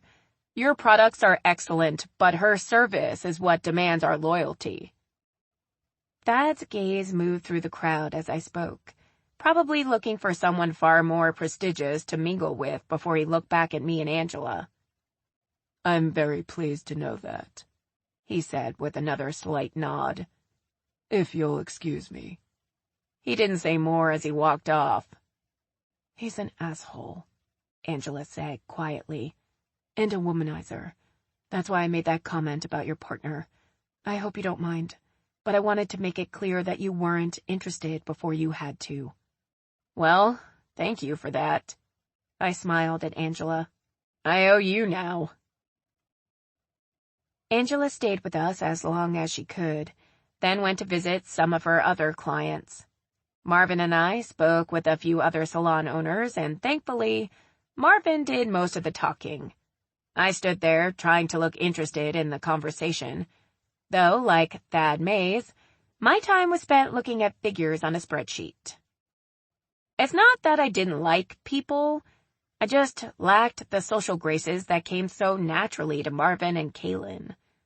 I smiled and nodded when it seemed appropriate, and paid close attention to all the conversations, learning more about our business than I ever really had. "You're doing really well," Marvin said when we were alone. "I'm afraid I don't know much about the latest styles or product lines. I really can't add much to the conversations." "You're not like Angela's boss." Marvin accepted a glass of champagne from a server. "You're listening. It's obvious." Marvin grinned at me wickedly. "I think the whole aloof thing is actually working in your favor. A few women we've talked to were looking you over pretty good." "Are my boobs hanging out?" I readjusted my shirt. "No, Shannon, they're looking at the total package." He elbowed me. "You're hot." "That's all because of you." I couldn't help but smile at him. "Thanks again." "Oh, my pleasure. Now let's get out of here." After I removed my makeup, Marvin and I stood in the mirror of my bathroom, rubbing moisturizer into our faces like two schoolgirls. "I think I look like Howdy Doody without facial hair. What do you think?" Marvin glanced at me. I looked at his reflection in the mirror as he opened his eyes wide and snapped his jaw open and shut. No, you don't." "Okay, yes, you do." "That's it," he said with a hand on his hip. "I'm growing the goatee back. Join me for a nightcap. I think I'm in the mood for a White Russian. Hell, honey, I'd settle for a Tom Collins if he'd treat me right." Marvin gave me a playful shove. "Get it?" he asked as he laughed at his own joke. "Romance blows." I followed him out of the bathroom. Marvin wrapped an arm around my waist and led me to the bar, where I took a seat on one of the stools. He moved behind the bar and started mixing our drinks. "Pretend I'm a bartender, a very dashing bartender, and tell me all your problems." Once again, I found myself telling about Haley, but unlike when I talked to my mom, I spared no detail right down to the last text message I got from her. By the time I finished, we'd polished off our drinks and Marvin mixed a couple more. Still no word from her. He leaned against the bar. "No, I guess whatever we had is over." Marvin shook his head. "She seemed so enamored with you when she came to the salon and the night she joined us for drinks. Granted, she didn't come right out and say that, but she steered the conversation in your direction every chance she got. It's like a game of tennis with her, you know, I said, staring into my glass. It's like I'm up against the net, trying to keep the ball going, and she backs farther away. Every now and then, she'll make a move that makes me think she's interested, then she'll back off. Although this time, she just quit the game. I dated a guy like that once, Marvin said. He came from a very well-to-do family that put a lot of pressure on him to marry the right woman. He did, right out of college, and spent 5 miserable years hiding who he really was. Marvin smiled ruefully. I didn't know he was married when we started going out. I was too young and eager to notice all the warning signs. Anyway, I saw him having dinner with his wife one night, and this time, he was wearing a wedding band. I winced at the mental image. Did you make a scene? No. Marvin shook his head. I just stopped returning his calls until he tracked me down. He swore that he was going to leave her. And he did. Everyone in his family turned their backs on him. I was all he had. So what happened? I messed it up, Marvin said before taking a drink. I was so young and he was so clingy. When I look back on it now, he must have been terrified that I'd leave him too. I felt like I was being smothered, so I broke it off. Whatever happened to him? Marvin sighed. I have no idea. I never saw him again after that. Marvin drained his glass and set it on the bar. I have no idea what Haley's situation is, but I imagine that she's just as scared as he was. She left not 1 but 2 relationships and moved away. I'd be a mite apprehensive too. I hadn't given any thought to the woman Haley had admitted having the affair with. Too focused on the husband, I never asked what happened to her. A queasy feeling washed over me as I wondered if that was where Haley was taking refuge. Chapter 19. Beware the stanky leg. We repeated the dressing process over again the next morning, sans the Bloody Mary. Marvin picked out a gray suit and a soft pink blouse to wear with it. After he'd done my hair and makeup, I looked in the mirror, pleased with the results. You are stunning, he said with pride. He bolstered my self-esteem and made me feel comfortable in a world that I didn't belong. I wish you were a woman, I said with a laugh. Me too, baby, Marvin said as he sauntered off to dress. We had breakfast with Angela, who yawned repeatedly and still managed to look fresh. She wore her hair down, and against the green blouse, her eyes sparkled like emeralds. I was reminded of Haley as I looked at her. I thought back on the conversation I had with Marvin and felt myself sinking lower into gloom. If I had only accepted her dinner invitation, things might have turned out differently. Natural Beauty's booth was impressive. Large pictures of our models were hanging on the back wall where they could easily be seen. Our name and logo figured prominently with some major salons in New York and Los Angeles. It made me proud. We hadn't been there long when a woman approached Angela. I watched out of the corner of my eye as the statuesque brunette looked my way a few times. I moved closer to Marvin as she caught my eye and smiled. That's Zoe Martinez, Marvin said in a whisper. She owns a salon in Houston. A friend of mine worked for her for a while. She's a bitch to the men, but she loves the ladies. She and Angela keep looking over here, I've noticed, Marvin said as he looked around. Angela is probably filling her in on who you are. She's a femme that likes femmes. She's vetted half of her clients, and the word is, she's fire between the sheets. She's not into commitment, but she'd be great entertainment for the weekend. Zoe was smoking hot. That was undeniable. It was obvious that she knew it, too. She wasn't shy about meeting a few stares from women as they passed. nor did she look away when she caught my eye. I averted my attention.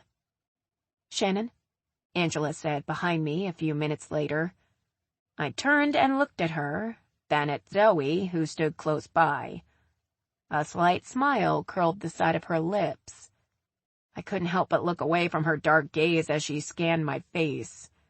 Embarrassment washed over me as I looked down at the cleavage revealed by her tunic-style top. I looked back up at Zoe's face. "I'm Zoe," she said, not waiting for Angela to make the introduction. "Angela was just telling me about your salons. I passed by the one on Canal Street the last time I was in New Orleans. Very impressive." She smiled then and cocked her head to the side. "Actually, I checked out all 4. I took a cab ride out to St. Charles, then to the one on West End Boulevard. Rampart and Canal are the real jewels, though." Her voice was smooth and low. When my gaze met hers again, she looked as though she could see directly into my thoughts. I think she knew and enjoyed that she made me nervous. "I'm Shannon. Nice to meet you." My voice conveyed every bit of the tension I felt as it rose an octave higher. Marvin wasn't going to be able to help me with this conversation, and the little shit knew it too. He moved off, taking Angela with him, to my horror. "I'm afraid that I'm not that familiar with your salon." I tried to sound relaxed. My sister is usually the one that attends these types of things. I stay behind the scenes and manage the finances. "And why are you here now?" Zoe asked with a playful smile. "She's pregnant and is supposed to be living stress-free, although I imagine she's beside herself wondering what kind of trouble I'm making." Zoe's gaze stayed locked with mine.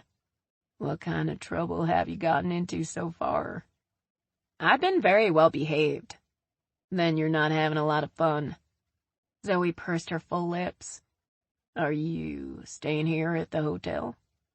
I had to shuffle my feet to keep my knees from banging together. "I am." "I'm staying in room 1403. Look me up later, and we'll find some trouble to get into." She turned and walked away, then looked over her shoulder seductively. "Nice to meet you, Shannon." Marvin strolled over with his hands in his pockets, sporting a grin. "She gave me her room number," I said, when he looked at me expectantly. I did my time in the booth and escaped the first chance I got. Marvin and I made a pretty good team, in my opinion. I handled the simple questions like, "How are you doing?" and Marvin took over when the topic turned to hair products and style. In the sitting area of our suite, I kicked off my shoes and took a look at my cell phone. There were at least a dozen text messages and 2 voicemails from Kaylin. I gave her a call, knowing what her first question was going to be. "Did you go to the social last night?" Kaylin said after the first ring. In a child's voice, I replied, "Yes, ma'am, and Marvin made me pretty." She ignored my attitude and went on to the next question. "Have you been down to the booth yet?" "Been there all morning, Kaylin.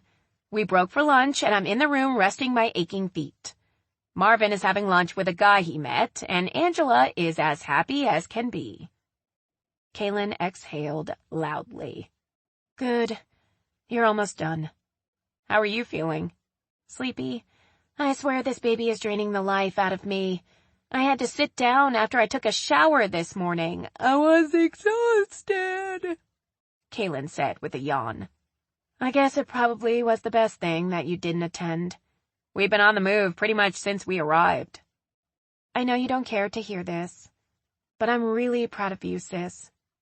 "Yeah, well, save your praise until after I've made your speech." My stomach turned at the thought. "You're gonna be fine. How's Marvin doing?"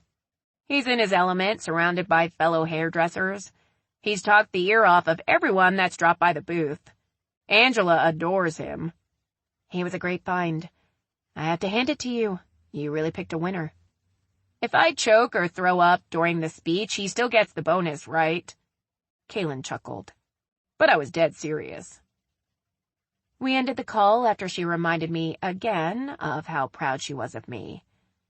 I'm sure she thought she was bolstering my ego, but it made me feel even more anxious. If I tanked on anything, I would be disappointing not only my sister, but Angela as well. Marvin would probably feel like a failure too. Pressure started to build, and I hoped that I wouldn't melt down like Chernobyl. The crowds pushing through the exhibition hall were much larger after lunch. I felt out of place as Marvin and Angela talked to everyone who visited the booth. Angela had 2 additional reps working with her, and they all had their hands full. Everyone looked haggard and tired by the time the hall closed for the evening. "How about dinner?" Angela asked Marvin and me as we left the booth. "I should at least treat you both to a meal." I was looking forward to room service and a hot bath. Marvin, however, seemed to catch a second wind, and before I knew it, we were walking down the sidewalk to an eatery that Angela was fond of. Apparently, nearly everyone at the convention had the same idea, and we had to wait in the bar for nearly an hour before we would be seated for dinner. Angela passed me a brown drink with a celery stick protruding from the glass. I gave it a sniff before asking what it was. "It's a stanky leg," Angela said with a shrug. "I have no idea what's in it, but it's the house specialty." I waited for Angela and Marvin to take a drink first before I worked up the courage to put my lips to the glass. It was sweet and spicy at the same time and went down smooth. It wasn't long before I'd finished it and another was being pressed into my hand. Is that a stanky leg?"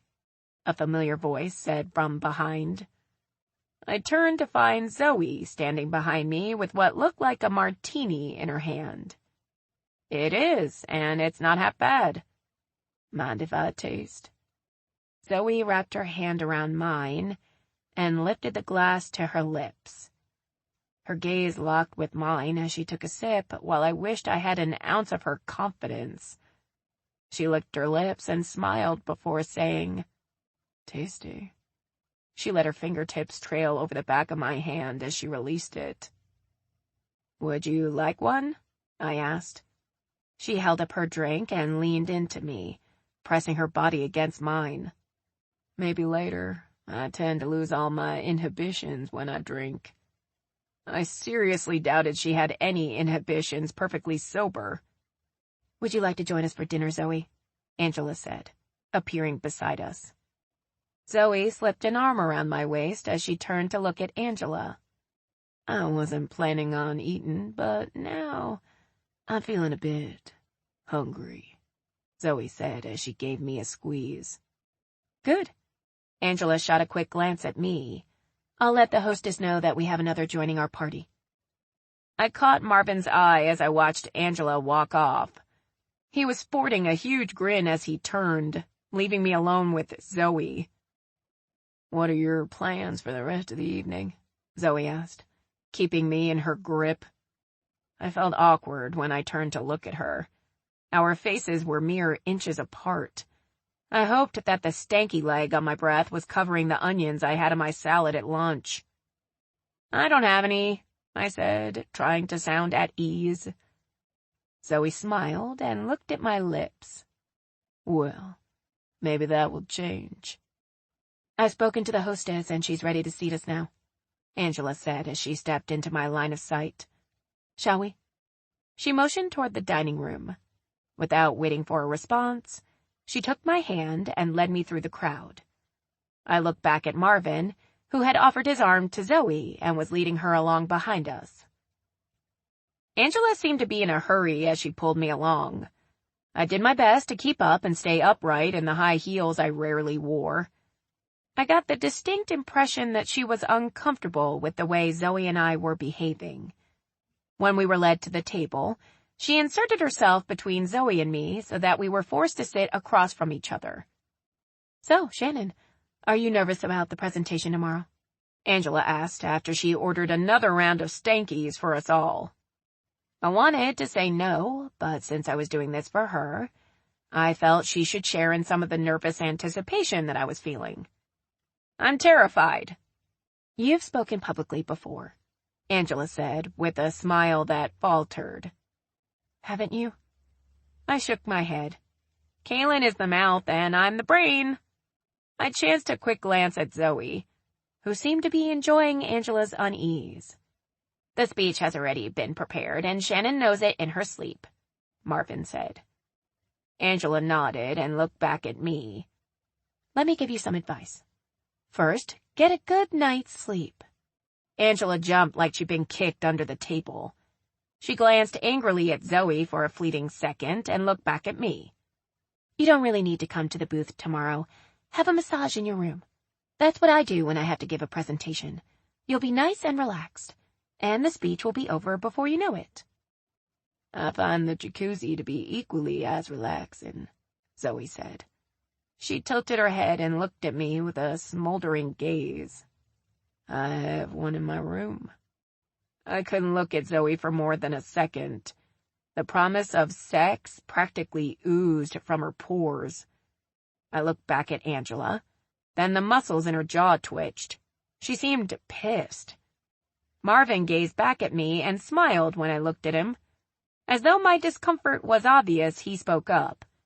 Ladies, I think all this relaxation talk might be making things worse. I nodded and looked around the table sheepishly. What I need right now is some food. These stanky things are going straight to my head. We ordered dinner, and the tension between Zoe and Angela seemed to lift. The discussion went back to the convention, and the gossip that was floating around among competing salons and vendors. I had no interest in any of it, so I concentrated on my steak. The food seemed to clear some of the haze from my brain. I ate fast, hoping that I could somehow draw this evening to a quick close.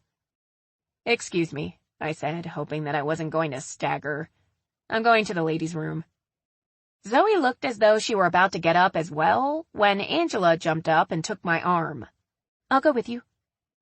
Angela stood with her arms folded, leaning against the vanity when I came out of the bathroom stall. Feeling all right? I washed my hands and wet a towel that I held to my neck. Are you and Zoe... I let the meaning of my question hang in the air. God, no, she's a pariah, and I'm straight. Then what's the deal? Your sister gave me strict instructions to keep you away from her. She likes to brag about her conquests. If she beds you, everyone will know about it before breakfast. Then why did you invite her to dinner? I asked, feeling a bit pissed that I was being chaperoned by not only Marvin, but Angela, too. She's a client, Angela sighed. I'll make it easy on you, I said, feeling very tired and longing for bed. Alone. I'm ready to turn it in for the night, and not with Zoe. My cell phone buzzed in my pocket. I fished it out and looked at the screen. She's headed for the bathroom. Somebody stopped her. Don't know how long. Zoe's on her way in here, I said quickly and stuffed my phone into my pocket. Maybe it was the stanky legs, or maybe it was just spite, but I pulled Angela into my arms and laid one on her. I heard the bathroom door open and Zoe say, then chuckle. I tried to appear surprised at the interruption. Angela didn't have to act as she stood there with her lipstick smeared. We don't tell anyone. I gestured between Angela and me. It might be considered unprofessional. Your secret is safe with me, Zoe said with a smirk as she slipped into one of the stalls. This time, I took Angela's hand and led her back to the table. I motioned for the check once we were seated. I looked over at Angela, who still looked stunned. I don't think either of us has to worry about Zoe now. I reached over and wiped some of my lipstick off of Angela's bottom lip. And tell my sister that I can take care of myself. Chapter 20. Valium is not my friend. The next morning, Marvin was still laughing at my antics from the previous evening. He begged to be the one to tell Kaylin what happened, but I thought it would have more impact if Angela passed the story on. I wanted to laugh along with him, but the stanky legs gave me one hell of a headache. Marvin ate his breakfast quickly, eager to get down to the booth and see what Angela had to say. I took her advice and stayed in the room. I spent the morning reading and rereading the speech. I wasn't satisfied until I'd memorized the whole thing. I stood in front of the bathroom mirror, reciting it to my hungover reflection, trying to look confident and composed. I failed, miserably. Even alone, I couldn't stop myself from fidgeting. I knew in front of a room full of people, I'd be worse. By the time lunch rolled around, I was ready to jump out the window. Marvin brought me something to eat, but I couldn't force anything down. My stomach was a bundle of nerves. The massage was a good idea. Marvin looked at me compassionately. If we pay a little extra, we might be able to get someone up here on short notice. Want me to try? I nodded as I chewed at my nails. I'd never done it in my life and wondered what the appeal was. I grabbed a pillow off the sofa and tried to squeeze it to release some tension. That didn't work either. Someone will be up within the hour, Marvin said as he took a seat next to me. Angela didn't say a thing about last night. I waited all morning for her to bring it up, but she was tight-lipped. I finally asked what happened in the bathroom, and she told me that you put Zoe in her place. Marvin threw back his head and laughed. That's all she would say. But she sure had a funny look on her face. I wanted to laugh, too, but I couldn't.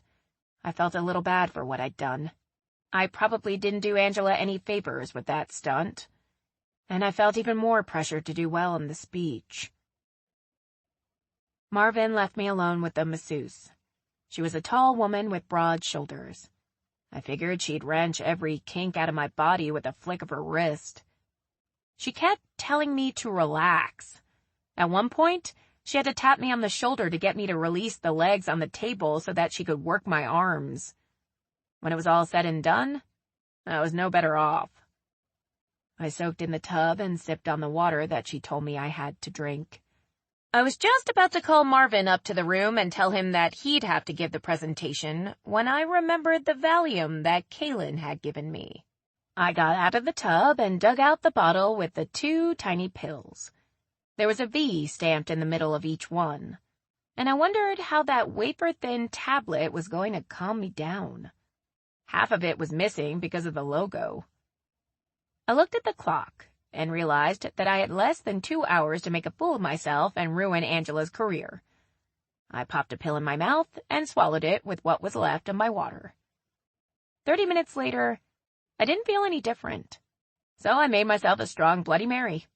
As I showered, I felt a calmness wash over me. I can do this, I thought. Marvin commented on how relaxed I looked as he did my hair and makeup. He thought it was the massage, and I didn't tell him about the wonder pill. After we were dressed, we went downstairs to have a cocktail with Angela. I had another Bloody Mary, and I was feeling good. I leaned against the bar and listened to Marvin and Angela chat about their day in the booth. I couldn't keep from smiling, even though they were talking about colors and rinses. It sounded perfectly delightful. Shannon, do you have... Marvin began as he turned and looked at me. His jaw slid open and one eye began to twitch. Good God, you're drooling. Angela had turned and begun talking to someone else. She didn't see Marvin usher me from the room. He held me by my lapel and slapped at the elevator buttons. As the doors opened, he shoved me inside. Are you drunk? He asked, looking horrified. No, I only had 2 stanky Marys. Before we could get to the 21st floor, the elevator stopped and a woman got on. She looked at me and smiled. Hey, I said, and liked the way it came out in a growl. Marvin moved between us and began fussing with my face. Your lipstick is smeared, honey, he said cheerfully, but his eyes were huge. He held a finger to his lips. Are you shushing me? I asked with a grin. When we got back to our suite, he ran around the room for a minute cussing and screaming. I just stood there giggling. He was so funny. He picked up his cell phone, then threw it down, picked it up, and threw it again. Okay, we need coffee. He went to the bar and pulled out the pot. I watched as he put 2 pre-measured packets in the strainer. Shannon, your pupils are huge. Are you sure you only had 2 drinks? I held up 4 fingers. Yep, only 2. And I took one of Kaylin's pills. Marvin stopped what he was doing and walked over to where I was kind of standing. What pills? She gave me those pills with the little V carved in them. Marvin pulled me over to the couch and sat me down. He went to the coffee pot and poured me a cup.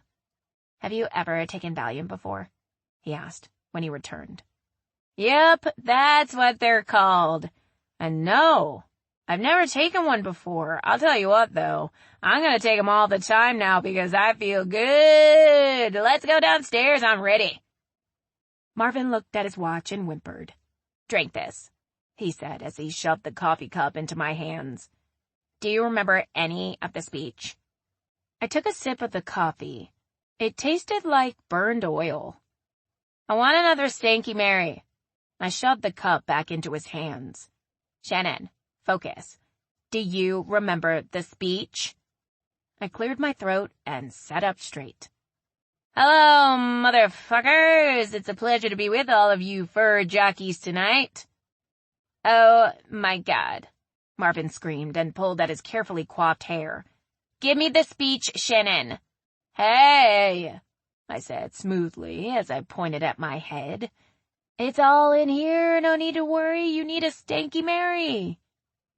Marvin sank down onto his knees and looked at me beseechingly. You cannot rewrite Kaylin's speech. You cannot call these people motherfuckers. Now, Shannon, please, he said as he took my hands into his. Where is the speech? I don't know. Marvin jumped up and ran into my room. I could hear him throwing things around. He ran back into the sitting area and searched around the bar, then buried his face in his hands. Good evening, ladies and gentlemen. It's an honor to be among you tonight.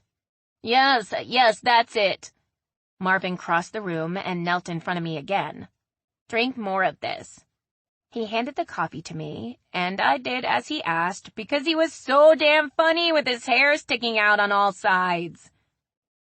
I had to pee 3 times before we left the room. Marvin insisted that I drink every bit of the coffee he'd made. Though it wasn't a Stanky Mary, I still felt pretty damn good. As we rode down the elevator, I stood leaning against the wall, calm as a cucumber.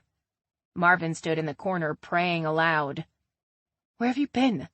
Angela asked when we met her in the hall. Wardrobe malfunction. Marvin smoothed his hair. Angela fussed with my collar. You're on as soon as this speaker wraps up. He'll introduce you. Your lips are the sweetest I've ever tasted, I said, looking her in the eye. She moved closer, and for a second I thought she was going to kiss me. I puckered up.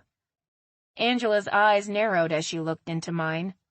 Her pupils are the size of baseballs. What the— Ladies and gentlemen, please help me welcome— That's me! I pulled away from Angela's grasp. Her voice was shrill, and Marvin's was even higher as they argued. I just kept on walking. Angela, Marvin, and I sat around the sitting area of our suite. Angela held an ice pack to her head. Marvin was drinking gin straight from the bottle. Well, she did it, Marvin said with a spacey gaze. Angela groaned. It could have been worse. We could have done without the laughing and pointing, though. They talked as though I weren't in the room. Frankly, I wasn't. I was floating on a cloud of serenity. You have to admit she had the room laughing right along with her. The rest of the speakers were duds. Marvin took another healthy swig.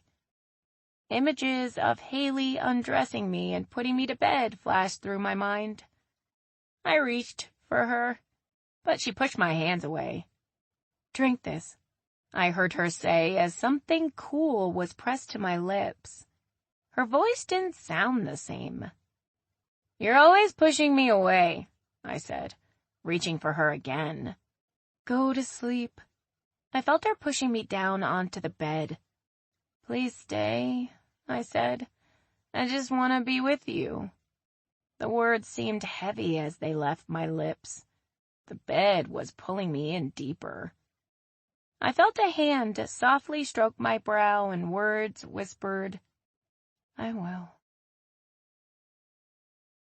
Chapter 21. Homecoming of Uncertainty. I awoke the next morning alone with the gnawing feeling that I'd forgotten something. My mouth tasted like I had been licking a car tire. After brushing my teeth twice, I wandered into the sitting area. Marvin was asleep on the sofa with an empty gin bottle clutched in both hands. Hey, I gave him a nudge, and he opened one eye and looked at me. What day is it? He rasped. I have no idea. He looked at his watch and cursed. We've missed our flight. It's Monday then. I took a seat on one of the chairs. Do me a favor, please. Marvin sat up and rubbed his head. Call for room service and I'll call the airline. I did as he asked and ordered lots of coffee to go along with breakfast. I was about to take a quick shower when I heard a knock on the door. Through the peephole, I could see Angela standing in the hall. Her hair was down and slightly damp. She looked comfortable in a pair of jeans and an untucked button-down shirt. She was also wearing a huge smile. I wrapped my robe tighter around my body and let her in. Good morning, she said as she planted a kiss on my cheek and walked past me. I was afraid I would miss you. We missed our flight, or you probably would have. I gestured for her to take a seat. You feeling okay? Angela asked. I'm a little unclear on last night. Parts of it fade in and out. You put on one hell of a show. Everybody is talking about your speech. Angela smiled up at Marvin as he walked back into the room. Mr. Mays says he enjoyed your speech above everyone else's. He was very pleased to hear how highly you touted our products and service. I think my job is pretty secure. I hope mine still is. Marvin elbowed me in the ribs.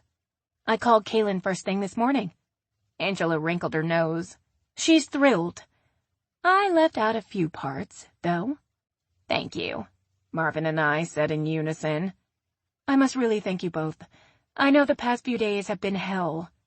Angela focused on me for a moment. It wasn't fair of me to put so much pressure on you. I was so nervous about the last set of meetings when a few of my fellow reps were laid off that I got a bit self-centered. You've been good to us, Angela. I'm glad we were able to help you out. Although, I wish one of you would fill me in on what I did. I remember everything until I walked up to the podium. I think I blocked it all out. I looked over at Marvin, then at Angela. They were both grinning. Marvin held up a hand and started counting off each incident. You drooled, accosted a woman in the elevator, and made up your own speech that nearly made me wet myself. He cuffed me on the shoulder. But when it came time to deliver, you did it. Perfectly. Minus the giggling. I giggled through the speech? Marvin and Angela nodded. It added some levity to an otherwise dull evening. Angela glanced down at her watch. I need to go help with the packing up. She gave Marvin a hug, and I walked her to the door. She turned and looked at me before she stepped into the hallway. You're a great kisser. And that's a lot coming from a straight woman. I'm sorry about that. Blame it on the stanky leg.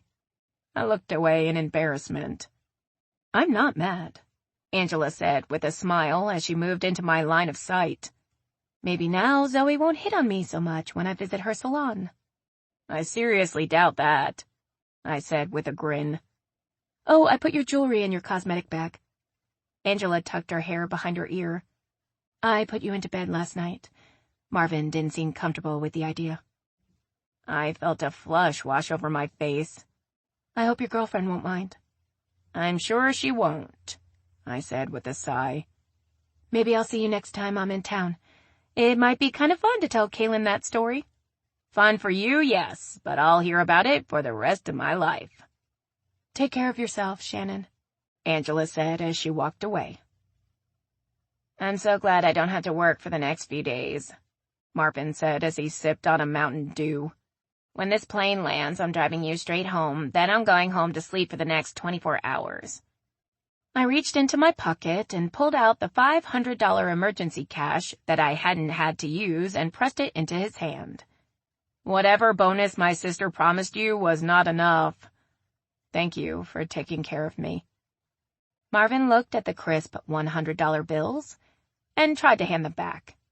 I can't take this, even though you made me want to pull my hair out. I had a blast, and I met a really cute guy. Keep it then as hush money, I said with a grin. All Kaylin needs to know is that I gave her speech. As we walked through the New Orleans airport, I felt relief. I was home. I inhaled deeply the smell of fried food and beignets, and I even welcomed the smell of exhaust as we made our way through the parking garage. My stomach did knot up, though, at the prospect of seeing Haley again. Invariably, we'd run into each other at the apartment. It was going to be awkward and kind of sad not to have her in my daily life. Sure you won't take the cash back? Marvin lowered my suitcase to the sidewalk in front of my building a little later. Sure you won't tell Kaylin anything? Marvin laughed and gave me a quick hug. I won't say anything, cash or not. As I walked through the courtyard, I felt relieved to be home. But there was a pang of sadness, too, as I looked at the empty bench where I usually found Haley. With the distraction of the trip behind me, I realized that I missed being with her. I wondered if maybe she missed me, too. A glance at my watch told me that she should be home from work by now, but there was no sign of her. I tried to tell myself it was all for the best as I rode in the elevator to my floor. I unpacked my things and started the laundry. Bone-tired, I warmed a can of soup and looked at my computer. Whatever emails, if any, would have to wait until morning. I took my bowl and a packet of crackers to the sofa and ate while watching TV. I only meant to lounge for a while, but the next morning, I awoke fully dressed with the remote still in my hand. A knock at the door halted my trip to the shower. I fully expected it to be Kaylin, ready to hear a first-hand report on the trip. But when I looked through the peephole, I was surprised to see Haley. I looked down at my wrinkled clothes and figured that the rest of me was equally frightening. I ran my hands through my hair and opened the door with a shy smile. Haley's brows rose as she took in my appearance. Rough night? Rough week. I opened the door wider and motioned for her to come in. She looked uncomfortable as she brushed past me and leaned against the bar. One of the suitcases that I was too lazy to put away the previous evening lay in the middle of the living room floor. I watched as Haley glanced at it and back at me. Business trip or just a getaway? Business, unfortunately. I walked into the kitchen and set up the coffee pot. The tension between us seemed more solid than the bar that separated us. And your trip was... I tried not to sound bitter. I watched out of the corner of my eye as she shrugged. I needed time to think. When did you get back? I measured the water for the coffee. The day you left. I wanted to talk to you then, but you were gone before I worked up the nerve to come up here. She was silent for a moment. I watched you leave from my window. Why didn't you call me? Because I thought it would be better to talk face to face. I could hear the scraping of the bar stool as she pulled it back and took a seat. I couldn't make myself look at her. I heard finality in her tone, and even though I figured whatever we had was over, I wasn't looking forward to hearing her say it. Want coffee? I watched the dark liquid fill the pot. Sure, she said after exhaling a long breath. I need to explain something to you, Shannon. I folded my arms and closed my eyes, dreadfully waiting for her to continue. You've no doubt heard the saying, "What goes around comes around?" Many times, yes. I poured her coffees and turned to slide hers across the bar. When our gazes met, she looked tired. Her eyes didn't have the familiar sparkle. I haven't let myself get close to anyone since the divorce, mainly because I'm afraid that if I get attached, I'll get hurt the same way I hurt my husband. Haley's hands shook slightly as she lifted the cup to her lips. I was attracted to you the minute we met, she said after she swallowed.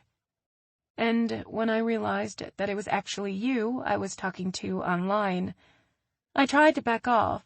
You were just so damned irresistible, and I felt myself giving in. Referring to me in the past tense as she did made my heart sink.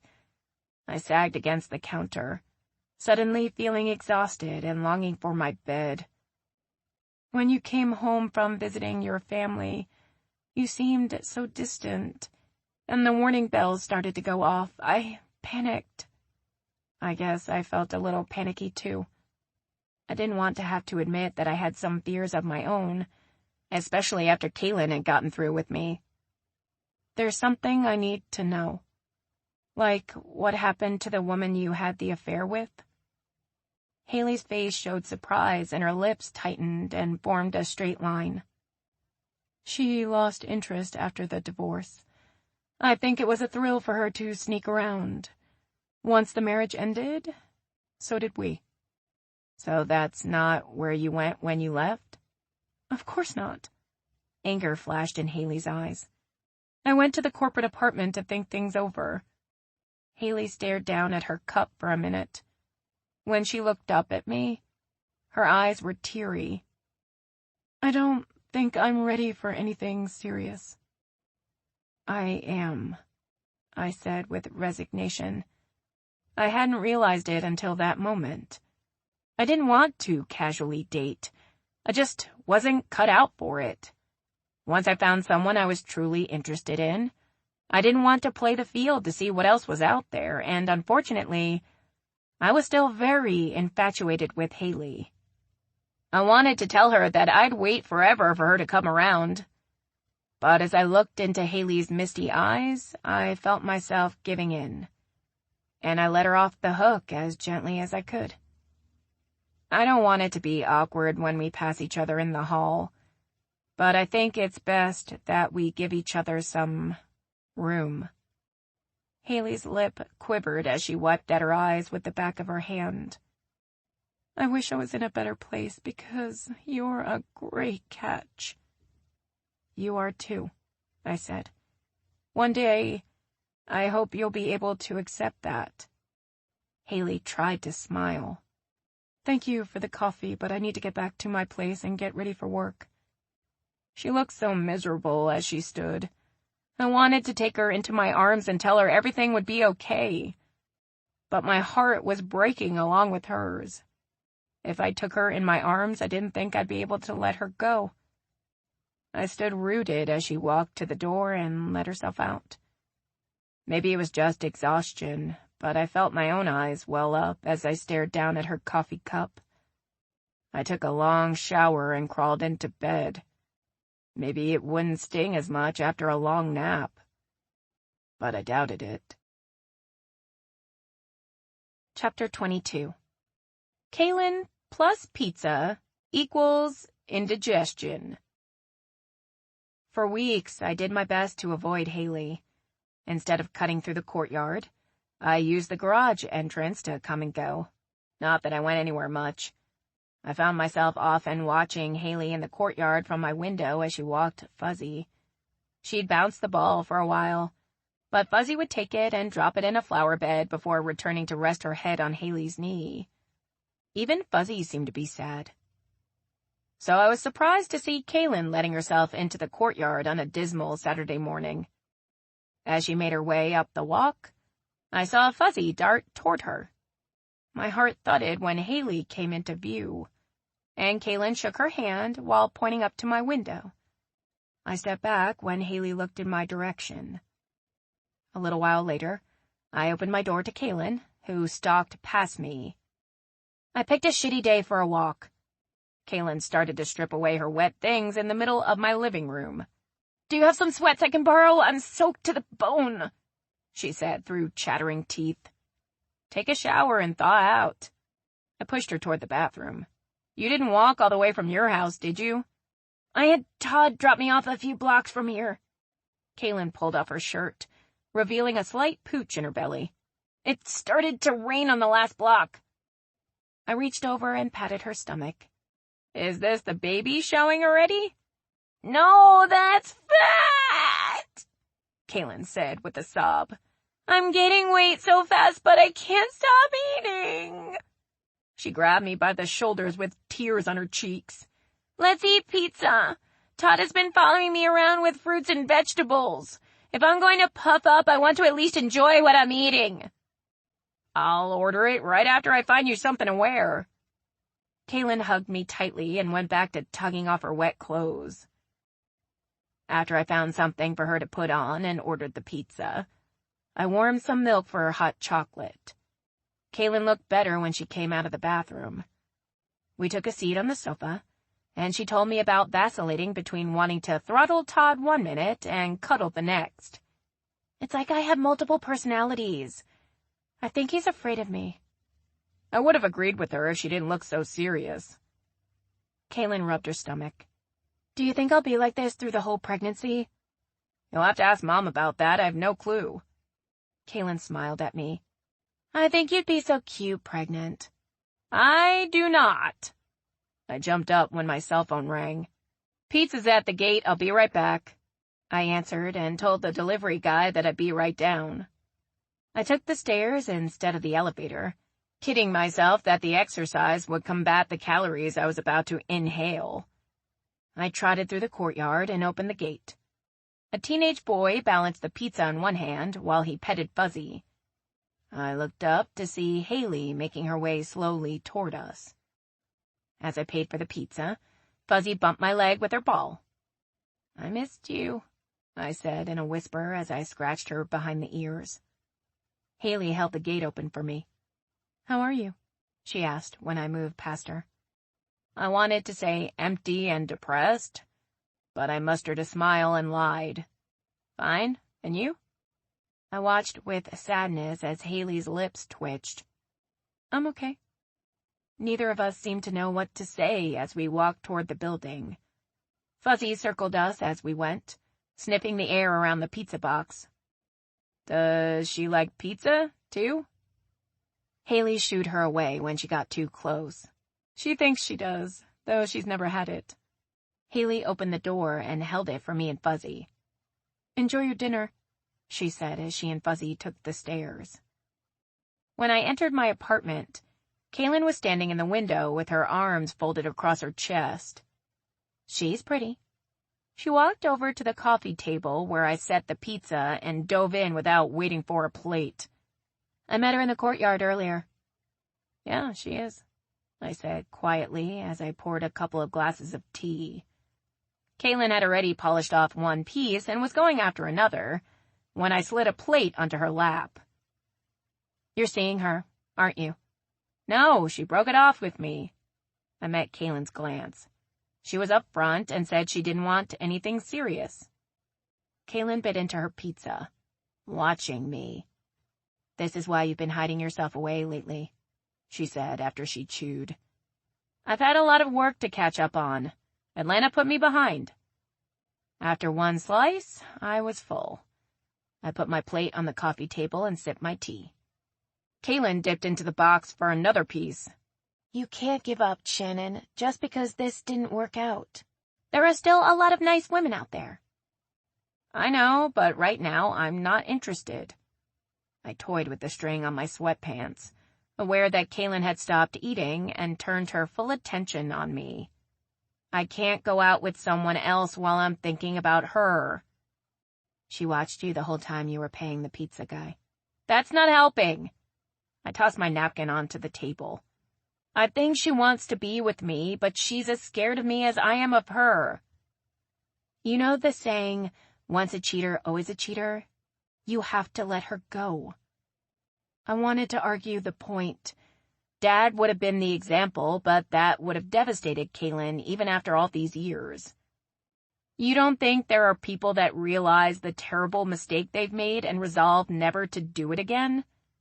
Not from what I've seen. Remember Meredith's husband? She's caught him so many times that she's just given up. The only reason she stays is because of the kids. There's not a day that I don't go to work and hear that someone's husband was caught running around. I think Haley's case is different. She didn't cheat because she couldn't keep it in her pants. She was coming to terms with the fact that she's gay. Kaylin looked at me squarely. That doesn't give anyone the license to cheat. I was growing weary of the conversation. It doesn't excuse anything, but her reason sounds a hell of a lot better than just some horny man or woman doing it for the thrill. Kaylin pivoted and stretched her legs out on the sofa, making it clear she didn't have any plans to leave soon. You only have her word to go on. We don't know anyone she knows, so we can't get another perspective. Candace knew her cousin, but she left out the part that Jackie had a temper that one day will land her in jail if it hasn't already. I threw my legs out alongside hers. There's no need to discuss this any further anyway. She dumped me, remember? Kaylin put her hands behind her head and grinned. Okay, next topic. What was it like kissing Angela? I know she saw my shocked expression before I could hide it. She told you. Oh, yeah, Kaylin said with a note of satisfaction. Are you insane? She's straight. Well, that might be debatable because for a second, she kissed me back. Angela doesn't strike me as the experimental type. You must have been mistaken. Kaylin pinched at my arm with her toes. I didn't mistake her tongue in my mouth, I said, slapping her away. Kaylin's eyes went wide. She didn't. Oh, yes, honey, she did. Sometimes Kaylin was so easy. When she was telling you about the kiss, did she also mention that she had my ass in both hands? Her breasts are so firm. I held up my hands. They fit perfectly in these. You are such a liar, Kaylin shouted and dissolved into laughter. Okay, yes. We didn't grope each other, but she did slip me the tongue. Kaylin pinched the shit out of me with her toes. Did you get all tingly from that kiss? Not in the least. It was all for show. Zoe didn't bother me again after that, I said with a triumphant air. Kaylin looked at me with a serious expression. Have you kissed Haley? I felt my smile slide from my face. Yes. Kaylin's eyebrows rose. Spark? Fireworks? Kaylin grabbed my leg and squeezed. Is that all you did?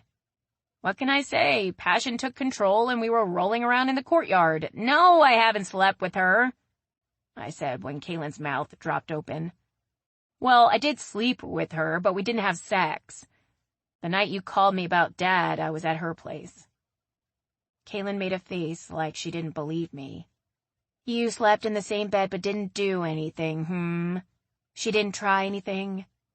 I rolled my eyes, earning myself another pinch. I was worried about Dad, and she held me. That's all that happened. Kaylin rolled her eyes then. Sweet. She is sweet, jackass. I pinched her on the wrist with my toes until Kaylin squealed. You could hurt the baby, she said as she slapped me away. Rub my feet now, I need a nap. Call Todd, I'm not touching those nasty things. I just washed them with your loofah, they're clean. Kaylin threw her feet up on my chest. Rub for 5 minutes and I'll shut up. The 5-minute rub was actually 10. 5 minutes each nasty foot. Kaylin was snoring when I pushed her foot off me. We dozed for about an hour when I heard Kaylin fooling with the pizza box.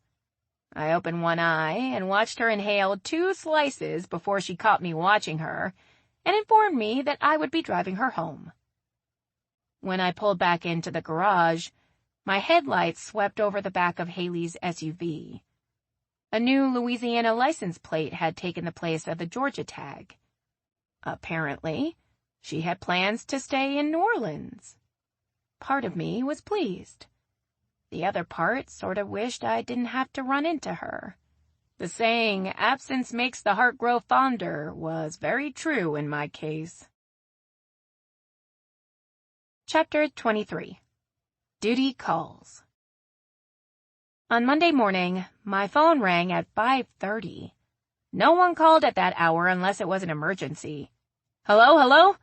I said into the alarm clock before I realized the phone was still ringing. I managed to grab it just before the answering machine picked up. "Hey, what are you doing?" Kaylin said groggily. "Are Mom and Dad okay? What's wrong?" I scrambled out of bed and fumbled around until I found the light switch. "They're fine. What's wrong with you?" My frantic search for clothes stopped. "What do you mean, what's wrong with me? You called me at 5:30. I thought there was an emergency." "Did you set your clock to Pacific time?" Kaylin asked, annoyance tempering her tone. "It's 7:30. I staggered into the living room as the adrenaline rush faded. My cell phone confirmed what Kaylin said. It was 7:30. "Our power went off and on last night. Apparently yours did too." Kaylin yawned loudly. "Time to replace the backup battery in your clock." "It's still early. Why are you calling?" I asked as I set up the coffee pot. "The flu is going around and my doctor says I need to avoid sick people if I possibly can. We have 3 people out at the Canal Street salon, and they need some help." I wanted to whine and complain, but I couldn't. I knew that Kaylin would gladly step in and help if she could. "What do I need to do?" I asked with a sinking feeling. "Answer phones, wash a head or two. Blitz will help you with anything you need." Kaylin yawned again. This time she apologized. "I'm sorry to ask this of you, sis, but I'm out of options." "No need to apologize. I'll hit the shower and be there for opening." "Thank you. I owe you big." Blitz looked stunned when I walked in. She glanced down at her watch and back up at me. "Kaylin asked me to come in and help," I said. "Where do you need me?" She took in my black slacks and turtleneck sweater. "You're dressed too nice to clean tanning beds." She shrugged her shoulders. "Want to be the receptionist for the day?" "Sounds easy enough." Something in the way Blitz arched an eyebrow told me it was anything but. She picked up a headset and cleaned it liberally with alcohol before she handed it to me. "Bonnie has the flu," Blitz said as she went to work on the mouse and keyboard. "If I were you, I'd keep a bottle of hand sanitizer close and use it often." Blitz looked at me skeptically. "Can you multitask?" "I can walk and chew gum at the same time." Blitz's eyebrow arched again. From the look on her face, if I were anyone else, I'd be out on the sidewalk at that moment. She wiggled the mouse, and a colorful calendar appeared on the screen in front of us. "Anything related to tanning or nails is transferred to those departments. They handle their own scheduling. You're strictly hair." I nodded as I looked at the screen. Haley Morgan at 11 o'clock jumped out at me like a snake. Blitz looked at me oddly as I recoiled. "Is that today?" I pointed at her name. Blitz nodded. "You won't have to do much with today's schedule unless someone calls to reschedule. Matter of fact, you really don't have to worry about Tuesday or Wednesday. We're booked. Don't worry about trying to fill a slot if someone cancels. We pack 'em in tight and the stylists will be grateful for the wiggle room." Blitz went on to explain how to use the computer program. It seemed fairly easy to handle. My brain began to scramble as she explained how to book each type of appointment. "Claire and Sandra are new, so you can't really load them up or they get behind. Marvin, Jacob, and Sloan can handle anything you throw at them, and they expect to stay hopping, so schedule them tight." Each stylist's name was in a color-coded bar. Marvin's was pink. I wondered for a half a second if he had requested it before Blitz moved on to the next topic. "Our regulars are in the computer. All you have to do is print out a slip with their next appointment date and time. It's already set up in the system. For other customers, you'll have to schedule and print their slips. You know how to use a credit card machine?" "Yes." I looked over at the phone and felt squeamish. It looked like something I'd seen 911 operators use on TV. Blitz explained the difference between park and hold and what seemed like a heartbeat. You may be tempted to use the mute button on your headset, but I'd advise against it. Your sister made a mistake with that once and cost us a customer. Use the hold button. Blitz squeezed a glob of hand sanitizer into her palm and turned to me. What can I get you to drink? Coffee, soda? You don't have to wait on me. I can get my own drinks. Blitz pursed her lips as her eyebrow rose again. I wondered if her head ached at the end of the day or if her brow ever froze in that position. Once these phones begin to ring, you won't be able to move from where you're sitting. If you need something or need to go to the bathroom, you're going to have to flag me down for it. My eyebrow rose this time. Is it that bad? It's how you choose to look at it. Every time that phone rings, we're poised to make money, so that's not bad. Blitz smiled. Coffee? Yes, and thank you. I turned and looked at the intimidating bank of phone lines, then at the computer. I hoped the coffee was extremely strong. Wow, who do we have here? Marvin leaned on the counter with a broad smile. A scared shitless temp? Aw, it's not that bad. Marvin guffawed. I've seen Bonnie ring up a customer, schedule an appointment, and file her nails at the same time. You've got this. I wasn't so sure. Marvin slapped out a tune on the counter. Guess who's coming to see me today? Haley, I said dryly. Marvin frowned. Still no good with you two. I opened my mouth to reply when the phone rang. That bitch didn't stop. It rang so much that at one point I thought I could hear it ringing when there wasn't a call. To make matters worse, I was slow. It took me most of the morning to get used to scheduling the appointments. When I had to go to the bathroom, I was forced to wave Blitz over and write it down for her because I couldn't stop speaking long enough. She moved in behind me like she was taking the wheel of a car flying down the highway, reaching over me to take the controls. At 11, it all became one monotonous blur as Haley came through the door. The air around her seemed infused with electricity. She took off her rain-splattered overcoat and hung it on the rack. The silver-gray pantsuit hugged every delicious curve and made my mouth go dry. When she turned toward the receptionist station, her eyes widened when she saw me. A slight smile curved her lips. I held up a finger as she approached, and the phone rang again. Marvin intercepted her before we had a chance to speak. It was hard enough to learn a new system of doing things, and I was far from getting into a comfortable groove. Haley's presence made it nearly impossible to function. I tried to follow every move she made. I scheduled 2 appointments on the wrong day while watching Blitz shampoo her hair. I wished that I'd volunteered for that position as Blitz ran her fingers through those wet, golden locks. Marvin winked at me when I glanced over at him. I forced myself then to pay attention to the job at hand, which lasted until Haley moved into his chair. Haley gestured, holding her hand up to her jawline. I watched in terror as Marvin held his hands on either side of her face. He looked at me in the mirror and I shook my head. Haley was the type of woman who could have rocked a crew cut, but I loved that golden mane, the way it flowed down her back. Marvin said something and turned Haley's chair around to where it faced me. He walked over and toyed with my hair. His fingers came to rest just below my shoulders. The muscles in my stomach clenched as Haley shook her head and motioned toward her collar. I wanted to hang up on my customer and protest as Haley and Marvin discussed a much shorter length. When Marvin positioned his scissors right at Haley's shoulder, I lost it. "No, it's too gorgeous, don't cut it off!" Marvin and Haley stared back at me in the mirror with shocked expressions. Actually, everyone in the salon did. "No, Mrs. Ronson, I'm sorry. Of course you can come in for a cut. I'm sorry for yelling in your ear." I sat back down, red-faced, as I scheduled her appointment. When I ended the call, Marvin was standing at my desk with a bemused smile. "Haley would like to know exactly how you want her hair done." I looked around Marvin to Haley, who sat looking at me like I was insane. "I'm sorry. You'd be lovely no matter what you did with your hair. It's just so gorgeous I can't stand to see you cut it off." A couple of customers in the waiting area agreed. I shrugged and pointed at them as though their opinions should weigh in. Something in Haley's eyes glimmered.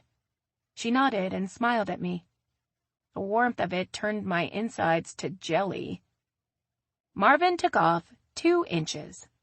Haley's wet hair hung down to the bottom of her shoulder blades. The weight of those 2 inches made her hair look thicker.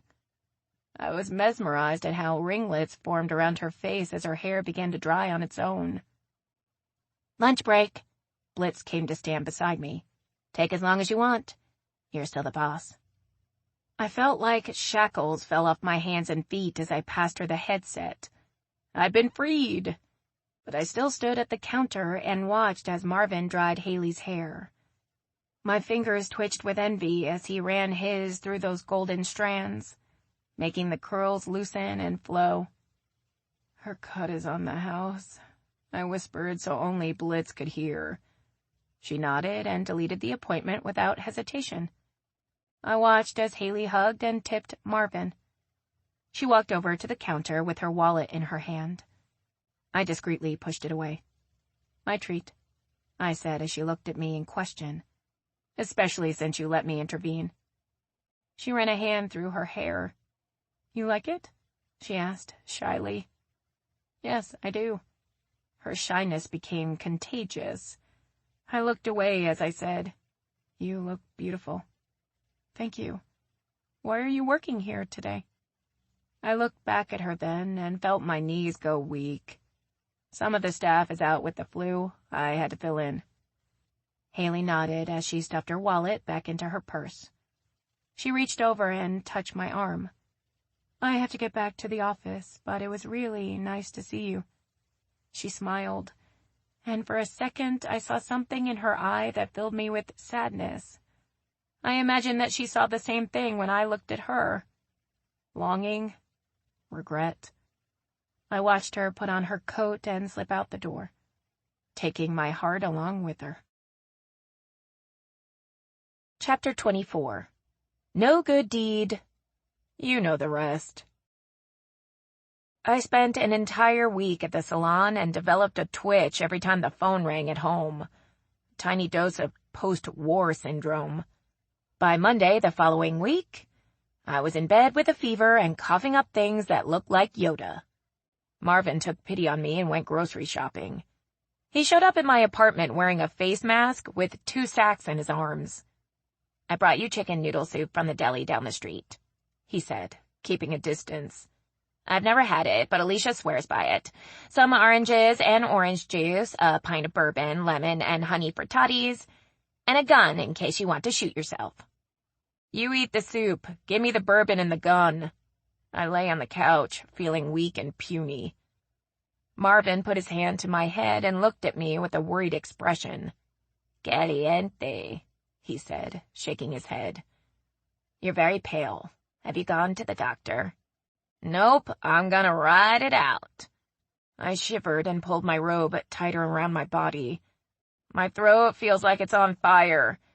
Be a friend and hit me over the head with something. I want to be unconscious. "Shannon," Marvin said. "No honey or baby. He was all business. I can't leave you like this." "Can I have some juice? It hurts to talk, and I think you're gonna make me argue," I said, miserably. Marvin poured me a glass of juice and pushed it into my hands. "I'll be back in a flash." He took off before I could ask where he was going. I drank the juice and winced when it hit the back of my throat.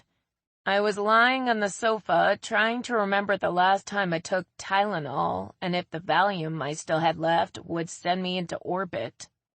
Haley appeared like a dream, except she was wearing a mask like Marvin's. "We're going for a ride," Marvin said cheerfully. "What are you wearing under that robe?"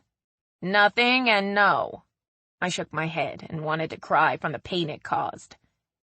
Haley pressed the back of her hand to my forehead. "Oh, yes, you are. Come with me." I was too weak to put up a fight and let her pull me up with a whimper.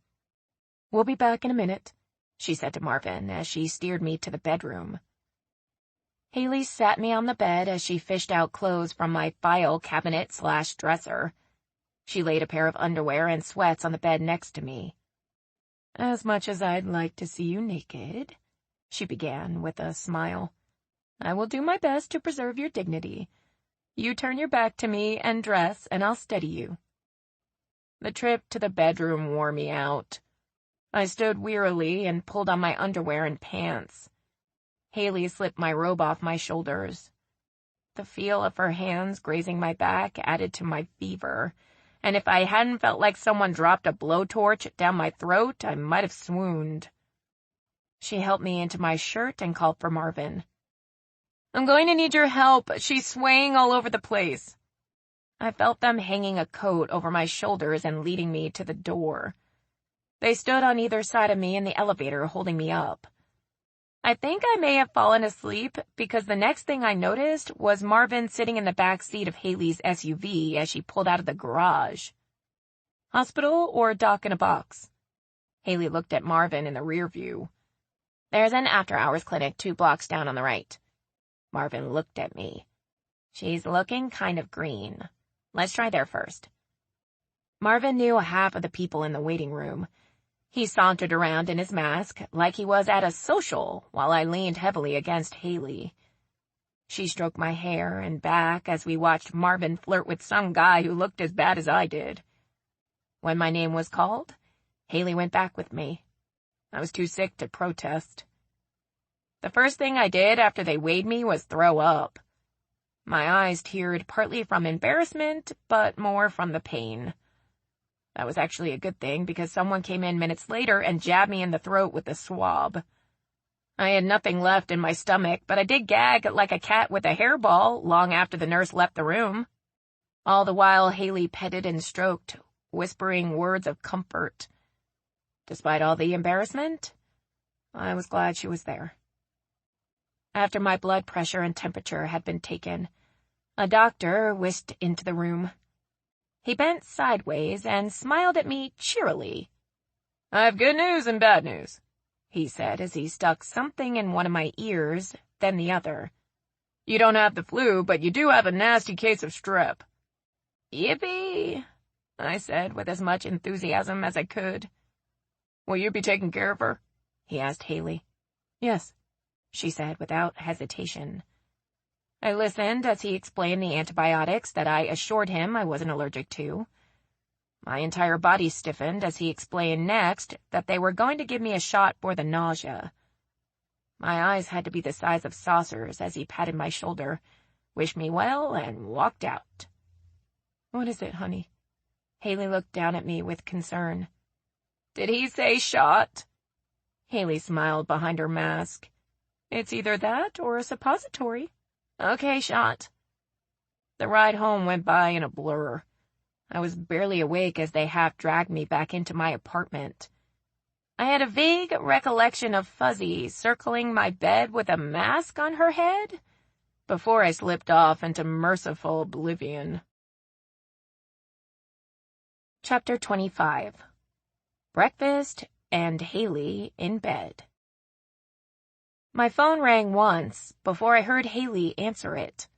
She was close by and talking softly. I heard her cell phone ringing, but I didn't feel right answering it. Pause. "She's okay, but she has a bad case of strep." Pause. "Yes, Marvin and I took her to the doctor last night. She's on antibiotics and is still sleeping off the nausea medicine." Long pause. "I took off from work. I'll be with her as long as she needs me." Another long pause. "I know she would do it for me. It's no problem, really." Pause. "I will, I promise." "Kaylin?" I opened one eye and looked at Haley as she put the phone down. "Sorry, I tried to get it before it woke you. I guess that's good in a way. It's time for you to eat and take your meds." "You took off work," I croaked out. "Don't worry about that." Haley put her hand on my forehead. She was still wearing the same clothes she had on the night before. She looked worn out. Stayed here all night? Uh-huh. Her tired eyes twinkled. After you eat and take your meds, I'm going to borrow your shower, if that's all right. Make yourself at home. Is that grease I hear? Haley smiled back at me as she walked toward the door. Yep. Is it too loud? I can have Fuzzy turn it down. I smiled weakly and shook my head. Haley returned 5 minutes later with buttered toast, juice, and a banana. Have you eaten? I asked as she set a tray over my lap. She patted the tray. Brought this from home. I like to eat breakfast in bed and watch TV on lazy mornings. And yes, I have eaten. Thank you. I nibbled on a piece of toast as she watched me. I can't tell you how much I appreciate what you and Marvin have done for me. You should have called me. Haley handed me the juice and waited for me to take a sip. I had no idea you were so sick. Thought I could tough it out. Marvin bought you popsicles and sherbet last night when he went to the pharmacy. Although I wouldn't suggest trying that until we see if you can hold breakfast down. I managed to eat the 2 pieces of toast and half the banana. Haley gave me the pills I was supposed to take and went off to take a shower. As soon as the bathroom door closed, I heard the ticking of nails on the floor beside my bed. Fuzzy looked up at me with a dog smile. I patted the bed.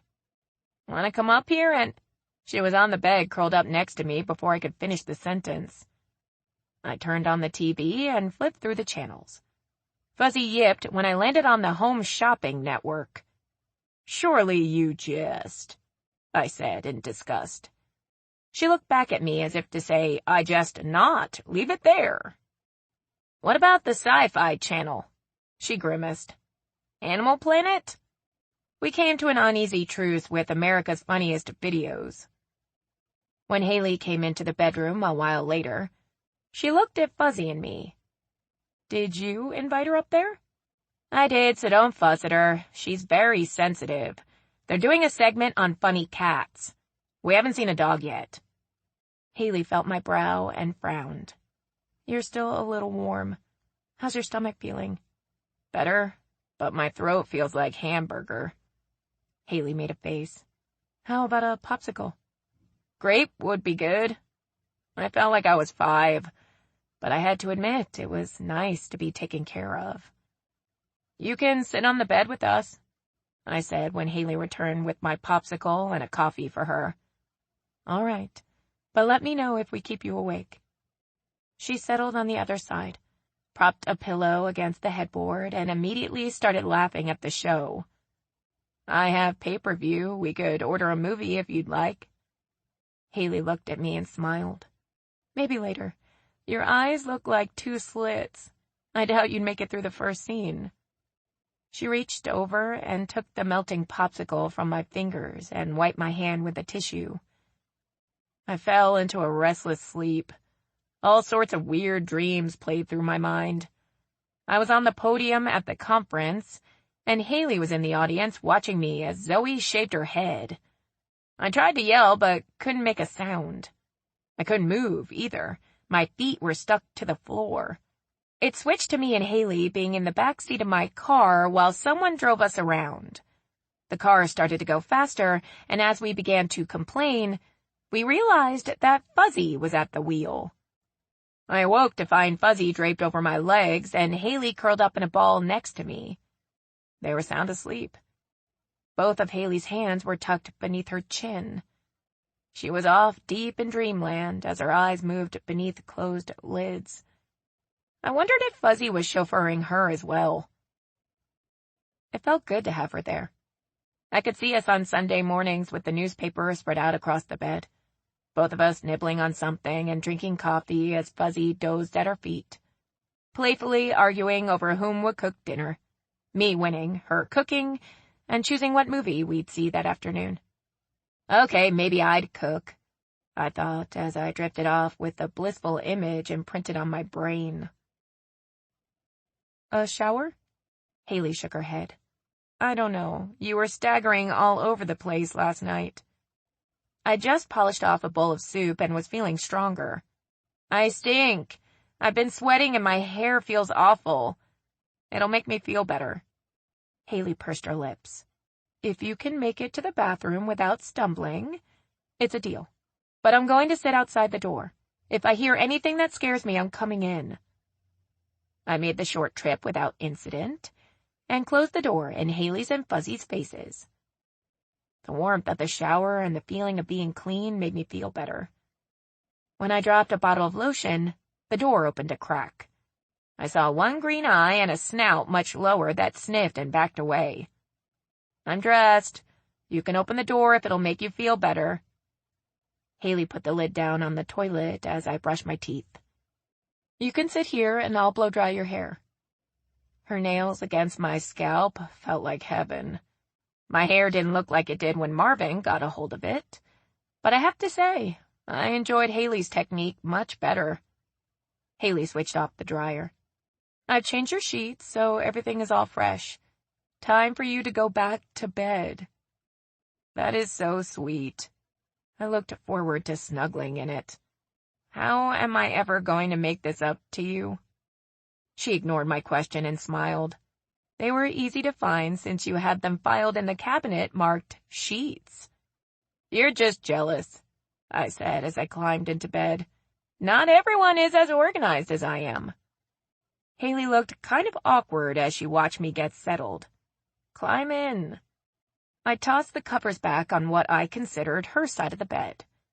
She smiled and crawled in. Fuzzy took that as an invitation for her as well and hopped up on my side.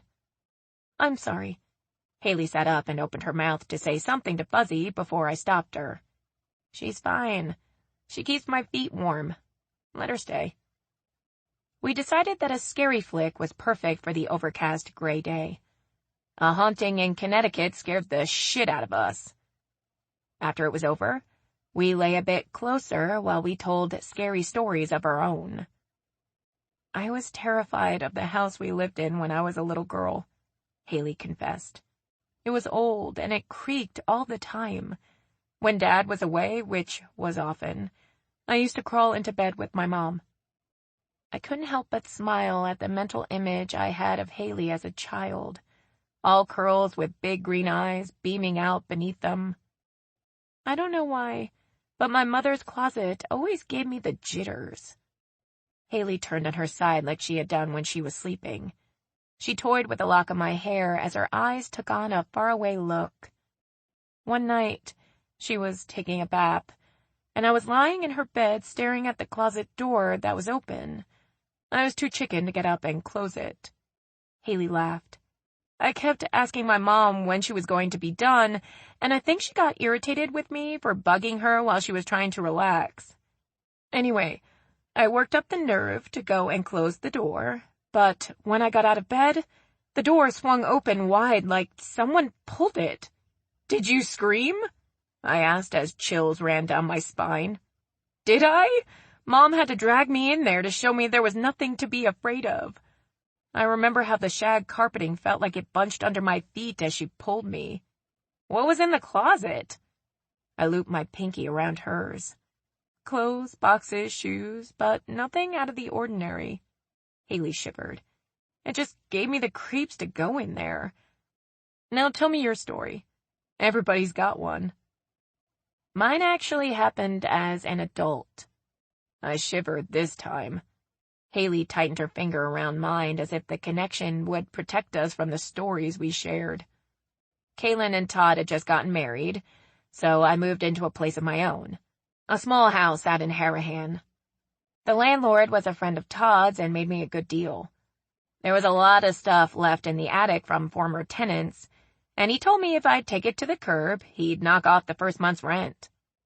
Haley made a face. Was it creepy up there? Not in the daylight. It had a large window that let in a lot of light, so I wasn't too freaked out. But there were a lot of boxes of junk. Some had some good books that I kept, but one was full of notebooks. The spiral-bound kind, like kids use for school. Every one of them was full of eerie drawings. I couldn't imagine the mind that sketched them. What were they of? Haley asked, wide-eyed. Creepy-looking figures, mostly. Some were cloaked. Others had long dark hair that covered most of their garish-looking faces. You threw those out first, right? Haley moved closer. I'm enjoying the closeness, but I'm afraid I'm going to get you sick, too. I scooted back. Haley scooted closer. You'll take care of me? She asked with a smile. Pinky swear, I said as I squeezed hers. Okay. Is there more? I nodded. Unfortunately. You're enjoying this, aren't you? Yes. Haley nudged me with her foot. Now go on. A week after I was all moved in, I climbed into bed and read for a while. As I reached to turn off the lamp, it sounded like someone stomped the attic floor above my head. It shook the house. I sat there frozen as whatever it was marched over my bedroom and the living room and came back. Haley looked as terrified as I did that night. I called Kaylin and told her what was going on. She and Todd only lived a few blocks away, so they got there in a flash. The stomping noise was still going on as they pulled into the driveway, but quit when they walked up on the porch. Neither of them believed me, but I wouldn't let them leave until Todd agreed to take a look around the attic. We went into the hallway and were about to pull down the ladder when the noise happened right above our heads. It shook the whole house, and Kaylin turned as pale as a sheet. What was it? Haley asked as one leg moved over mine. We don't know. It took me and Kaylin nearly 20 minutes to get Todd to go up the ladder. He searched the whole attic and didn't find a thing. Haley shivered. Could it have been someone on the roof? Todd didn't think so, and neither did I. It sounded too close. Needless to say, I stayed with Kaylin and Todd until I found this place. They lived in that neighborhood for another year, but Todd's friend couldn't keep anyone in the house. Haley looked at me long and hard as she bit her lip. Do you mind if I stay with you again tonight? Purely to make sure you're okay, she said with an impish grin. No, I said seriously. You snore. I couldn't help but laugh at the indignant look that crossed her face. Of course you can. I was going to ask you to stay after the first 30 minutes of that movie. And that had nothing to do with my illness, either. I woke during the night feeling like I was trapped between two blast furnaces. I nudged Fuzzy with my elbow. She grunted in response, but was kind enough to move to the foot of the bed. I pushed the covers off my back so that I could continue spooning Haley. She felt so good in my arms, yet it was painful. We were just friends, and the sweet torture was becoming unbearable. Chapter 26. All geese are evil bitches.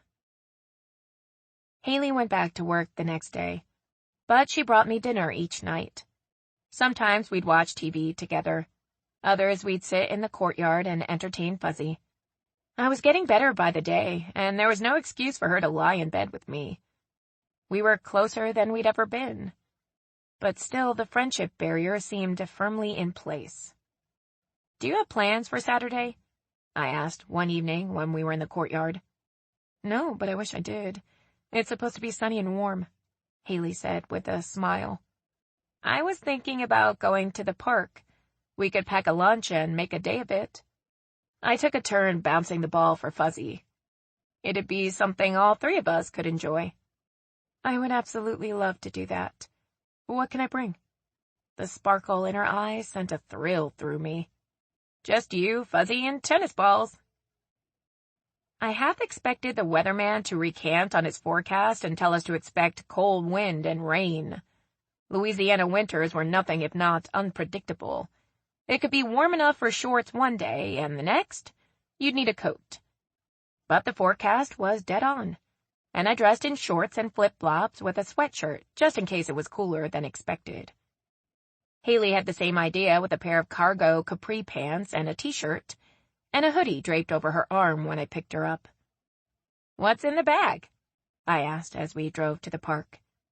A half loaf of stale bread for the ducks. I looked at my side view mirror and smiled at Fuzzy as she rode in the back seat with her head protruding from the window. Her nostrils were flaring as she took in the scents around us. "How does Fuzzy feel about the ducks?" Haley pushed her sunglasses up onto her head, in an attempt to tame her hair that was being whipped around. "She's good about leaving them alone now, but when she was a puppy, it was a nightmare. I had to take her to a professional trainer to teach her to stand down. She'd get so focused on catching one that she wouldn't listen to me at all." "Do the ducks eat out of your hand?" Haley looked at me with a grin. "You've never fed ducks?" I shook my head. "My mom couldn't swim. She was terrified of the water, so we never went anywhere near the park lakes as kids." "You're in for a treat then," Haley said with a satisfied smile. We picked a nice sunny spot near the lake to spread our blanket. Fuzzy got reacquainted with the frisbee, and we ran her until she sprawled out in the grass and gnawed a hole in it. I impressed Haley with lunch, which consisted of chicken salad sandwiches, fruit, and a nice bottle of red wine, despite the meal. "Couldn't have asked for a nicer day, could we?" Haley leaned back and basked in the sun. "Perfect day, perfect company. Everything is just perfect." "I'm glad you're happy with it." I stretched out on the blanket and rested on my elbows. Haley looked over at me, and her expression grew serious. "This past week, it's really been special." She turned suddenly when a rejuvenated Fuzzy nudged her arm with a ball. I heard something to my right and looked over to find a lone duck quickly making its way toward us. I grabbed the bread and tore off a piece, and the duck gained speed. "Talk about the ugly duckling." I held out the bread. "Oh, Shannon." Something in Haley's tone made me turn and look at her. "That's a goose, and they're kinda mean. Throw the bread away from us." I pulled my arm back to make the toss, but as I turned, the goose was standing next to me. Apparently, the withdrawal pissed it off. I was too stunned to move when it lowered its head and started hissing. That moment of hesitation cost me. The goose bit me on the leg. Ow, shit! It came at me again, and when I put my hand out to block it, it bit my hand. When Kaylin and I were kids, my mother was the all-star quarterback of house slippers. Kaylin mouthed off once about having to take a bath, and Mom hit her from across the den. That was the closest thing to spankings we ever got. I suppose all those years of watching Mom wield a slipper made an impression. Before I knew what I was doing, I had pulled off my flip-flop and bitch-slapped the goose. I learned at that moment that I'd made a declaration of war. That winged devil leapt on me like a cat. I was swinging, the goose was hissing, and wine and fruit went everywhere. If it hadn't been for Fuzzy, I was fairly certain I would have died right there. Fuzzy jumped into the melee and chased the goose back to the water. I sat stunned and whelped. What the hell just happened? Haley's face was blood red. "Are you okay?" Her voice was barely above a whisper. "I wish I could have gotten that on film." She laughed for about a half hour. "Come on, Shannon, they're sweet. Look at their little bills. They're rounded. No pecking." Haley stood at the water's edge that teemed with ducks. Some took the bread right out of her hand. Others gobbled up whatever hit the water. I don't think so. Fuzzy and I stood back at a safe distance watching for geese. "Baby, look." Haley pointed to a mother duck warily approaching with a string of ducklings trailing behind. Her face colored as she looked back at me. "I mean, don't be a baby. Come here." Her slip got to me, and I moved alongside her. She stuck a piece of bread in my hand and instructed me to tear it apart. The mother duck was keeping her babies at a distance, but looking hopeful, so I tossed a few pieces her way. Haley wasn't pleased with my long-distance feeding style and insisted that I hand off a smidgen or two. "They are gentle, aren't they?" I said as one snapped a piece from my fingers. Haley nodded and smiled. "Excitable but sweet. They're nothing like a goose." And totally disloyal. The minute the bread was gone, so were the ducks. Haley looped her arm around mine as we walked back to the blanket. I'm so proud of you. I think you're ready to go to the Global Wildlife Center next. I've been reading about it, and it's not far from here. Maybe we'll have another nice weekend soon and can check it out. I'd seen the commercials. They stuff you in a wagon and drag you through a field of wild animals that know you have feed for them. I couldn't think of anything more horrifying, especially after my encounter with the goose. Sure, sweetie, that sounds like fun. Haley seemed surprised by the term of endearment, but she didn't release my arm. A shy smile crept across her face. I was tempted to press my luck with her and ask if she'd changed her mind about being just friends, when my cell phone rang. No one but Kaylin and Marvin called me, so I pulled it out of my pocket and answered without looking at the ID.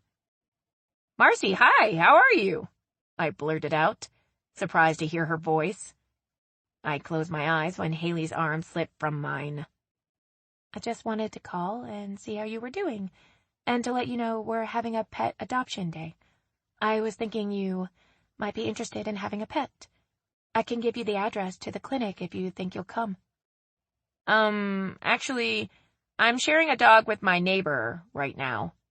Haley moved away, but I knew she could probably hear what I was saying. I don't think I'm ready for that kind of commitment. Well, if you change your mind, it's next Saturday from 11 to 4. Marcy was talking really fast, like she was nervous, and that made me nervous because I didn't know if the pet adoption was the only reason for the call. So, how are things working out for you? Fine. I just got over a nasty case of strep, but otherwise everything is good. And you? Oh, I'm good. Been working a lot. There was an awkward pause. If you find that you're interested in going out again, give me a call. Okay, I will. It was nice hearing from you. I felt bad as we ended the call. I was fairly certain that Marcy knew I wasn't going to call, and Haley had walked away, putting distance between us in more ways than one. Are you and Marcy seeing each other again? Haley asked, lightly. She didn't turn my way as she threw the ball for Fuzzy. No, she called to tell me about a pet adoption day at her clinic. I guess she figured since I didn't have a pet that I might want one. I laughed. I told her I was sharing a dog. Apparently, I was the only one who got the joke. Haley gave me a sideways glance. It's getting kind of cool. Are you ready to call it a day? She was right. The late afternoon breeze was getting cooler, and the air between us was becoming more frigid by the second. We didn't talk much as we gathered everything and hiked back to the car. I took that as a good sign. Haley was obviously put off by Marcy's call. For someone who wanted to be just friends, she appeared a mite jealous to me. This was a moment that I could have seized upon and might have gotten Haley to admit she wanted more, but I was too chicken. As bad as I wanted her, to be rejected again would have been just too damn much. Want to pick up something for dinner? I asked as we headed home. I'll take a rain check on that if you don't mind. Haley's face was turned toward the window when she answered. I've got some work to do and I don't want to spend my entire Sunday with a laptop. No problem. I tried to sound nonchalant, but this turn of events was grating my nerves. I was aggravated with her attitude and just plain pissed at myself for being too afraid to confront her. Chapter 27. Apparently, I'm a weenie. Kaylin and I had gone almost 2 weeks without seeing each other due to my illness and her morning sickness. She called me on a Monday and invited me to lunch, but I wasn't in the mood. I met her at the salon on Rampart after she threatened to skull-drag me out of my apartment. My normally vibrant sister looked bloated and tired when she greeted me. After she hugged me, she leaned heavily against the counter. I've got a surprise for you. You're having twins, I teased. God, no, one baby is draining me enough, Kaylin said with a tired smile. Someone wants to see you. I felt hands on my shoulders and turned to see my mom, grinning from ear to ear. Surprise, she said as she hugged me tight. When did you get in? I asked. Late last night. Your father is doing well, and I wanted to be with my girls." She cupped my cheeks in her hands and kissed me on the nose before pulling me in for another hug. "I'm so glad to see you. I've missed you so much." I hugged her back. "That is just so freaking sweet." We both turned and looked at Kaylin, who had tears streaming down her face. She blew her nose and looked at Mom and me. "I'm very emotional right now," she said with a shrug. "Somebody needs to feed me or I'm gonna pass out." Mom took us to her favorite New Orleans haunt, Masborough's. In her mind, a shrimp po' boy could mend anything, including morning sickness that in Kaylin's case lasted all day. I'd eaten half of my sandwich when I felt uncomfortably full. Kaylin ate all of hers and took care of my leftovers. Kaylin burped and blushed. "Sorry, the baby made me do it." "You were a pig before you picked up a passenger," I teased. Kaylin shook her head. "I have no control over myself anymore. The other day I folded a load of laundry and promptly threw up in the basket. Then I cried because I ruined the laundry." Mom patted Kaylin's arm. "I suffered with nausea most of the time when I was pregnant with you. Sucking on peppermints always helped." "And you did it twice?" I said. "I would have given up after the first baby." "I'm glad she didn't." Kaylin reached over and clutched my hand. "I couldn't imagine life without you." "What has gotten into you?" I asked Kaylin with mock disgust. "You've gotten all affectionate and warm and fuzzy. It's gross." "I know it's weird. I'm all cuddly when it comes to you, but I want to strangle Todd." "That's because your baby sister is your comfort zone," Mom said. That sort of stunned me. Kaylin had always been my comfort. It felt strange to have the roles reversed. Mom reached over and put her hand on mine while Kaylin gripped the other. "Don't turn around, but there's a lovely young woman at the table by the window that keeps looking at you." "I've given up on women," I said resolutely. "They're a pain in the ass." I smiled at Mom. "Well, you're not." "Shannon." Kaylin leaned closer and lowered her voice. "It's Haley." Involuntarily, I turned and looked. It was indeed Haley. I felt the muscles in my stomach tighten as I stared at her. She was stunning, in a navy blue suit with her curly hair spilling over her shoulders. She sat with whom I assumed were her colleagues from work, enjoying a working lunch. There were 6, including Haley. Everyone seemed to be discussing something, but Haley stared out the window until she turned suddenly and caught my eye. She smiled and waved discreetly. I nodded and smiled before turning back around. "So things didn't work out between you?" Mom asked. I shook my head. "We're just friends." Mom glanced in her direction and smiled. "Okay, everybody stop looking at her," I said. "This is awkward." That's who took care of Shannon when she had strep. Kaylin chewed on her straw and looked around me. "Quit looking over there," I growled out. "She's gonna think we're talking about her." "I know. I spoke to her on the phone when I called," Mom said. "You did?" I asked, surprised. "You were sleeping. She told me that she and Marvin had taken you to the doctor and that she was making sure you took your medicine." "She didn't tell me you called." "She probably had her hands full with you." Mom grinned. "You're a big baby when you're sick." "A weenie is more like it." Kaylin swiped a shrimp from Mom's plate. Mom glanced at Haley's table again. "She's absolutely adorable. And she's coming over." I turned just as Haley walked up. "Thought I'd come over and say hi," Haley said with a shy smile. "I'm glad you did." I managed to return the smile. "I believe you've already met Kaylin, my sister. This is my mom, Jill, who just informed me that you've already spoken." Haley made a face. "Oh, I did, and I forgot to tell you she called. I'm sorry." "Think nothing of it, sweetie." Mom reached over and took Haley's hand. "It's such a pleasure to meet you in person. And thank you for taking care of our weenie," Kaylin interjected. Haley smiled and winked at Kaylin, then looked back at my mom, who had embarrassingly not released her hand. "It's a pleasure to meet you too, Mrs. Bryson, and I enjoyed taking care of your—" Haley looked at me with a grin. "Baby." Mom beamed up at Haley. "Won't you join us for coffee?" "I'd love to, but unfortunately I need to get back to the office.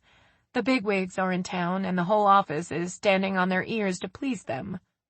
Haley looked at me then. "It was nice to see you all." "Great to see you, too," I said numbly as I watched her turn and walk away. Then I turned and looked at Kaylin. "You jackass." She pretended not to notice as she took another shrimp and looked at it. "Do you think they know they're being netted and taken away from their families only to end up on our plates?" Her eyes grew watery as she laid it respectfully on a lettuce leaf. "Nap time." Mom gestured for the check. "We're taking you home and putting you to bed." Mom sounded like she did when we were children. Kaylin did, in fact, look like a child as she burrowed deeper into her bed and clutched the blankets under her chin. Mom stroked her hair lovingly. "You may be having a baby of your own, but you're still my baby," she said as she switched off the lamp. I followed Mom out of the room, and before shutting the door, I whispered, "Titmouse." "Up yours," came Kaylin's reply from the darkness. I smiled. That was the sister I knew and loved. "Shannon, honey, I don't know how to work Kaylin's coffee maker," Mom said, eyeing the brew station. "Would you make us some, please?" I did as she asked while she took a seat at the kitchen table. "Just friends, huh?" Mom said with a chuckle. "Unfortunately so." I leaned against the counter and folded my arms. "I don't think so," Mom said with a shake of her head. "That's not what her eyes say. Nor yours."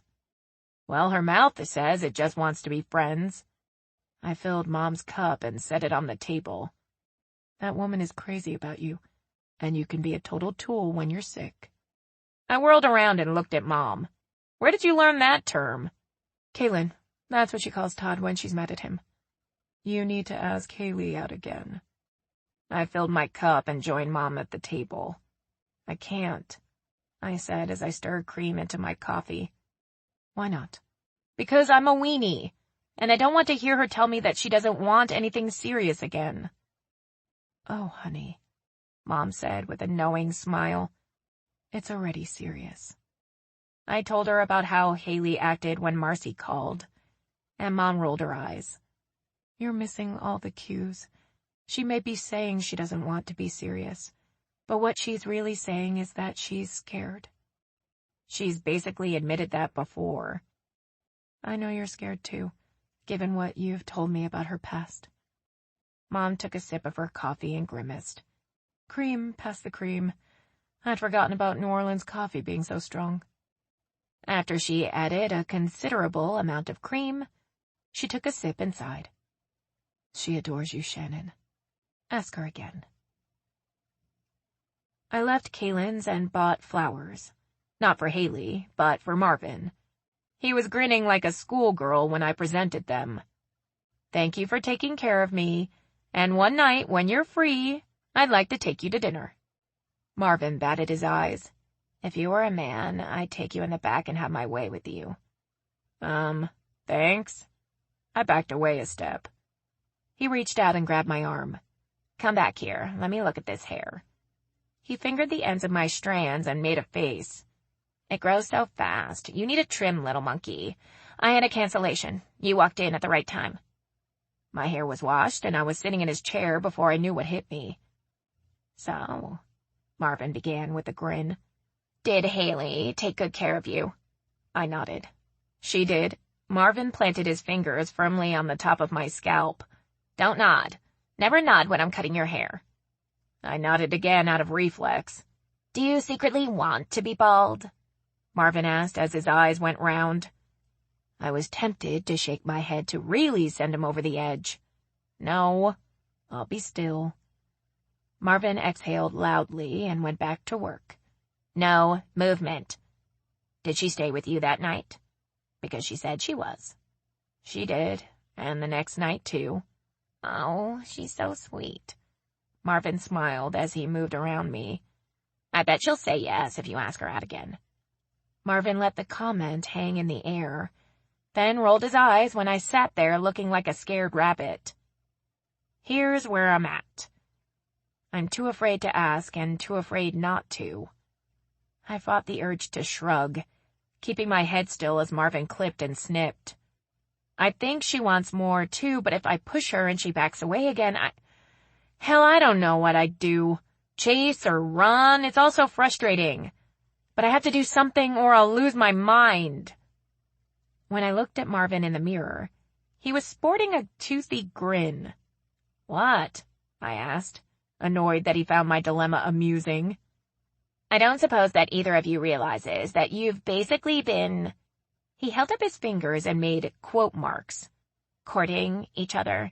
You're on a collision course with love, and one of you has to make the next move to advance to the next level. He leaned down and pressed his face against mine, catching my eyes in the mirror's reflection. It's gonna have to be you. Marvin went back to trimming as I mulled what he had to say. As I thought back on my previous relationships, I'd always been the passive one, waiting for someone else to make the first move. I'd made a first move with Haley once when I kissed her in the courtyard, only to have her withdraw a few days later. This game of tug-of-war was making me weary. I kept waiting for a pull from Haley's side of the rope, but all I got was a few brief jerks. She's afraid. She's admitted that, and you are too. But I'm not so sure it's rejection. I think you're more afraid of what's going to happen between the two of you when things go well. Marvin cocked his head and winked. I swallowed hard. He was right. It was time to confront the niggling fear that I kept tucked away in the recesses of my mind. My dad was unfaithful. Marvin rested his hands on my shoulders and sighed. Sweetie, I'm sorry. Kaylin never knew, just me and Mom. I think that's why I'm so shy and she's just so out there. I was so afraid that someone would take the place of my mom. Like, Dad would move her out and bring someone else in. I smiled ruefully. I used to cling to her leg whenever we had company. If she was going, I was going too. Marvin looked as though he would cry. Haley cheated on her husband, she told me. I know in my heart that things can be good between us, but I'm afraid that I'll ruin everything, worrying that one day she may replace me. A hairdresser, like a bartender, is often privy to secrets. Marvin squeezed my shoulders gently. I listen to men and women. He lowered his voice. A few that work here included. Brag about their infidelity like it's the latest fashion. Haley's ashamed of what she did. You can see the pain in her eyes when she talks about it. Marvin shook his head. Cheating is never justified, but she didn't step out on her marriage because she was bored, but because she was coping with her sexuality. I digested what Marvin had to say as he dried my hair. Maybe I hadn't been tugging on the rope as hard as I thought I was. But it was time to start. Chapter 28. Fuzzy Favors.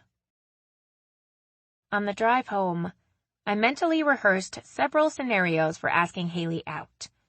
I prepared myself for possible rejection, but Haley was going to have to come right out and tell me that she didn't want me before I'd give up. And if she did, I was moving to Peru. When I got off the elevator, I found Haley standing in front of my apartment with a leash in her hands. Her eyes were red and puffy when she looked at me. With a small cry, she moved into my arms and held me tight. Fuzzy ran away, she said with a sob. I can't find her anywhere. With one arm around her waist, I opened the door to my apartment and pulled her inside. Just let me change my shoes and we'll go look together, I said as I reluctantly let her go. I ran into my room and tossed my boots into the closet and grabbed my sneakers. Where were you when she got away? I asked when I came back into the room. Haley turned from my window. We were in the park. I was talking to this guy who had a dog that sort of looked like her, and when I turned around, she was gone. Haley's face transformed from sadness to panic.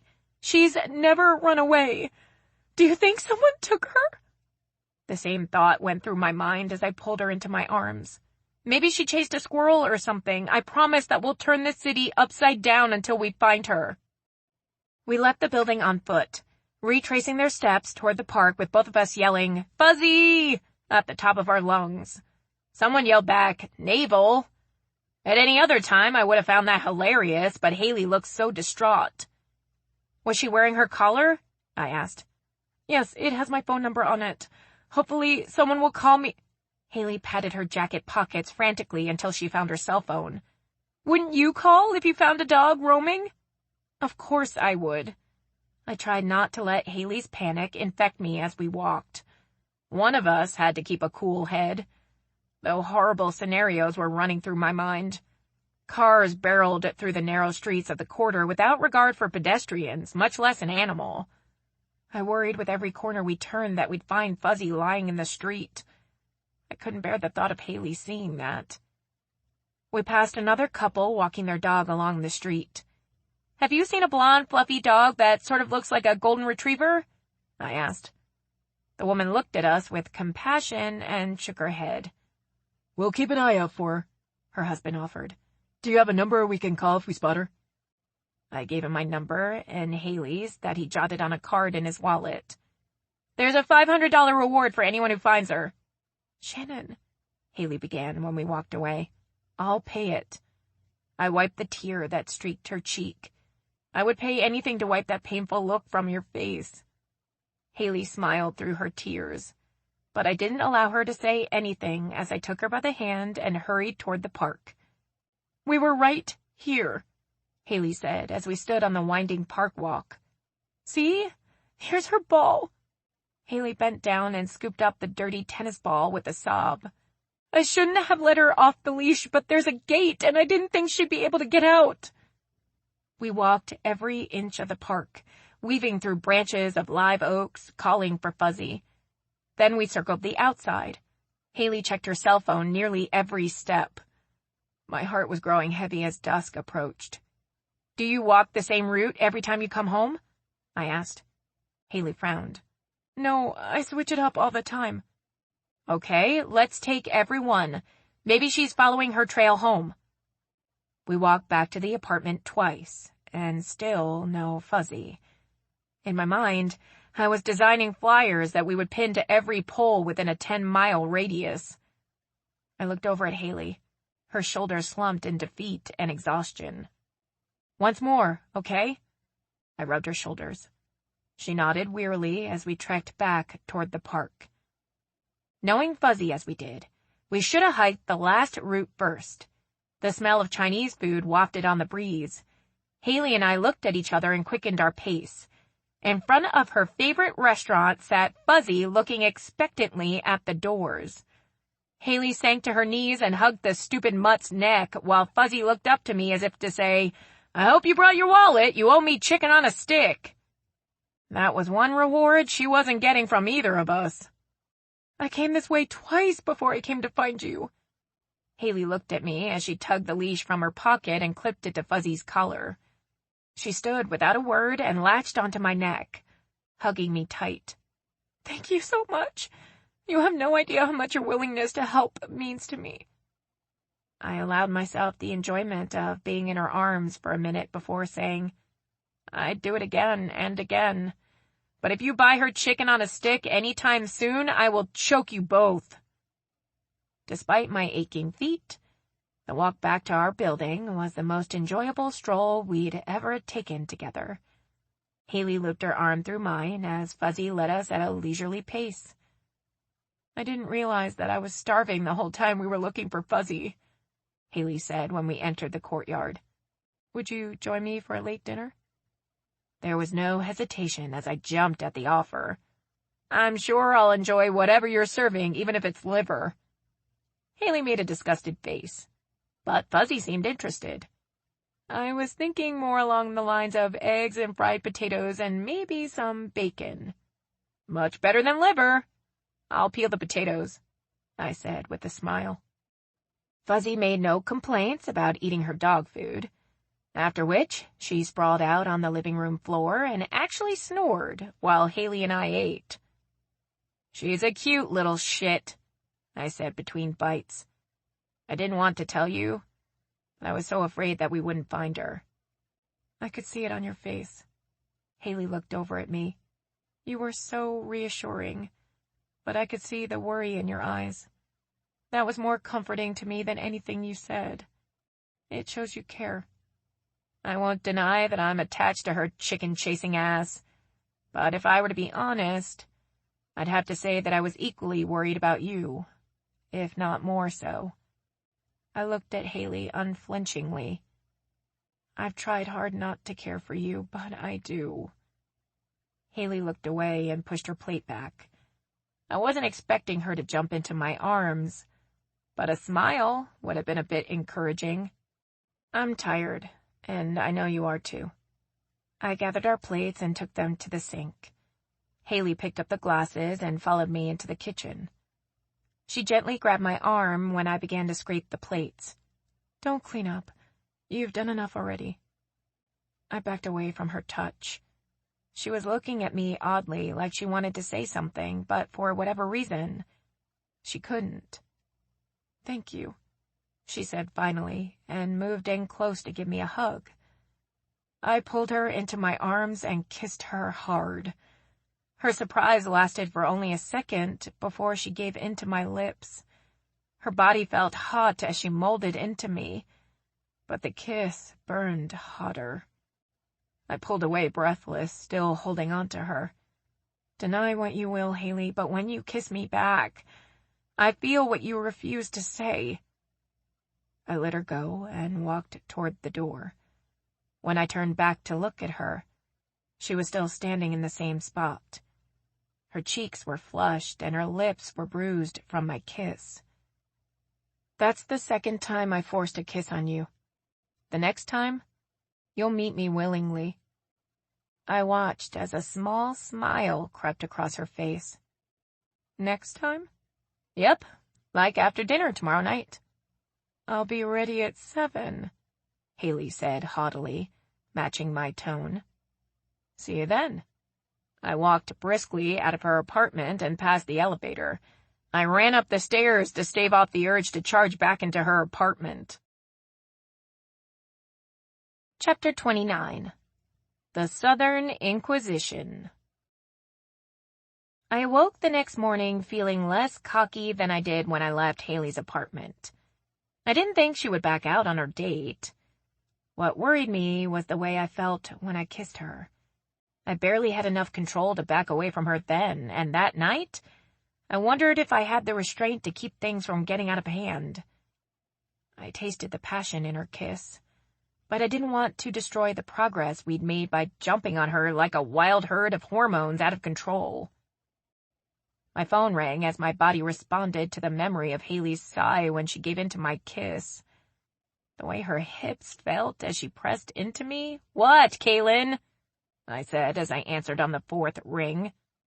"Is that how you answer your sister when she calls?" "Sorry, Mom, and yes, I do bark at her when she calls me first thing in the morning," I said with a laugh. "Had you called me from your phone, I would have been sweet." "Kaylin and I were discussing brunch. Why don't you join us?" I wanted to stay in my lust-induced haze, but it was probably best if I didn't. "How about I pick y'all up at 10? I watched as Mom took the salt shaker from Kaylin's hand for the 3rd time. "The eggs are bland," Kaylin complained before attacking a bowl of mandarin oranges. Mom looked over at me and smiled. "You look terrific this morning. Get a good night's sleep?" "I did. And I have a date tonight." Mom and Kaylin exchanged glances. "With Haley?" Kaylin asked. "Yep." I knew I was beaming. "Where are you taking her, sweetie?" Mom asked. "I have no idea." Mom and Kaylin exchanged glances again. "You don't know?" Kaylin asked before she shoveled another spoonful of fruit into her mouth. Mom grabbed my arm. "Honey, it's got to be somewhere special." "Well, I wasn't thinking about McDonald's," I said nervously as they looked at me like I was crazy. "What about Antoine's? Court of Two Sisters? Or Arnaud's? Kaylin ticked off on her fingers. Those are all romantic places. Yes, excellent choices, Mom agreed. Now, what are you going to wear? Kaylin waved her fork at me. Well, I was planning on jeans. No, Mom and Kaylin said in unison. I dropped my napkin onto the table. I'm not showing up at her place in a prom dress. Do you have something sexy? Mom asked. Mom! What? I feel funny about discussing this with you. Well, honey, I know lesbians do more than just talk. Are we done here? I looked around to see if anyone else was listening to the conversation. I think we need to go shopping, Kaylin said, ignoring me. Maybe visit Victoria's Secret. Mom gave me a teasing grin. I think you'd look really nice in a pair of black slacks. You know, the ones that ride low on your waist with a snug-fitting top. Something to show off that new figure of yours. The malls are full of sales, Kaylin offered seriously. And Mom says I need to walk a lot to combat fluid buildup. She batted her eyes at me. What's up with you? I narrowed my eyes at Kaylin. You haven't been hip on me seeing Haley at all, and now you want to dress me up for her? Kaylin popped an orange slice into her mouth and looked at Mom. Mom gave a warning glance at Kaylin and smiled at me. We've had a talk. Now, about dinner. You need to make a reservation instead of winging it. Kaylin pulled out her phone and had the number to Arnaud's in about half a minute.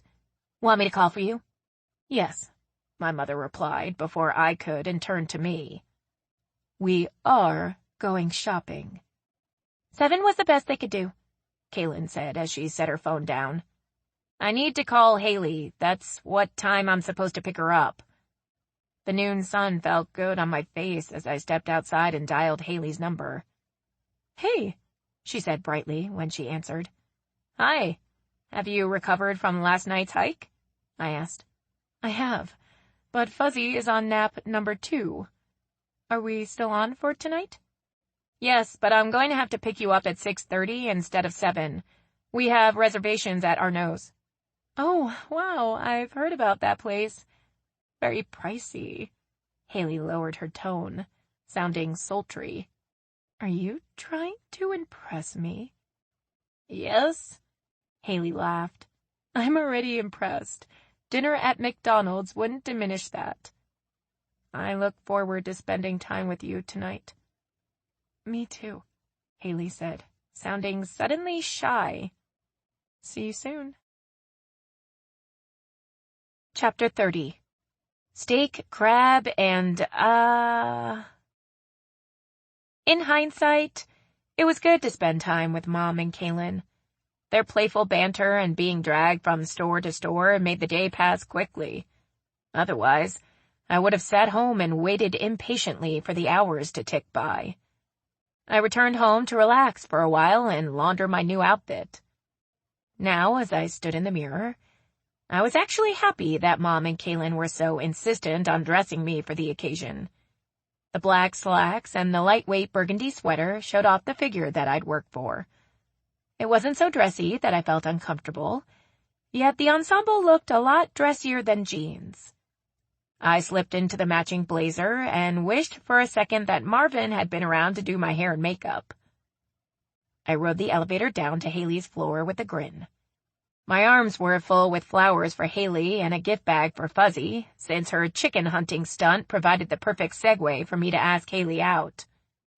Wow, you look amazing, Haley said when she opened her door. I wanted to return the compliment, but it froze on my tongue when I took in the black cocktail dress she'd chosen for the evening. It hugged every delicious curve and left me breathless. Is it too much? Haley asked when I stood there gawking. No, Oh my God, you're beautiful. I felt as awkward as a schoolboy as I presented the flowers. These are for you. A small show of gratitude for taking care of me when I was sick, and a thank you for agreeing to accompany me tonight. Haley sniffed at the one red rose in the center of the bouquet. And this dinner, is this some sort of show of gratitude? No, I said, looking deep into her eyes. This is just about wanting to spend time with you." Haley sighed as she looked at me. A small smile pulled at the corner of her mouth. "I'll put these in water." "This is for you." I looked down at Fuzzy. I opened the gift bag covered in tiny dog prints and pulled out High School Musical 2, a chew bone with a chicken-flavored center, and a stuffed lamb. "I figured that this might make you happy while I steal your mom away for a while." Fuzzy did a dance as I handed her the lamb. "I'm going to get my coat," Haley said. "If you'll unwrap the bone and put in the movie, I think Fuzzy will be grateful." I watched Haley walk from the room and looked down at Fuzzy, who seemed to say, "Open the bone, fool." She took it and laid down next to her lamb in front of the TV and waited as I put in the movie. "Thank you for that," Haley said as she came back into the room, and nodded toward her pooch that was happily gnawing the bone and eyeing the TV. "Are we ready?" "Yes." I walked over to the door and prepared to open it for her. Haley put her hand atop mine and stopped me. She tugged on the lapel of my blazer until we were scarcely an inch apart. "I want to willingly give you this," she said before her lips met mine. The kiss was gentle and sweet at first. I heard her purse drop to the floor as she wrapped her arms around my shoulders and pulled me tight against her. All thoughts of dinner fled my mind as her tongue slipped into my mouth. Her teeth grazed my bottom lip as she broke the kiss that left me shaken and breathless. "Yes, I think we're ready now," Haley said with a coy smile. "I'll get your purse," I said dumbly as I knelt in front of her. I felt Haley's hand weave into my hair and tug me back up to her. I was wrong. We're not quite ready. She pushed me against the door and kissed me again. My hands roamed over the backless dress, and I moaned at the feel of her warm skin. She pressed harder into me, straddling my thigh. The sound of our breathing drowned out the intro music to the movie. When she pulled away from me this time, she looked as unhinged as I felt. "Okay, we're ready now."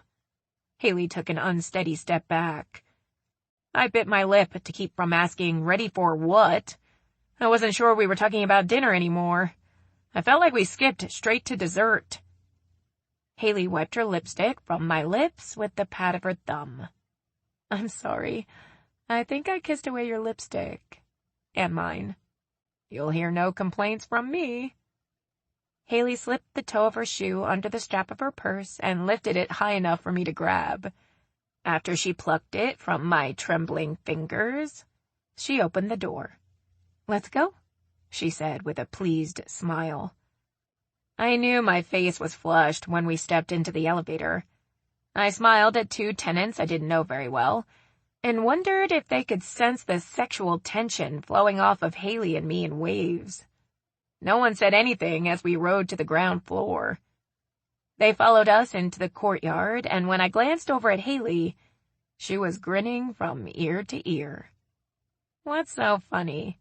I asked when we were alone. Haley took a tissue from her purse and wiped around my lips. I didn't do a very good job of cleaning away the lipstick.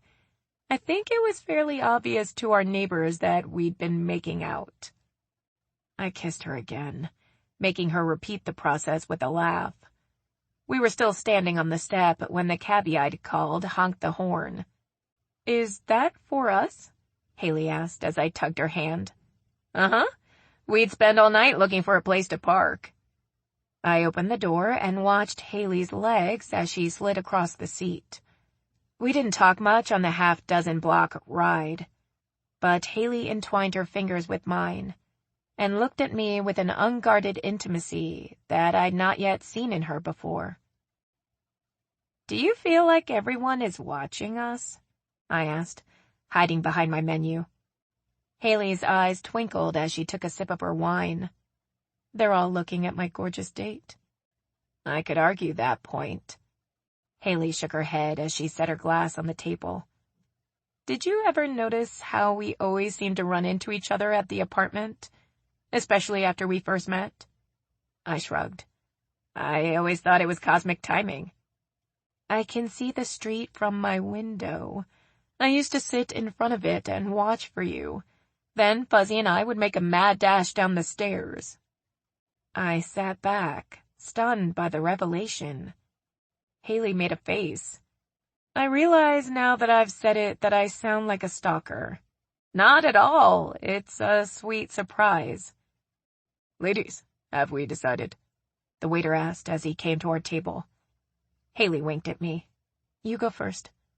Promise me you won't order only a salad because I don't want to look like a pig, I said with a grin, then ordered the crab meat Karen. She impressed me when she ordered the filet mignon Chalamande. I know I'm drinking red wine with a crustacean. I raised my glass. I'm uncivilized. Haley grinned back at me. I would have done the same thing. She leaned closer and lowered her voice. Screw propriety. A rebel. I like that in a woman. Haley ran her finger lightly around the rim of her glass as she looked across the table at me, suddenly serious. You've torn down every defense I have, she said with a slight smile. I've torn down a few of my own in the process. You know what I find irresistible about you? She drummed her fingers on the table as I gave her a questioning look. You're just you. There's no pretense, no smooth-sounding lines. Just a woman honestly offering her heart, and hoping that it will be taken by someone who will cherish it. The woman I want to give it to keeps running away, I smiled. Not anymore, Haley said seriously. There are some opportunities too sweet to pass up. Salads were placed in front of us, our wine glasses topped off. Thank you, I said, but my gaze was locked with Haley's. So this means we'll have a second date? I asked when the waiter left us. I was kind of thinking it would mean breakfast. Haley took a sip of her wine as her meaning sank in. I think my crab meat would enjoy a ride in a doggy bag. Haley threw back her head and laughed. I barely tasted my salad. The crab was delicious, but my appetite for it had gone right out the window as I thought about what this night would bring. Haley fed me pieces of her steak, and I shared the crab. I knew that Haley was as ready as I was to leave when the waiter asked if we wanted dessert. Just the check, please, she said with a smile. But something behind her eyes burned hot. I took that as my cue to call the cab. The ride home seemed infinitely longer than it took to get there. I thought I would be nervous, but I wasn't. I felt longing and desire that I thought only happened in books and movies. I wanted to touch and be touched, to share a part of myself that I realized I'd never truly given to anyone else. I'd had sex and called it making love. But as I sat next to Haley, it dawned on me that this was how it was truly supposed to feel, like two halves merging together to make a whole. I would give as much as she desired and take as much as she allowed. Haley squeezed my hand as we stepped into the elevator. As bad as I hate to say this, I'll forgive you if you want to back out now, I said, watching her intently.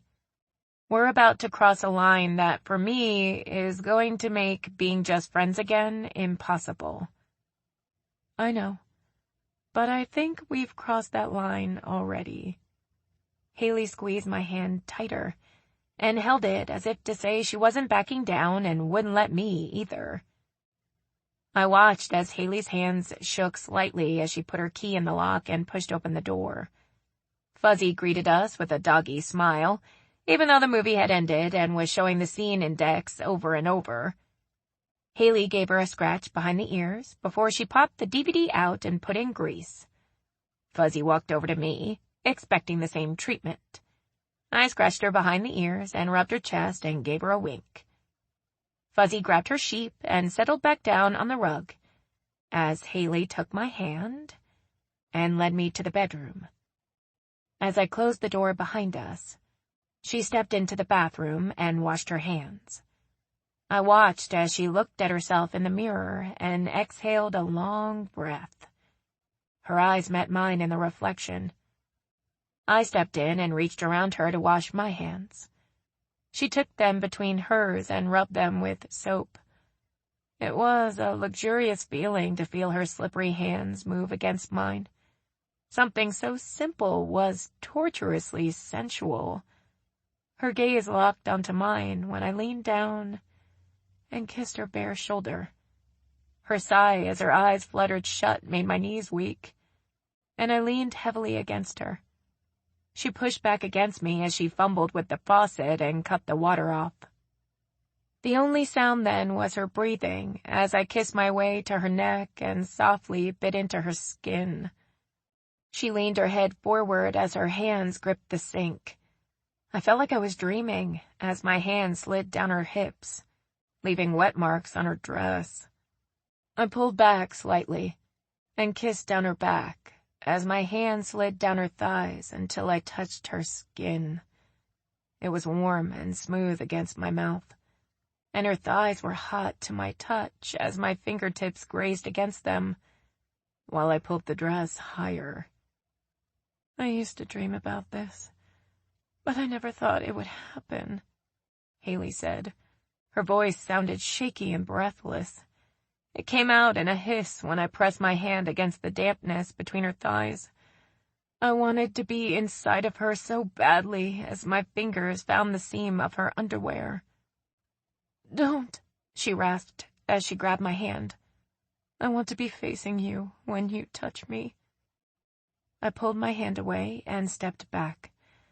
I had to restrain myself from ripping the clasp of her dress open and taking her on the floor of the bathroom. Haley spun around and pushed me roughly against the bathroom wall. Her mouth was on mine in an instant as she pulled my belt loose. It landed with a clank on the tiled floor. She pulled away long enough to pull my shirt over my head, and her mouth found mine again. I fumbled with the clasp to her dress as she unbuttoned my pants and slid her hands around my hips. I shuddered as her dress fell to her waist, and she pushed her thigh between mine. Her hands pulled me tightly against her as the friction between my legs became unbearable. I broke the kiss, unable to breathe, and buried my face in her hair. I didn't want to let her go when she stepped away. Haley reached over my shoulder and turned off the light. I watched her in the dim glow coming from the lamp in her bedroom as she let the dress fall away. My gaze went to her bare breasts first, then to her hands as she slipped her silky underwear down her legs and stepped out of them along with her heels. I pushed at my boot heel with the toe of the other. I knew I was scuffing them, but I wanted them off. I wanted to be rid of every barrier between me and Haley's warm skin. She grabbed at my hands when I started to slide my pants down. "Let me do it," she said as she knelt and pulled them away. She kissed and nibbled at the insides of my shaking thighs until I didn't think I could stand any longer. I fisted both hands in her hair and pulled her up gently. The sensation of her mouth on mine and her naked skin pressing against me was more than I could handle. I pushed her away and held her at arm's length. "We're not going to make it to the bed if you don't stop." She didn't say a word as she took me by the hand and led me into her bedroom. I couldn't wait to get her on her back so I could kiss and taste her. I groaned in frustration when I realized I was the one lying flat on my back with Haley straddling me. With one hand in the center of my chest holding me in place, Haley took my hand and slid it between her legs. I shuddered as my fingers slipped through the creamy wetness there. With her hand firmly holding mine, she controlled where I touched. I could barely breathe with her balancing her weight in the center of my chest. I gasped when she easily slipped two of my fingers inside of her and slowly glided them up and over her clit. "Please let me go," I begged when she pulled my hand away. Haley's eyes narrowed when she took my fingers and ran them over my own lips. She sucked in a deep breath when I sucked them into my mouth. The memory of the feel of her and the taste of her on my tongue left me stunned as she moved quickly down my body and buried her face between my legs. She groaned loudly as she pushed her tongue into me. My legs trembled. I squirmed uncontrollably as her tongue would first push inside of me, then over my clit. She wrapped her arms around my thighs and fought to hold me in place as I dug my heels harder into her bed. My cries seemed to echo off the walls of her room. I clamped my lips together tightly, trying to keep quiet and not sound like this was my first time, but with every stroke of her tongue, I lost control. She would take me to the edge until I felt my insides begin to contract and pull away. When she did allow me to come, I wrenched the sheets from the corners of her bed. Having an orgasm never made me blissfully relaxed, like some of my former partners claimed. It was like a surge of energy passed through me that made me crave more before the last of the tremors faded. I had Haley on her back before she knew what was happening. My mouth descended on her breast while my hand moved between her legs. "Yes," she ground out as she dug her fingers into my shoulders. She met me thrust for thrust and shuddered when I pulled out of her and encircled her clit with my fingers. "Kiss me, Shannon." I did until she pulled away breathless. I listened to her breathing as I drove her higher. The erratic sound of it made me never want to stop. She gasped once, her body went rigid against me, and held me for a minute, before she slumped back onto the bed. "We'll go slower the next time," I said against the damp skin of her neck. I felt her laugh. "I doubt it. Maybe after we've done it a couple 100 times. I leaned up on one elbow and smiled down at her. "I'm not looking for anything serious, you know." "The hell you aren't," Haley said with a laugh and flipped me onto my back. She kissed me sweetly. "I'm seriously crazy about you." Her words were accentuated by a whimper and a scratch at the door. Haley groaned and rolled onto her back. "Fuzzy needs to go out." I'm certain that if you put a stool next to the door, she could jump up and turn the handle. The elevator would be a breeze after that. Haley kissed me again and got up. "You stay right here. I'll only be 5 minutes. Then I plan to take my time with you." She put on a pair of sweatpants and pulled her robe over her bare back. I listened as the apartment door closed and hopped up. Leftover steak and crab meat would sustain us through the night. When Haley returned, I'd be warming it, wearing nothing but a smile. Chapter 31. New Orleans can be small at times. It felt like a delightful case of déjà vu. Haley and I spent the morning eating breakfast in bed. Fuzzy lay across our feet, gnawing on the new toy I bought her. Just like I'd imagined sans the newspaper. We alternated between watching movies and making love. Fuzzy was fine with the movies, but went into the living room for the latter. My phone rang for the umpteenth time where it sat in the pocket of my blazer, which landed on the floor in a heap the previous night. Haley groaned as she stretched and looked at me. "Are you ever going to answer that?" "Nope," I said with an impish grin. "That's Mom and Kaylin wanting to know how our date went. I'm taking great pleasure in ignoring them." Haley rolled over and rested her head on my shoulder. The warmth of her naked body stretched out against mine made me sigh. That was about all I could manage. "Your family is very important to you, aren't they?" "Yeah, we're all very close, especially us girls. Aside from wanting to know how my night went, they're probably already planning dinner. I hope this doesn't terrify you, but they're gonna want you to come because Mom is going home in a few days." "Your mom is sweet." Haley drew patterns on my stomach with their fingertips and watched the muscles quiver beneath them. How did she take it when she found out you were gay? I grabbed her hand as my body awoke to her touch and held it in my own. She was surprised and upset, though she tried to hide it. I told her just after Kaylin got married, and I think she was looking forward to planning mine one day. Dad never said much, but he's always treated me and whoever I brought home with respect. And Kaylin? Haley tried to pull her hand free, but I held it firmly. She gave up and started running her toes over mine. I laughed as she ran them across the bottom of my foot until I released her hand. Go on, she said as her fingers danced over my skin. Kaylin didn't take it well at first, but eventually she came around, like she always does. Haley started planting kisses along my collarbone until I asked about her family. She laid her head back on my shoulder and draped a hand over my waist.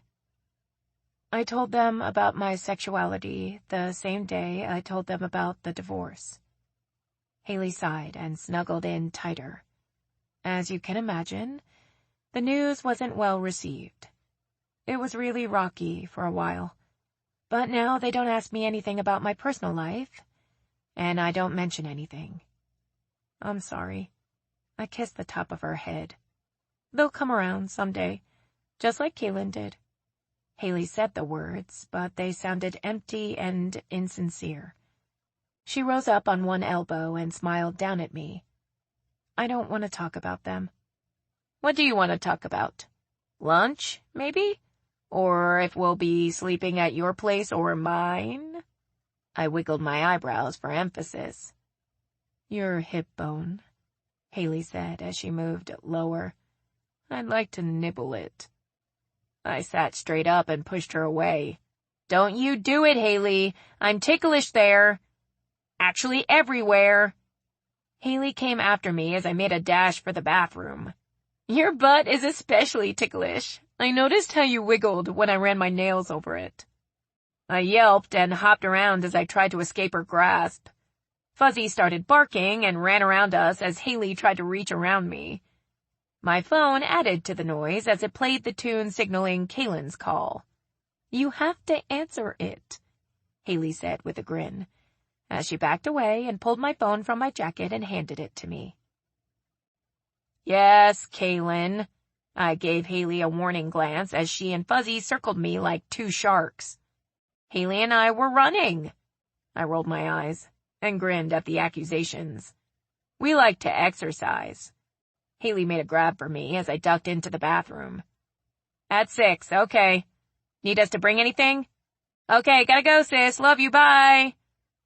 I snapped the phone shut and plastered my backside against the bathroom wall. We were running, Haley said, running her fingertips down my rib cage. You are such a liar. I clamped my arms at my sides, giggling like a child. We were running. You were chasing me. I'm going to find your weak spot and exploit it mercilessly if you don't stop. Okay, truce. Haley held up her hands. No tickles. I promise. She leaned against me and nibbled my earlobe. I noticed you said us when you were talking to Kaylin. You've been invited to dinner, and if you don't stop, you're gonna have to go without me and explain to my family that you've loved me to death. Haley insisted on bringing something, despite the fact that Kaylin told us not to. She wanted something that Kaylin could enjoy, too, so we skipped wine and decided on pastries. Cheesecake? Haley looked at the refrigerated section of the bakery. Or lemon daubage? Anything chocolate will suffice, I promise. What about this French silk pie? Haley, I thought that was you. Haley and I turned, and I watched in shock and horror as the woman's gaze locked with mine. We both stood mute, staring at each other. Haley looked between us bewildered. Is something wrong? She asked as the woman stared daggers at me. Look, I was having a really bad day, I started to explain. You know each other? Haley asked. The woman pointed at me angrily. That's the woman who humiliated me at the health club you talked me into visiting. Thank God I hadn't already signed up for a membership when I ran into her. She tore her gaze away from me and looked at Haley.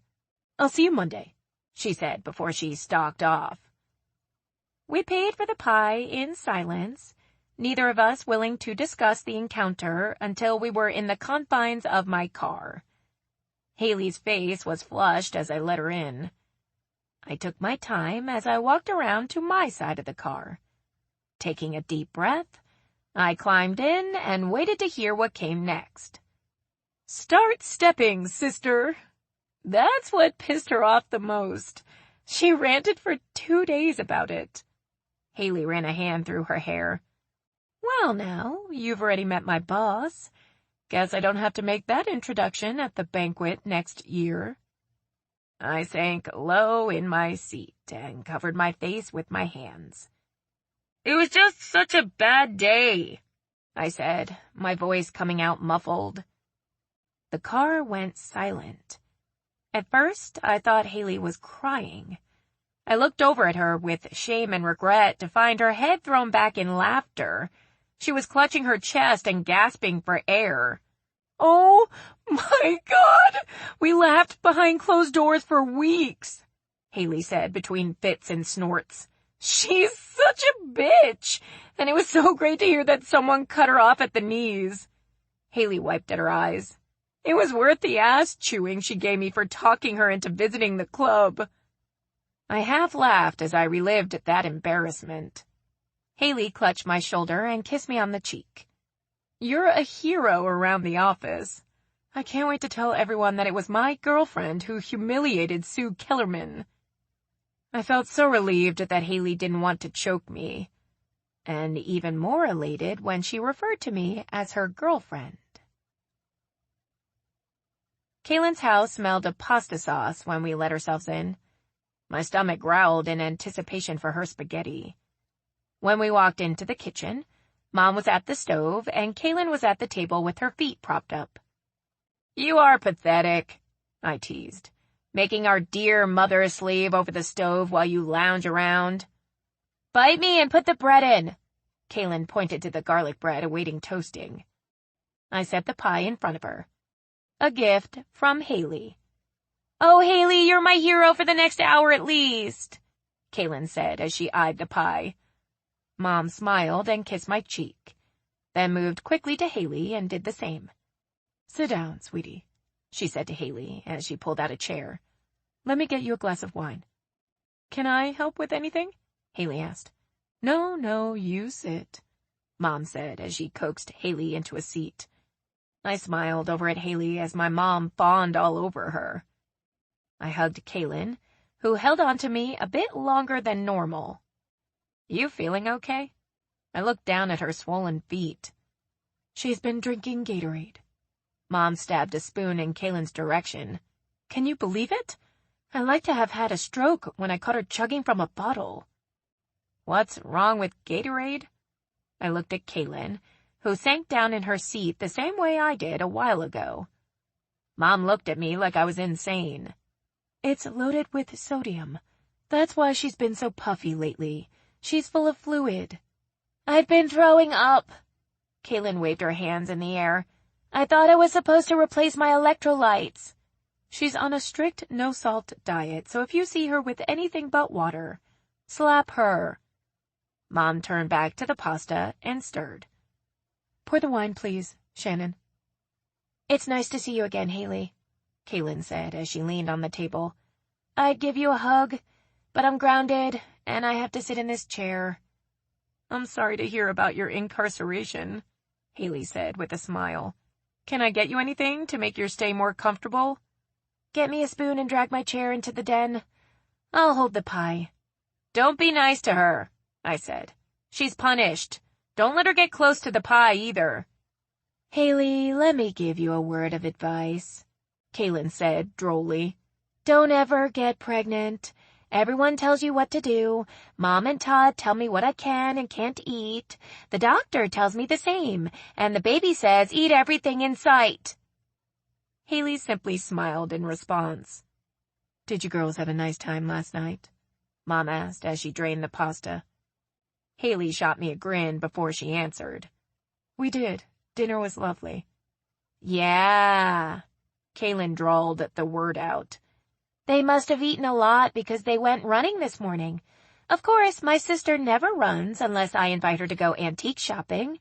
Then it's the other way." I bumped Kaylin's chair when Haley's face began to flush. "Where's Toad?" I asked with a wink at Haley. "He's having a boys' night out," Kaylin said. "He and his buddies are holed up in some sports bar eating hot wings and swilling beer." Kaylin rubbed at her stomach. "I hate beer, but I have the strangest craving for it now." "Do you know the sex of the baby?" Haley asked. "No, we want to be surprised. Makes decorating the nursery kind of difficult, though. I'd love to show it to you if Mom will allow me to leave my chair." Mom looked at me and rolled her eyes. 5 minutes, and dinner will be on the table. That's all you get." Kaylin stood and rubbed her butt. "Shannon, you come too. You haven't seen it yet." Mom nodded. "Go, I've got this. Check the room for snacks. I found a bag of Cheetos in the baby's dresser." The walls were painted a soft mint green, and most of the hardwood floor was covered with a rug bearing the alphabet. "This is the coolest bed." Kaylin patted the blonde wood that matched the floor perfectly. "It folds down into a youth bed when the baby grows out of the crib." I opened the drawers of the matching dresser. They were empty except for the bottom drawer, which was filled with baby blankets embroidered with teddy bears, puppies, and kittens. I tried to imagine my new niece or nephew swaddled snugly in them. "Oh, these are so cute," I heard Haley say. She picked up a stuffed giraffe that shared a shelf with what I figured were as many animals as the New Orleans Zoo. "Since we don't know the sex, we decided to decorate in stuffed animals." Kaylin rubbed her stomach lovingly. "Can't go wrong with those. I figure at some point they'll all be covered with slobber, and when Shannon's through with them, we'll get the baby new ones." "Ass. I'm gonna tell Mom I found a bag of pigskins underneath the changing table." "Oh, don't you dare." Kaylin grabbed handfuls of my shirt. "She's dead serious about the diet. Nothing goes into my mouth without inspection." Kaylin's eyes widened. "You have no idea how bad the cravings are. I've been good, despite the Gatorade incident, and for the record, the Cheetos belong to Todd. But she won't believe me." "Then I suggest you start being real sweet to me." I plucked her fingers from my clothing one by one. "I will be expected to give her a full report on your diet when she's gone. And I can make it real rough on you, sis." I kept an eye on Haley as Kaylin and I bantered back and forth. She seemed to be in a world all her own as she looked at all the baby things. I left her and Kaylin in the nursery when Mom called for me. Kaylin had been friendly toward Haley, but it made me uneasy to leave them alone. "Take the bread out, honey," Mom said as I walked in. She'd filled just about all the plates and had the table near about set. "The nursery is precious, isn't it?" "It is," I agreed. "I'm sure you've got the baby shower all planned out by now." I was looking forward to the baby, but not the festivities that always preceded one. I'd never attended a wedding shower until Kaylin's, and now I'd be expected to attend a baby shower. "If you're over there thinking up ways to skip out on the shower, give up," Mom said, knowing me all too well. I was thinking about jumping from a fast-moving vehicle. I laid the bread out onto the counter and sliced it. "I imagine you'll sneak off to hang out with your father and Todd anyway." Mom gave me a playful nudge. "I bet Haley will hang out with us girls, though." "Judging by the way she's fawning over the nursery, I won't disagree." I put the bread into the serving dish and moved to the table. Mom gave a nod as she looked everything over. "We're ready. Go get the girls." When I walked into the nursery, Kaylin and Haley were teary-eyed and wrapped in each other's arms. "Kaylin, if you're jumping the fence, go find your own woman. This one's mine," I said with a teasing grin. "I hope you can put up with her," Kaylin said as she released Haley. "You know she's adopted, right? My parents found her in a cabbage patch just outside of Chernobyl." I think I can handle her, Haley said with a smile. But if not, I'll call you for backup. Dinner's on the table. Thank God. Kaylin pushed past me and hurried down the hall. You okay? I asked Haley as she met me in the doorway. Yeah, she said with a nod. Kaylin and I discovered we had something in common. I'll tell you about it later. I gave her a quick kiss and led her down the hall.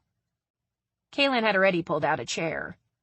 The bringer of the pie sits next to me, you and Mom over there. Mom moved the salt shaker in front of me. I wasn't going to ask for it anyway, Kaylin said defiantly. Everyone was quiet as we dug into our salads. Mom was first to start questioning Haley. Where are you from, sweetie? I was born in Louisville, Kentucky, but with my dad in the military, we didn't stay there long. We've lived all over the country, but I finished high school in Washington. Any siblings? Kaylin asked. Like a pain-in-the-ass younger sister? Haley blotted her mouth with her napkin and smiled. I wish, but no. It was just me. You're lucky then. Kaylin made a face at me. I had the world at my tiny fingertips until Shannon showed up and ruined it all. Don't let these two fool you, Mom said. They've been close since the day Shannon was born. They slept in the same bed together, even though they had their own. Bathed together and ate off the same plate until Kaylin started kindergarten. It nearly killed Shannon when we dropped Kaylin off each morning. Yes, my loving sister that couldn't stand to see me go went home and painted all my dolls green. Kaylin shot me a look. And you always left the lids off my Play-Doh and dried it out, I said. Such sweet memories, Kaylin said with a wistful sigh. I think my favorite was when we were in college and Shannon— Shut it, Kaylin! I waved my fork at her. I've got a few stories I could share. Touché. Damn it. Kaylin looked over at Haley. How about you? Are there any humiliating college stories that you'd like to share? Haley chuckled.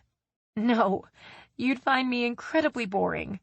I went to Georgetown on an academic scholarship with dreams of medicine, and quickly found out that I didn't have what it took. The closest I got was pharmacology. I can't picture you as a pharmacist, Kaylin said. I couldn't either after a year of it. Much to the chagrin of my parents, I went into sales for a pharmaceutical company. Being tied to a pill counter was not for me. As Mom and Kaylin talked to Haley, I sat back, listening and learning about the woman I had shared most intimate secrets with the night before. I realized then that there was so much about her that I didn't know, before jumping into bed and dreaming of a future together.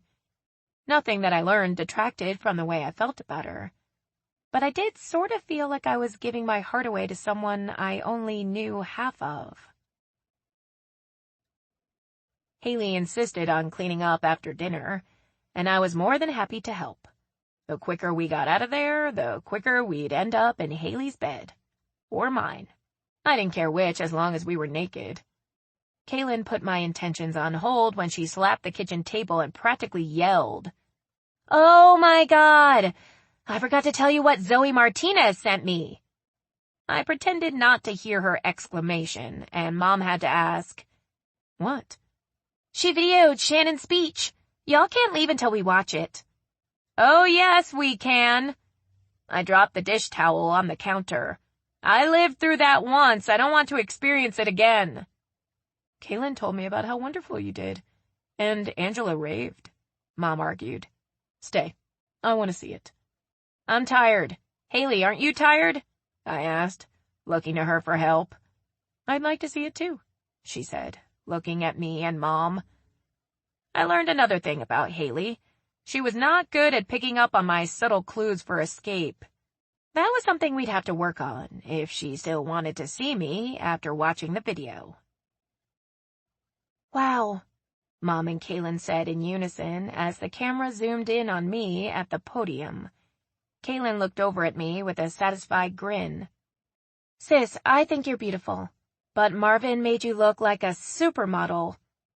I thanked her for the compliment as I cringed, not knowing what to expect. My memory was still vague about that night. and I was afraid that I was about to look like a super ass. The camera zoomed in closer. My eyes looked like two saucers, and I was sporting a crooked grin. "Ladies and gentlemen, it's an honor." Zoe and someone else were speaking in hushed tones off camera, but their voices came in clearly over mine. Kaylin paused the video and caught me in mid-blink. My mouth was hanging open, making me look like I was about to pass out. "I'm going to choke her. She's gossiping right over Shannon's speech."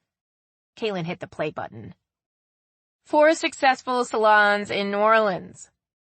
Whomever Zoe was speaking to said, "So that's the other Bryson sister."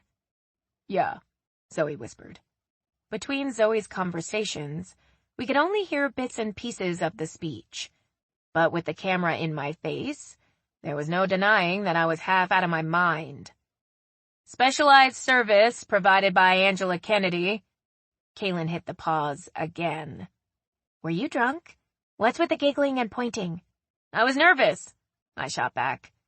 Haley came to my rescue. "It's not so bad, especially for someone who has never done public speaking." Mom agreed, and Kaylin pressed that damn play button again.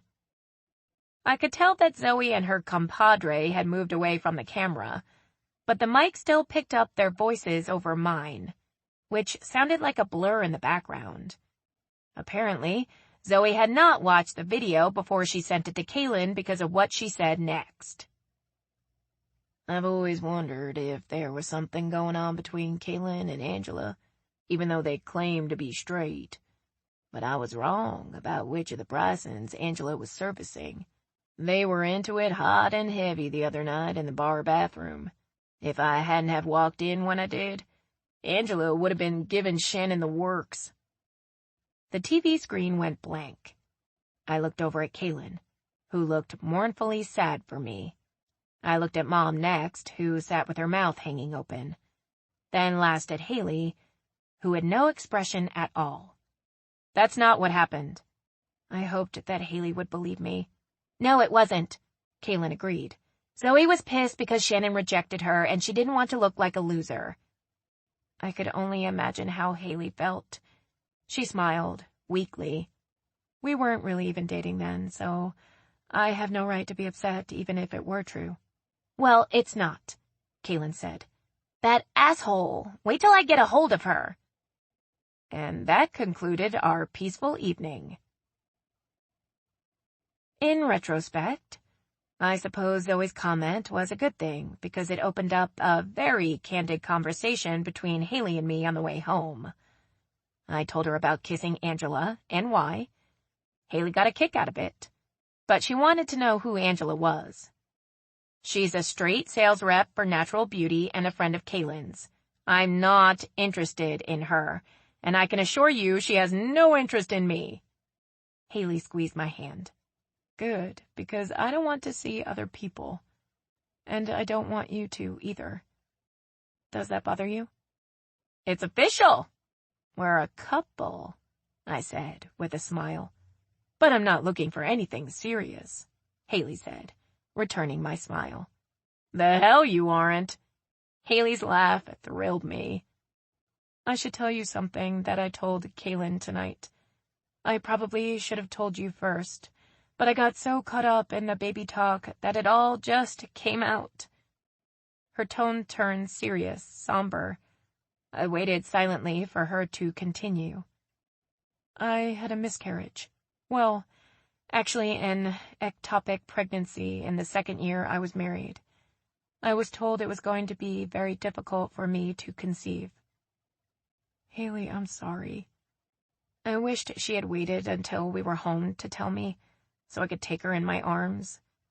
I wish I would have known. We would have skipped the nursery visit." "No," Haley shook her head. "If I'm going to be a part of your life, then Kaylin will be a part of mine, and I don't want either of you walking on eggshells around me. This is an exciting time, and I get to be a part of it, and that really makes me happy."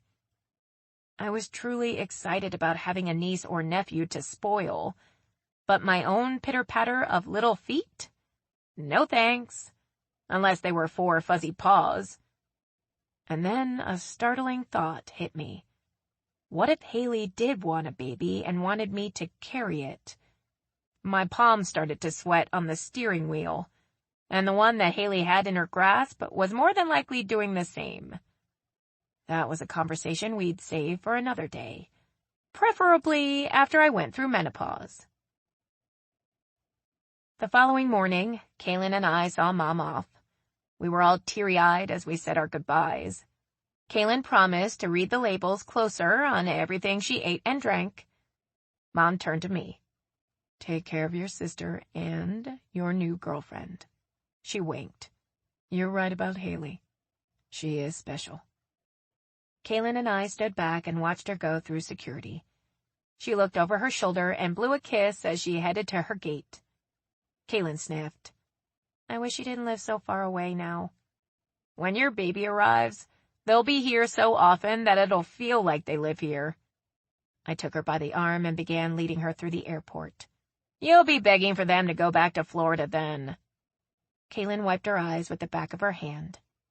Was Haley upset about what Zoe had to say? Not after I explained to her what actually happened. I opened the door to the parking lot for Kaylin. "Thank you for jumping in there and defending me." Kaylin gave me a sideways glance as she passed in front of me. I like her, even though I was poised not to.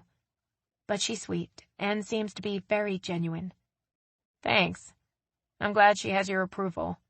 Look at it this way," I said with a smile. "You and Toad have 2 babysitters now." Chapter 32. Belated Valentine's Day Gifts. Haley's favorite holiday is Valentine's Day, so we decided to have a belated celebration. Frankly, I just wanted a reason to spoil her rotten, and this was the perfect excuse. I sent Haley off to work with a toe-curling kiss and warned her to be prepared for spoiling when she got home. I'd already bought her gift, a diamond heart necklace, but Fuzzy and I had preparations to make. We went up to my apartment and gathered all the stuff that I'd been collecting. She was no help with the carrying, and I had to make 2 trips. In the past week, while Haley and I had been playing Switch House and taking turns sleeping in both apartments, I learned some things about her. First, she spits toothpaste all over the mirror and faucet. I don't know how she does it because I've watched her brush, but it's there when she finishes. She doesn't eat leftovers. If it's been in the fridge for over 24 hours, it's all bad. And she has the uncanny ability to smell chocolate from at least 50 paces, maybe even through a closed door. And that's why I had to hide everything in the closet of my spare bedroom. In her apartment, I hid half-dozen 4-inch solid dark chocolate hearts that I special ordered from a bakery like I was hiding Easter eggs. I quickly realized that I had to hide them high because Fuzzy gleefully retrieved one and brought it to me. "This one can be from you since you signed it with your teeth," I told her as I placed it on the bookshelf. Next, I arranged a dozen red roses in a vase and set them on her table. They'd been smelling up my closet from the day before, but still looked fresh and beautiful. I took the second dozen and pulled off all the petals and sprinkled them across the bed. I'd seen it in a movie and always wanted to try it. After I had them all spread out, I realized why I'd never done it before. I'd have to clean them up later. Fuzzy jumped up in the middle of the bed and rolled in them with a look of complete joy as her tongue lolled out of her mouth. "Get down! Oh, you're ruining it! I had a whole petal feng shui thing going there." I spent the next 5 minutes brushing them from her fur and rearranging them into the shape of a heart. Then I locked her ass out of the bedroom. After I'd put Haley's necklace into a gift bag and filled it with confetti hearts, I was ready to go back upstairs and work. Fuzzy the Destroyer went with me and spent most of her time in front of my TV watching music videos. I sat at my desk and tried to focus, but my mind kept wandering back to Haley and the night we'd spend. I'd just begun to make sense of the numbers when I heard a knock on the door. Kevin stood in the hall with a huge bouquet of flowers. "Oh, Kevin, you shouldn't have. I'm spoken for." "I wouldn't have," he said as he handed them to me. "Something this size had to have cost a fortune." I closed the door, thinking that was probably why Kevin was still single. He was right, though. The arrangement was huge and filled with roses, lilies, and brightly colored flowers. The card, written in Haley's own hand, was sweet. "You're the reason I've looked forward to this day. H."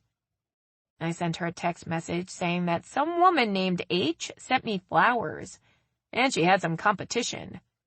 "Give me her address," was the reply. An hour later, I was chugging along on the Rampart Store monthly audit, and there was another knock at the door. This time, Kevin stood in the hall with a balloon bouquet. Giant red hearts floated around his head. "These are cheaper. Are they from you?" I asked, batting my eyes. I could tell he wanted to grin. Instead, he said, "No," as he handed them to me. The card was again inscribed with Haley's handwriting. "I wish I were there with you. H." I sent another text message telling Haley that Ms. H had struck again, this time with balloons. She replied, "Wait till you see what I got you. You'll throw rocks at Ms. H." I laughed aloud when I heard a knock an hour later. Kevin wasn't laughing when he handed me a cookie bouquet filled with heart-shaped cookies and candies. "Let me tip you for your trouble." I handed him one of the larger cookies. "Thanks," he said as he retreated down the hall. "Haley, it's over. Ms. H has seduced me with cookies." Her reply, "Damn, you're easy." I wasn't surprised when an hour later there was another knock. "Kevin, now stop it. You're just being ridiculous." He rolled his eyes as he handed me the gift basket.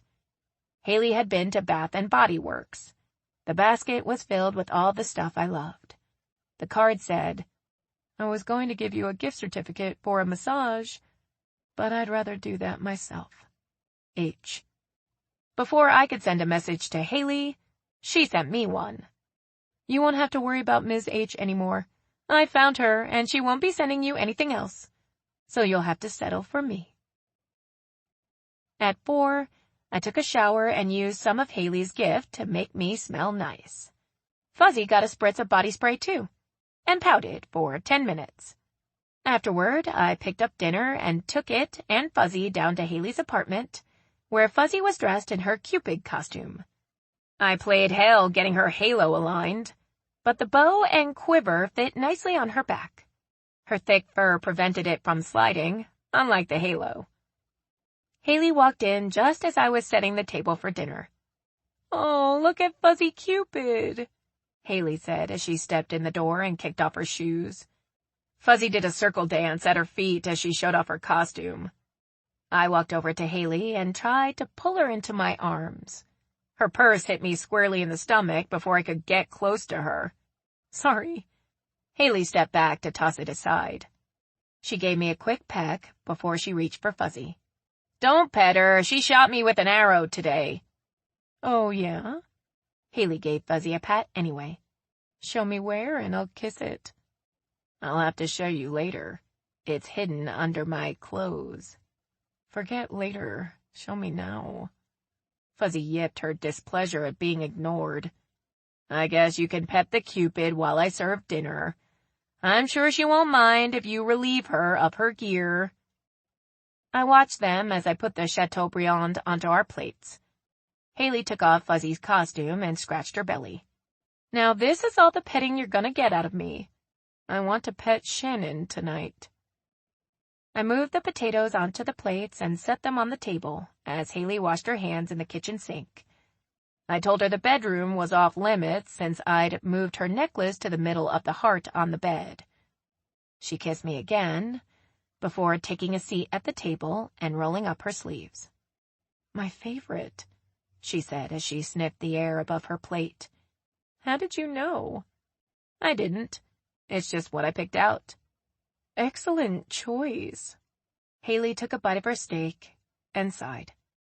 "Your dessert is hidden all around this apartment. I'll tell you that there are 6, but that's the only hint you'll get out of me." Haley took a sip of her wine and looked around. For everyone I find, you have to take off an article of clothing. I met her daring look. Deal. Damn it, you're gonna make me rush through this meal, Haley said before taking a bite of her salad. Ms. H sent me some wonderful gifts today. It's a shame you did away with her because I was gonna rock her world. Haley tucked her hair behind her ear and smiled. Pity, she said. I watched as her eye caught something in the kitchen, and a smile spread across her face. Be right back. She walked straight into the kitchen and plucked the red box off the wine rack and returned with a triumphant smile. Lose the pants.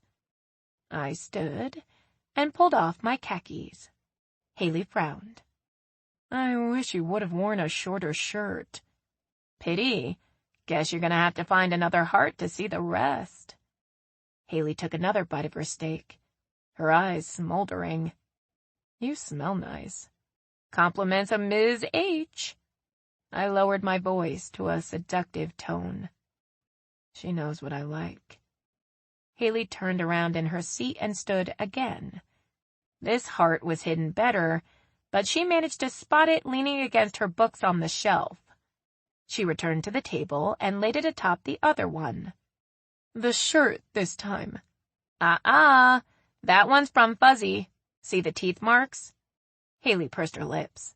You didn't mention anything about Fuzzy when we made the deal. I think we should compromise. I lifted a brow. State your terms. Haley's gaze roamed over me. Are you wearing a bra? I shook my head as a smile curved Haley's lips. Unbutton the shirt. Her eyes moved to my chest as I loosened each button. I don't think this is very fair. I'm half naked and you're still fully dressed. I'd really like to take my pants off, Haley said. You're making me uncomfortable in a good way. So do it.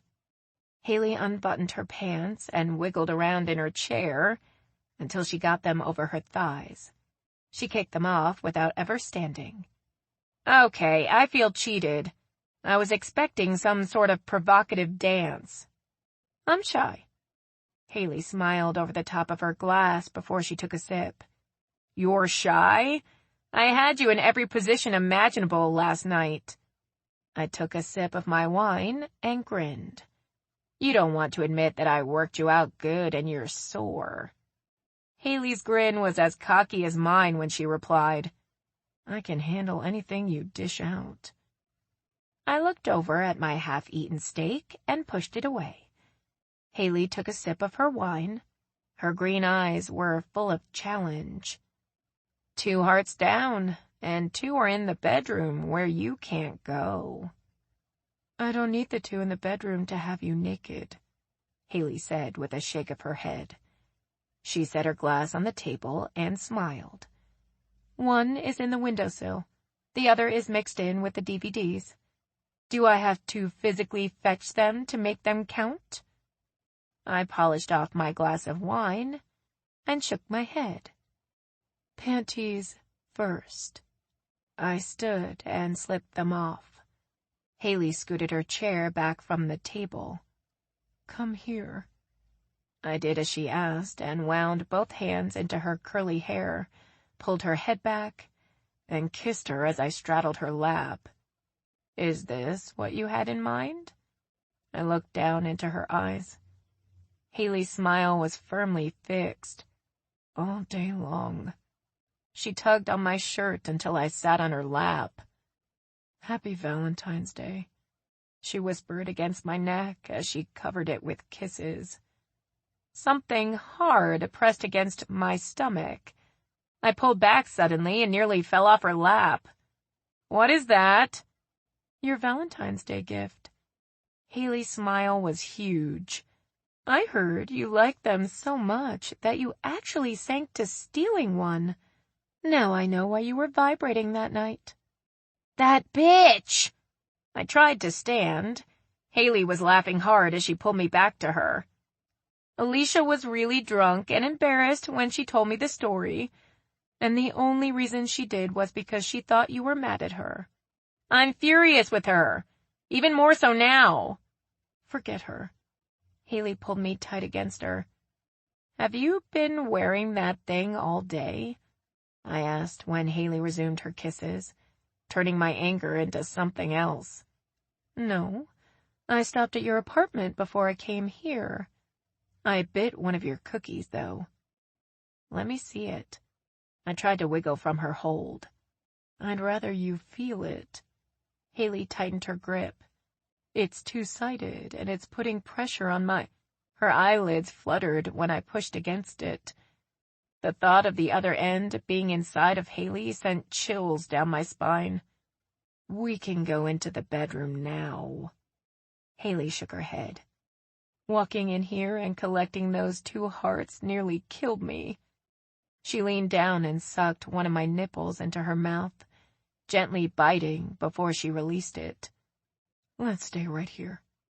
She pushed up on my hips until I stood, then guided me down as she pushed the tip of the dildo into me. "Slow," I said as she began to thrust a little. Haley tilted her head back with a groan as her green eyes shut. "We can go as slow as you need." Watching her excited me more than I could ever imagine, making it easier for me to take the dildo. She groaned again as I absorbed its length. She pushed me back slightly and reached down between us, and I felt a new sensation when she switched on the twin bullets. "Shit," Haley said in an expelled breath. I laughed as I ground my hips into her, making her squirm. "I want to be on top of you," Haley said as I unbuttoned her shirt and slid it down her arms. I pushed into her again and watched with a pleased smile as her head lulled back.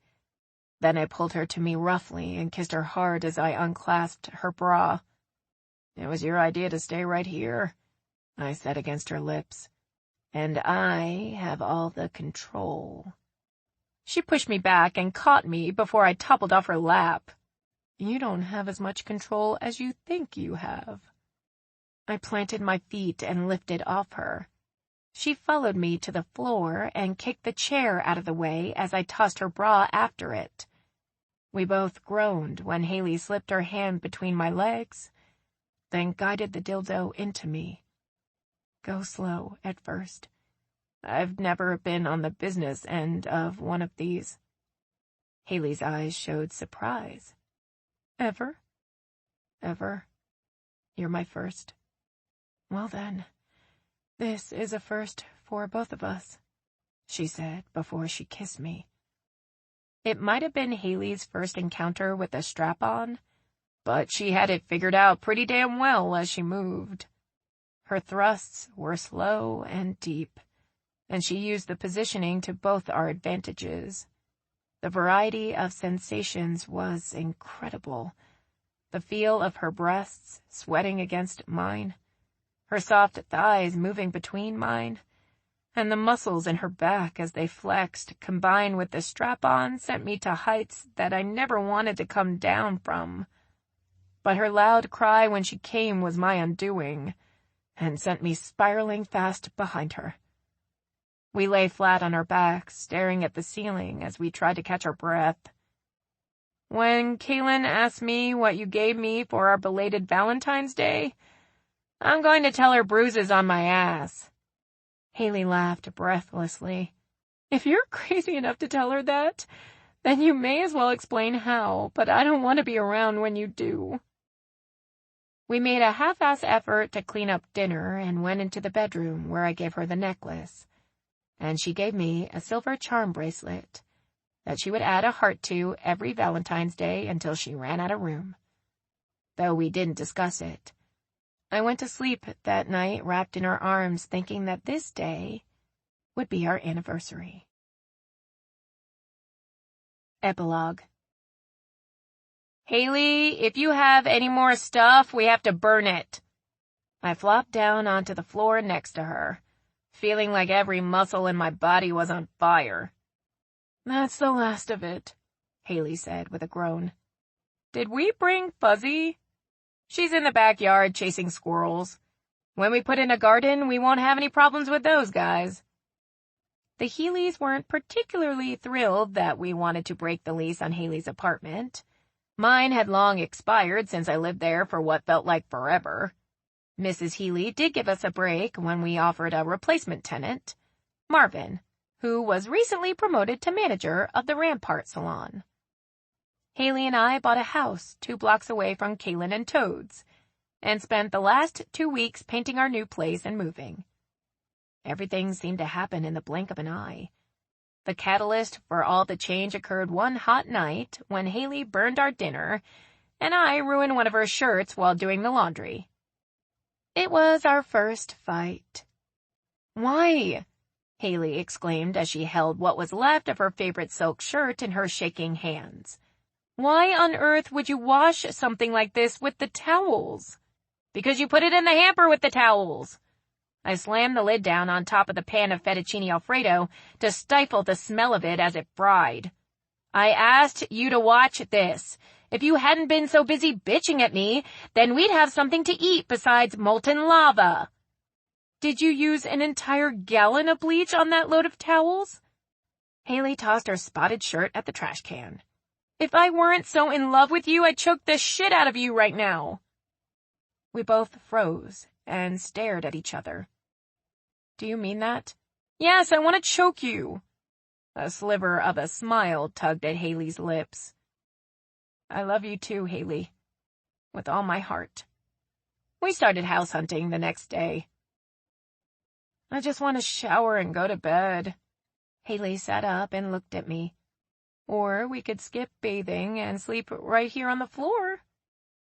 The sound of tires screeching and a horn blowing had us on our feet in an instant.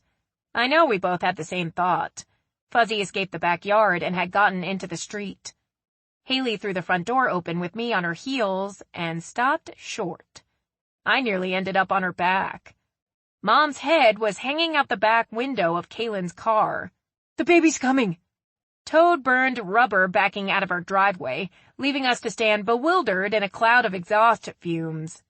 "He's going the wrong way," Haley said as she followed me back into the house. "Lived here all his life, too." I found my car keys and pulled on my shoes. "Guess sleeping is going to be delayed a while." Haley was moving 90 miles an hour around the house as she brought in Fuzzy and set up the DVD player. We were on the road in less than 10 minutes, which in hindsight was stupid. We could have taken 10 showers and slept until 3 in the morning because that's when Brianna Page Kavanaugh made her arrival into this world. While Mom and Dad argued over holding the baby, and Toad and Haley slept despite sitting straight up, I sat on Kaylin's bed holding her hand. "She is the most beautiful thing I've ever seen," I said as I wiped my eyes. Kaylin smiled up at me wearily. "She is. Has all 10 fingers and toes." Kaylin looked past me to Dad, who had won the argument and was sitting in a chair holding his granddaughter. "He's crying." "He never cries." I sat for a long time watching Kaylin drift in and out of sleep. She'd open her eyes, look for the baby, and smile, then drift off. Her hair was a mess, makeup smeared from crying, and I thought she looked lovelier then than she ever had. My big sister was a mom. In the wee hours of that morning when Haley and I drove to our new home, we decided to start a family of our own. The next day, we made a visit to the hospital, then went straight to the place where the babies were kept. Haley and I separated as we walked along the rows of them crying out for adoption. I wanted to take them all and fill our house and yard with them, but we'd made a promise before we came. Only one. I stopped at one kennel that didn't have a dog scratching at the wire mesh. A sign said, "Male, 2 months." I bent and looked inside, and there he sat against the back wall. The ugliest thing I'd ever seen. He crouched against the back wall as if he knew no child would want him, when there were so many adorable younger and fluffier competitors. I pressed my hand against the wire, and he approached timidly. He sniffed at my hand and licked it, When his eyes met mine, I knew. Is he snarling? Haley came to stand beside me. No. He's scared. I pointed to the smaller sign at the bottom of the door that explained that he'd been hit by a car and lost a portion of his top lip. And he's perfect. Can we take a closer look at this one? Haley asked an attendant. The woman gave us a knowing smile as she opened the cage and lifted him out. His brown paws that gave way to black legs weren't that big. I watched his big brown eyes as they regarded Haley when she presented her hand for him to sniff. His tail thumped the keys hanging at the attendant's waist as he licked the back of Haley's hand. He's smaller than he should be, the attendant said. He was severely malnourished when he was brought in. I looked up to find Haley looking at me. She nodded. We'll take him, I said. What will we name him? Haley asked as our new baby rode in the back seat with her. Pitifully Ugly. P.U. for short. This concludes Pitifully Ugly by Robin Alexander. Narrated by Lori Prince. Copyright 2010 by Robin Alexander. This unabridged audiobook is published by arrangement with Robin Alexander and was produced in the year 2021 by Tantor Media Incorporated, a division of Recorded Books, which holds the copyright thereto. Please visit tantor.com for more information on our growing library of unabridged audiobooks. Audible hopes you have enjoyed this program.